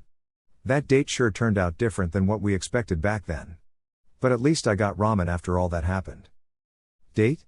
She blinked. Hey, he wiped away a tear from his fit of laughter, not a fit of laughter from amusement, but rather one caused by the bitterness he felt. Don't mind my blabbering. But it's kinda ironic how things turned out. 3 years have passed, but to be honest, it feels more like an entire lifetime. Only now did he realize that his fellow blonde was blushing. Look, Ino, I have to confess that this entire situation is rather confusing to me. I mean, I intended to go to Konoha in order to murder you and your team, believing that you 4 were responsible for Ahi-chan's death. I wanted to leave the entire village in shambles. And then I found out the truth behind her death. My world got turned upside down several times in the course of just a few days. My mind can hardly keep track of everything at this point. I understand. Well, I think I do, at least, Ino hesitated, not without feeling disappointed. I honestly hope you never feel anything like this, Naruto sighed. Do you want to walk with me for a bit? Sure? She tried to act her normal upbeat self, but failed horribly. At least, Naruto was easily able to see through the act. Saying goodbyes to Tuchi and Ayame, the 2 blondes took a stroll through the village. Naruto checked that there were no eavesdroppers before he started talking again. I know I hurt you, Ino, Naruto admitted. I mean, we grew up together. I remember it all. I knew you better than I knew myself, my old self, at least. Before I left Konoha. If I smiled, it was due to you. If I was sad, it was due to you. You were the first thing I'd think about when waking up, and the last thing on my mind before falling asleep. I guess I was rather hopeless, even if I didn't fully realize it back then. Naruto smiled melancholically. But whenever I was in trouble, you were there for me. After the old man told me that I was a Jinchuriki, you were there to keep me going. When Ji-san died, you were at my side, helping me cope with it. I'd be a horrible friend if I wasn't honest with you now. You've changed, Ino mumbled. She felt a sting of pain when he called himself her friend, rather than something more than just a friend. I know that you have. It is confusing me, and you too, isn't it? More than you know, he sighed again. Kakuzu murdered Kakashi-sensei, he murdered Sakura-chan, and Zetsu killed Sai. I lost my memories. I was a blank slate, in the hands of a bunch of ruthless murderers. What do you think I did, Ino? They trained me. I can't even recall how many times I have nearly died in that time. It was a difficult time, but I didn't know any better, so I simply endured. I hated Kakuzu for reasons I didn't understand, although in hindsight it was probably due to having some vague memories of him attacking Team 7. That hatred was one of the things that kept me going. After that training, Kakuzu said I had to earn my stay. I don't know how many bounties I collected. I turned into a murderer. Again, I didn't know any better. I was their tool, obedient and growing more powerful by the day. I stained my hands with the blood of a great number of people. Some of them were scum, who had earned their bounties through the atrocities they had committed, while others were simply desperately trying to flee the clutches of the hidden villages. Naruto looked at Ino, seeing her grim expression. He saw how she started to realize, to the full extent, what it meant that he had been part of Akatsuki. Do you know how Kakuzu and I got the Jinchuriki of the Nanabi? Naruto asked softly. Takigakure. Was it you who caused that massacre? We entered the village. Kakuzu had a grudge against Taki, so I already knew what would happen. But after they tried to buy their way out by freely handing over their Jinchuriki, an innocent girl who had suffered greatly due to her fate as a Jinchuriki, something snapped. Kakuzu snapped as well, because the village sold her out just like they had once sold him out, and... Sold him out? Ino frowned. Before he went rogue, Taki ordered Kakuzu to assassinate our Hokage, the Shodai, that is. Senju Hashirama had the same Kekkei Genkai as I do, and was probably even stronger than me. Needless to say, Kakuzu failed that mission. He knew it was an impossible mission, right from the start, yet still did the mission out of loyalty to Taki. His answer was swift and merciless. Taki treated him as a criminal, shoving the entire assassination attempt on him, fearing that Konoha might retaliate. They sold him out, even after he had given everything for them. That is why he snapped when they tried to sell out Fu, their Jinchuriki. They basically did the same thing to her that they had done to him. I could have stopped him, prevented the massacre that followed, but I thought they deserved it. So I hunted down Fu, and captured her. I knew she was a good person, and still I did it. Because I believed that Akatsuki was the solution. Solution to what? Ino didn't pretend to understand. They offered a way to end the lies, the hypocrisy, the endless conflicts. Naruto narrowed his eyes, feeling angered that part of him still believed Pain's words. The system of the hidden villages is corrupt. And while I agree, I also think that Akatsuki takes a wrong approach to end it. Massacring entire villages or nations at a time is no way to achieve peace. Sure, the sheer fear might force people into an awkward peace, but it would all be a lie, simply because that peace would be achieved due to the wrong reasons. An act of violence cannot end violence, and won't pave the path to the world of peace, I promise to He-chan. You still love her, don't you? I do, Naruto admitted without any hesitation. He knew he'd only make things worse for Ino if he lied about it. Giving her false hope would be unnecessarily cruel, and he valued her too much to inflict such pain. You now know what Zetsu and Kakuzu turned me into. I led an empty life. Ajisai was the first person who showed me that life entailed more than just that. Perhaps that is why things happened so quickly. I can't say why it happened that way. She was supposed to be my attendant while I stayed in Amigakura for training, but we fell in love. He looked at the 2 wooden rings he held at his fingers, one at each index finger, not knowing any other way to describe what had happened. We got engaged, and I promised that after the entire thing with Akatsuki had ended. Well, you know what happened. Zetsu killed her, because I became more difficult to manipulate due to my feelings for her. He removed her. Or perhaps Pain did, I'm not sure. And then, in the middle of that grief, I got my memories back. I lost the girl I loved, and then remembered the girl I loved before losing my memories. I remembered you, while I thought you were the one who killed Ahi-chan. That pain was. He remained silent for a while, unable to put his feelings into words. Meanwhile, Ino was struggling to keep up with all the things she heard. It didn't surprise her anymore that Naruto had changed as much as he did, if this was what he had suffered. His life had been horrible, and that girl had given him some happiness in it all. The death of Ajisai had broken him, and the return of his memories at that point had done little to help him. If anything, they had made things worse. It nearly broke me.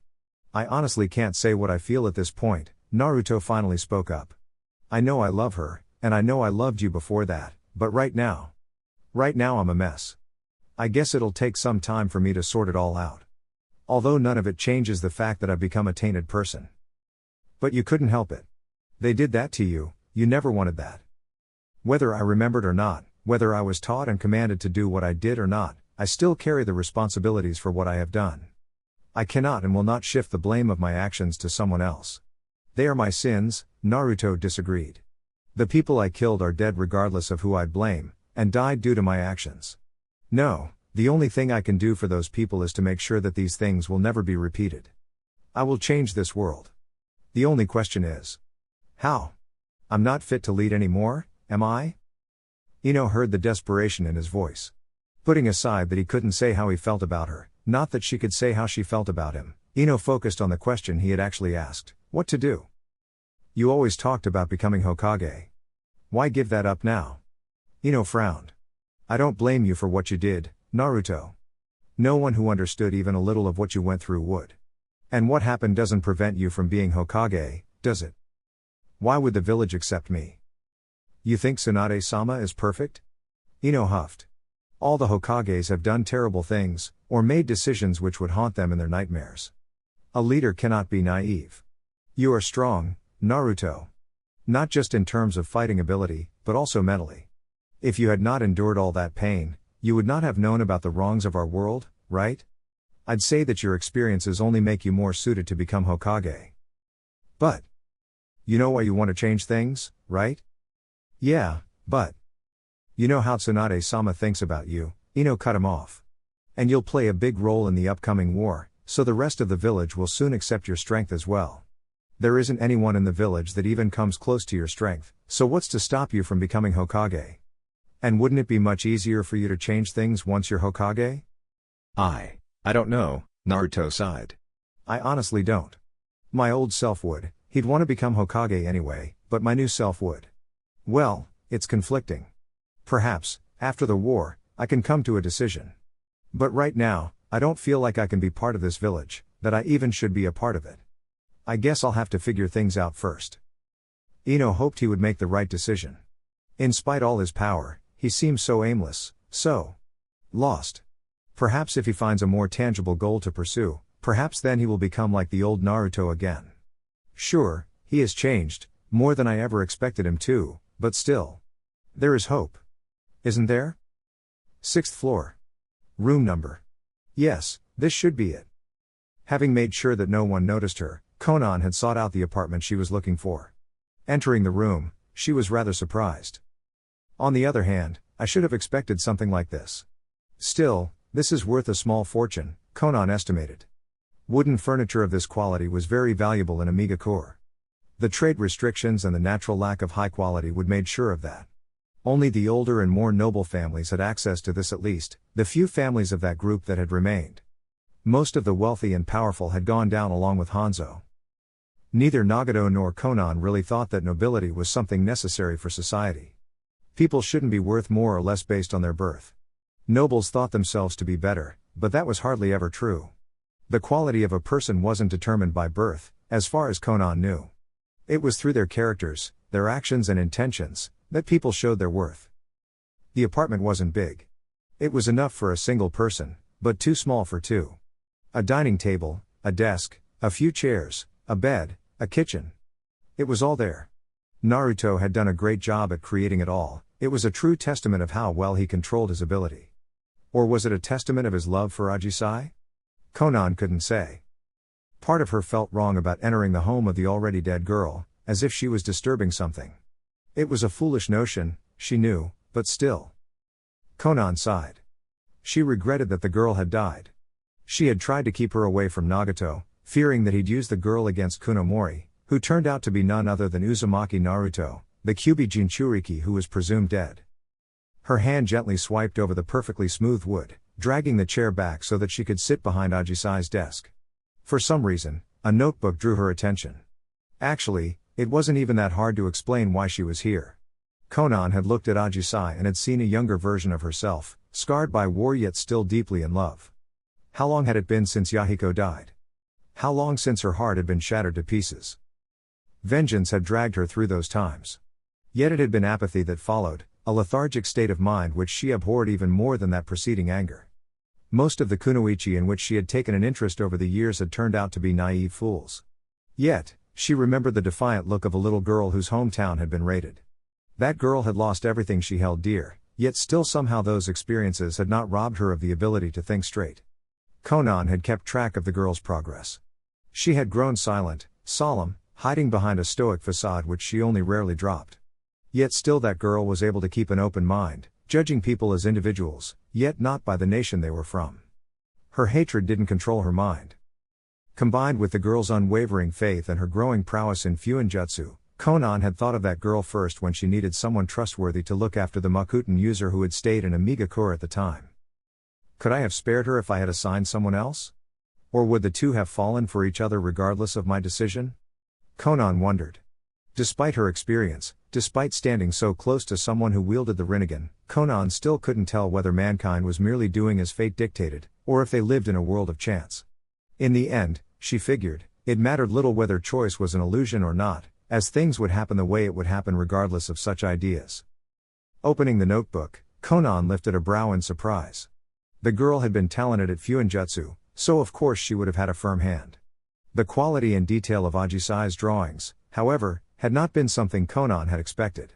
The girl had seemed pragmatic, not the type who'd have an interest in the more artistic side of human nature. Obviously, Konan had been mistaken. The drawings of landscapes, both from Amigakure and surrounding nations, all places which the girl would have visited during missions, were impressive enough. It was, however, the portraits that captivated her. It is odd to see a drawing of yourself, Konan mumbled absent-mindedly. Yes, there were drawings of Fuyo and Swerin, Ajisai's teammates, but most of the portraits had been of Konan, mostly with angelic wings. Oddly, there was also a drawing of a girl from Konoha, one who had her hair styled in two buns, in what seemed to be a desert-like environment. Flipping through the pages felt as if she was scanning through Ajisai's life. How fitting it was that the last drawing, albeit an unfinished one, depicted Naruto. A serene smile, tender yet also with a hint of sadness, adorned his bewhiskered face. His radiant eyes stared at something beyond the drawing, almost dreamingly. Why did this have to happen? Konan grimaced. Why did she have to die? Of everyone in the new generation, she held the most promise. Perhaps she wasn't the strongest shinobi, but she had wisdom beyond her years. Konan couldn't understand how Nagato could so easily discard the girl, how he had turned the girl's corpse into a puppet to be used against Naruto. This wasn't the Nagato she had known. Nagato had always been powerful, far stronger than any other, yet still had been kind and caring. The Nagato she'd known wouldn't do that to Ajisai, nor would he have turned on their sensei like that. What had gone wrong? Yes, they had agreed that the symbolism of godhood was useful, that people would be easier to mobilize if they had a strong belief in pain. That religious fervor would keep the nation together, keep the people strong against the countless threat that were looming across the borders. Yet, he seemed to have fallen for his own trick, now seriously considering himself a god amongst men. This wasn't a new fact for Konan, of course, but she had always believed that her friend was still aiming to do the right thing. The situation with Ajisai had shaken that faith, had woken her from her lethargic slumber. Besides, something about the entire situation didn't add up. Why did Ajisai have to die? If Zetsu had taken her captive, as Nagato had intended to do, it would have been easy to capture Naruto. The boy was highly dangerous, but his emotions for the girl were a glaring weakness that Zetsu had to have noticed. Yet, Zetsu deliberately killed her. Why? Zetsu had tried to trick Akatsuki, coming up with the whole charade of Kunomori. Obviously, Zetsu had known who the boy really was, even if Kunomori had seemed unaware of that fact. The memory loss which he had spoken of seemed to be real. Was killing Ajisai a failed ploy to take control over the boy? After all, Nagato had seen through the facade, had seen Naruto for who he was. What was it that Zetsu planned to do with Naruto? It can't be that he intentionally put Naruto up against Akatsuki, did he? Konan groaned in annoyance. Why hadn't she considered this before? Of course that had been his intent. Zetsu couldn't control Nagato, so he tries to have him killed? But without the Rinnegan. Wait, what did Nagato and Zetsu agree to do with Madara's body? Black Zetsu once said he was Madara's will. Would he be scheming to have Madara revived? If Nagato would be pushed back too far, if the situation would grow desperate enough, he might just resort to that. I know Nagato doesn't trust the Uchiha, but if he is faced with a situation that leaves him no other option. Being used to the likes of Hidan, Orochimaru, and Sasori, it didn't even seem that odd that such a legendary figure as Uchiha Madara would have been obsessed with immortality. In her experience, those with power always craved for more power. Resurrecting the body which Orochimaru had created with the otherworldly abilities of Nagato's Rinnegan might just give Madara what he wanted. But that would be a wholly different plan than what Nagato intended to do to create world without war. I cannot allow Zetsu to continue this. Konan stood up, and after some hesitation she took the sketchbook. After this situation was resolved, this apartment would be cleared for the next inhabitant. It would be a waste if this book was thrown away. This was the legacy of Ajisai, a relic that reminded Konan of how she had failed the girl. Files were piled upon files. Her desk was a mess. But unlike normal, this time there was actually a lot of interesting information to be found. There were Swearen's accounts of Amigakur, for instance. Shikaku and Inoiki had compiled all the information they could get from someone with her clearance, effectively having the entire layout of Ame and its surroundings. Added to this was Naruto's information regarding the locations, as well as some very specific methods to enter those locations, where Akatsuki was known to have their hideouts. Naruto had seen a lot, thanks to his travels at Kakuzu's side. What interested Tsunade most of all, however, were the documents which Inoiki and Ino had given her, the rudimentary psychological profile of Uzumaki Naruto. While she was aware that Ino was a rather biased source, Inoiki mostly seemed to agree with her. Naruto was exceptionally strong, yet also very upset. And who wouldn't be? He lost his memories, got turned into a tool of slaughter, only to get his memories returned to him. On top of it all was the matter of how he had lost his fiancée. While it had been a rather short romance, Ino hinted that it was a strong one, to the point that Naruto still openly admitted he loved the girl. Although another part of him. She sighed, knowing how much that had to have hurt the poor Yamanaka. But Tsunade knew better than most that the heart was rarely controlled by reason. The long aftermath of Dan's death was a not-so-pretty reminder of that fact. With another sigh, not in the least because of her annoyance that she couldn't drink in these times, she looked up at the portraits of her predecessors. "It's your kid, Minato. What would you do? Or you, sensei? You cared about the brat as if he was your own grandson," she mumbled softly to the four faces. "You two would have cooked up some brilliant plan and got him back aboard. He's the strongest shinobi that Konoha has, yet the life he's been through has made him distrust everything. You, or Tobarama Jizen, would have known a way to reach him. Not to mention you, Hashirama Jizen. You would have known how to heal his torn heart. I'm sorry I don't have a heart as big as you, or brains like those of the others." Dejectedly, she closed the file and put it back in her drawer. The tinkling sounds of the closing drawer only served as a reminder of who she was. She wasn't wise, brilliant, ingenious, or amiable. Tsunade only saw herself as an old drunk, bitterly reminiscing about the past, longing for those she had lost. She only got the position due to a lack of alternatives, because Jiraiya had refused it, because Danzo would be far worse, because Minato, who should have still had the hat, had died before his time. She didn't see herself as a beacon of strength or hope. Sure, Tsunade knew she outclassed almost all of Konoha's shinobi, with possible exceptions such as Mito Gai, but that didn't mean she deemed herself fit as a Hokage. "I only accepted the damn job because I thought it would merely be for a few years. When the brat would be old enough, I'd step down and he'd take my spot. But now..." He said he didn't want to become anyone's pawn ever again. He'd only fight alongside Konoha, not as one of its shinobi. What should I say to get him to trust me again? Someone knocked at the door.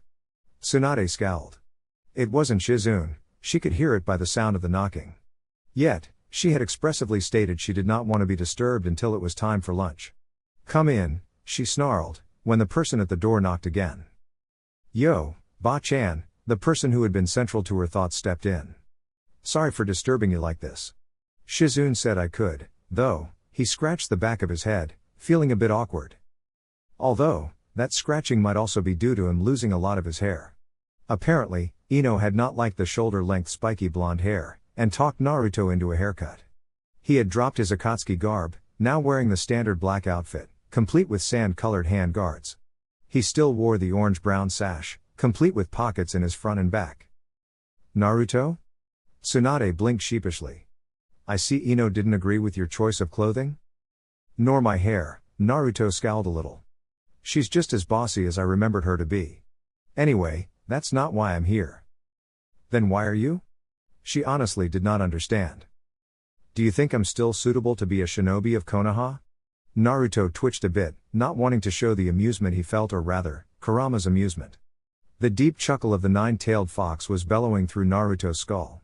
In their defense, the stupefied look on the Senju's face was rather comical to behold. But he didn't want to give her the idea that he was making fun of her. Not yet, at least. But I thought, Tsunade started, before stopping herself. Take a seat, brat. Rummaging through another drawer, she wondered, how many drawers does my desk have? Not enough to hide all the paperwork. She took out an item. She threw it at him. Ba-chan? Naruto frowned. She hadn't given an answer to his question, instead throwing an hitai ate at him. Of course I'm thinking you're fit to be a shinobi of Konohagakure, Tsunade smirked. What kind of idiot would argue otherwise? I bet you'll become as strong as my grandfather was, she nodded at the portrait of Hashirama. If not stronger, considering that you're the son of the Yondaime and the Jinchuriki of the strongest of the Baijuo. Yeah, but I'm not exactly pro-Konoha, Naruto frowned. What I want isn't what many within Konoha will agree with, and I'm not going to allow myself to be stopped by petty politics. I've seen too much of what the hidden villages do. I want this war to be the last.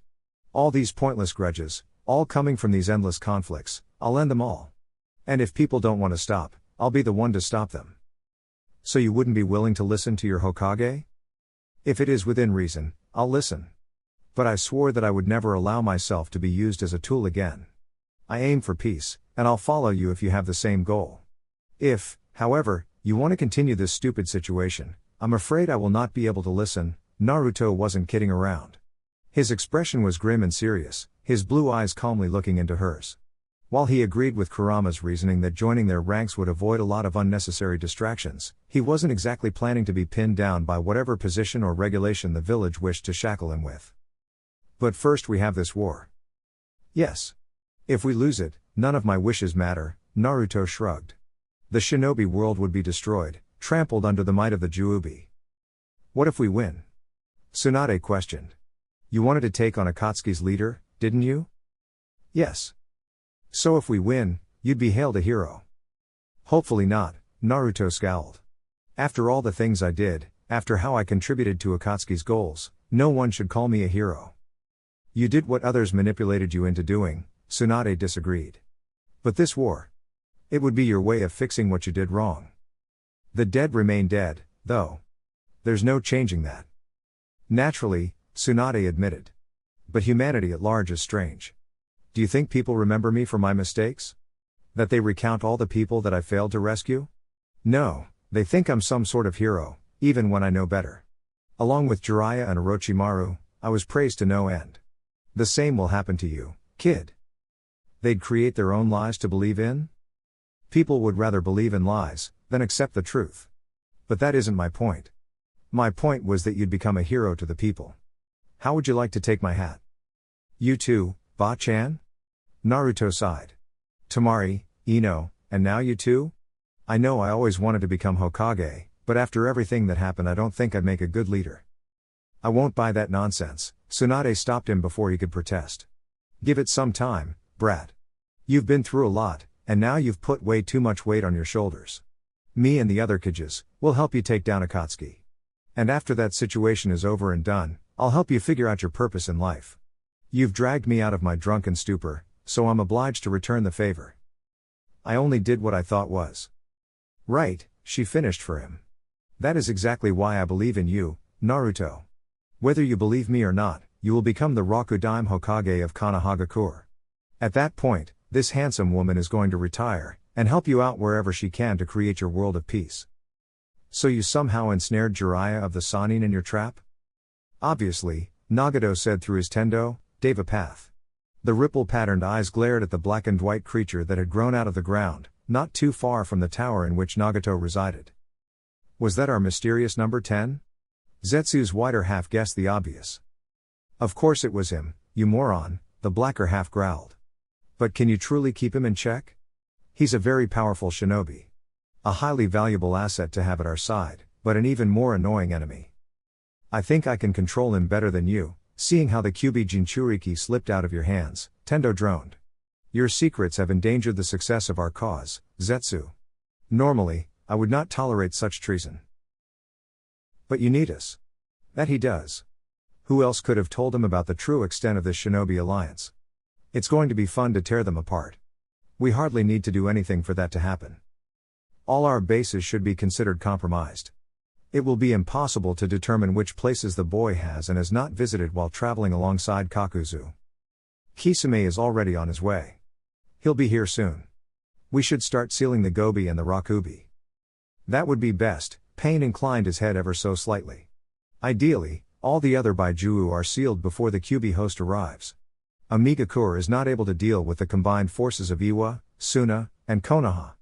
Even if they will waste much of their resources to attack all our already empty hideouts throughout the nations. The seals and barriers left in place should hamper those forces considerably. Naruto will pose a threat. But we can turn the Tsuchikage and the Reikage. Yes, we can, but the Mizukage is no pushover. The Hokage is weaker than she once was, while the Kazekage is still young. By contrast, the Tsuchikage is too old. He has some pretty devastating attacks, though.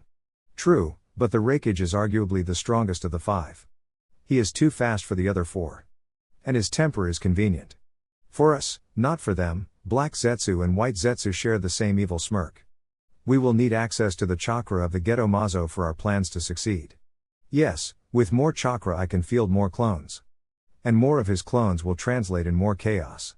Stupid as he may be, his Narukawari no Jutsu, body substitution jutsu, is perfect for these situations.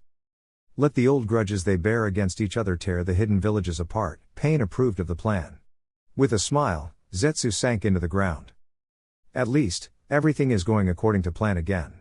With access to the Geto Mazo, the only thing that remains is to wait for Nagato and Naruto to engage each other. Just a little more, and Mother will return to us. Naruto sat atop the stone monument that overlooked Konoha. A place he often visited in the first 13 years of his life. Today's visit had been long overdue, as was practically everything he did while being in Konoha. The longer he stayed, the more his old memories got settled in their rightful places. It was still a mess, considering the contrast between his old self and his new self, but he was adapting quick enough. His green flak jacket was proof of his adaptation, he guessed. Tsunade didn't just give him a hit I-8, but also promoted him to Jonin in one go. Although, that promotion had yet to be ratified, but that was something for after Ame. His ability to adapt to the contrasts between his old and new life was another thing Naruto had to thank Ajisai for. If not for her, Naruto would have remained an emotionally crippled tool. But due to her, the newer memories at least seemed more consistent with the old ones. The only thing that split him up was the matter of Yamanaka Ino. The emotions he held for Ajisai conflicted with his old crush on the pretty blonde. I'll need time to figure that one out, won't I? Why ask me? I'm hardly the person to go to with that stuff. You are the one who's been around for multiple centuries, though. Did I ever bother myself with you squishy bipedally challenged creatures? Let's see. No. You didn't have to be such an ass about it. Why don't you ask your blonde friend? In other matters, I would. No, kid. You wouldn't. You've changed too much for that. She's innocent and naive, she won't understand you, the current you. Didn't you see her look when you said you talked to me? That other girl seemed a lot more tolerable. It is unfortunate that she kicked the bucket. On the other hand, she would likely have been used as a means to extract me somewhere at this point. If I could switch. Moron. If that happened, she would have ended up dead too. Did you forget about the Juubi? You always lose your ability to think straight when that woman is involved. It is sad to admit, but I don't think that there would have been any option you could have chosen where she would have survived. With her living in Amigakure, your romance was doomed from the start. I should have found a way to get her out of Ame. How? The moment you would have turned against that sewn-together freak show, Zetsu would have reported to Pain. At that moment, Her life would have been forfeit. You would not have gotten close to her without Akatsuki knowing. You would have walked straight into a trap. In hindsight, what they did was incredibly stupid. Unless Zetsu deliberately turned you against Akatsuki. Why would he do that? It wouldn't make sense. There is more to that vegetable than you'd expect. But you should pay attention to the outside world now. There are a couple of humans looking for you, and they're getting close. Opening his eyes, Naruto scanned his surroundings. There were indeed people walking up the stairs. Considering that stairs only led to the top of the monument, Naruto assumed that they were likely looking for him. Oddly, the chakra signatures felt familiar. And one of them was Ino, he noticed. Told you to trust him, a boisterous voice sounded after a little while. Akamaru's never wrong. Naruto recognized Kiba's voice, but when he saw the large white dog at his side. Wait, white? Akamaru? He muttered disbelievingly, still out of their hearing range. Nah, that can't be. Can it? You don't need to tell us that Akamaru smells, Ino's voice snapped back. Hey! Kiba protested, although the remainder of what he said was inaudible to Naruto due to Akamaru's barking. It wasn't long before the group saw him, sitting atop the Yondaime's stone head. His father's head. Yo, he put up one hand. It was a bit lame for a greeting after not having seen them for 3 years, but what else was he supposed to say? He didn't know. Nor did he really care all that much, considering the other things he had on his mind. Hinata, Kiba, and Akamaru greeted him with enthusiasm. Shino too, as far as Naruto could see, as the Aburame had somehow managed to hide his appearance even more since the last time Naruto had seen him. Choji was much more guarded, while Shikamaru was outright glaring at him. For this, Ino was staring at the Nara with barely restrained anger. A few hand seals later, and Naruto slapped his hands on the ground. Choji and Shikamaru tensed, but their fears turned out to be unnecessary. A large table and 7 chairs, all grown out of wood, rose up from the ground. I guess I can offer you guys a seat wherever I am, so take one, Naruto shrugged. Holy crap. So you really do have Mokuton? Kiba exclaimed. Sure, I heard the rumors and all, but... well, it's kinda unreal. It isn't really something I got voluntarily, Naruto said calmly. As Shikamaru, Choji, and Ino can attest, I have not exactly been myself for the past 3 years. Why you look strange, Hinata stammered.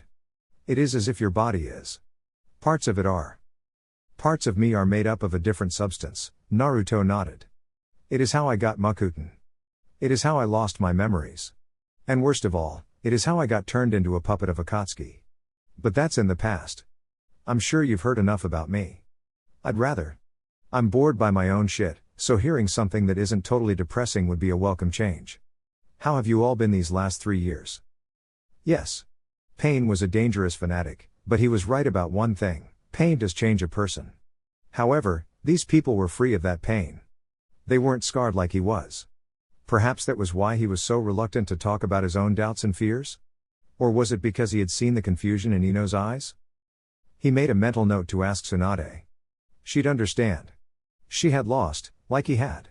Unlike these mostly untarnished souls, she could help him figure out his purpose. How many? With the chakra I took? 300. Good. 60 for each nation. That should be enough. Take the key positions that we've scouted out these last few years. Kill them, and take their places. Then, start spreading the rumors according to what we've discussed. You sure we should draw Kumo into this as well? The Raikage won't hesitate when he hears that his little brother was taken to Ame. Feeding his fears that Iwa intends to extract the Hachibi for their own purposes would only increase his haste. We need confusion. Just leave a few of your clones, disguised. Make it seem like Kisame was ambushed by Iwa troops. If the Raikage thinks he has found the corpse of his brother, that impulsive fool is bound to do something stupid. That Tsuchikage still seems confused, by the way. Any luck figuring out what happened to him? Only one who knows is his granddaughter, and she refuses to talk about it, Zetsu sighed. Still, something happened in Konoha. He's off. Also, it seems like Naruto-kun made quite the impression there. Iwa is in complete disarray. Apparently they know he's the son of the Yondaime Hokage. Then they'll inevitably turn on Konoha. Any luck with Suna? No, not yet. Kiri was better, though. Apparently Mei-chan didn't finish the job thoroughly enough. She left some of the old loyalists alive. I'm currently causing division among their ranks by framing the old supporters of Yugura's reign for a few murders. That is a surprisingly good idea.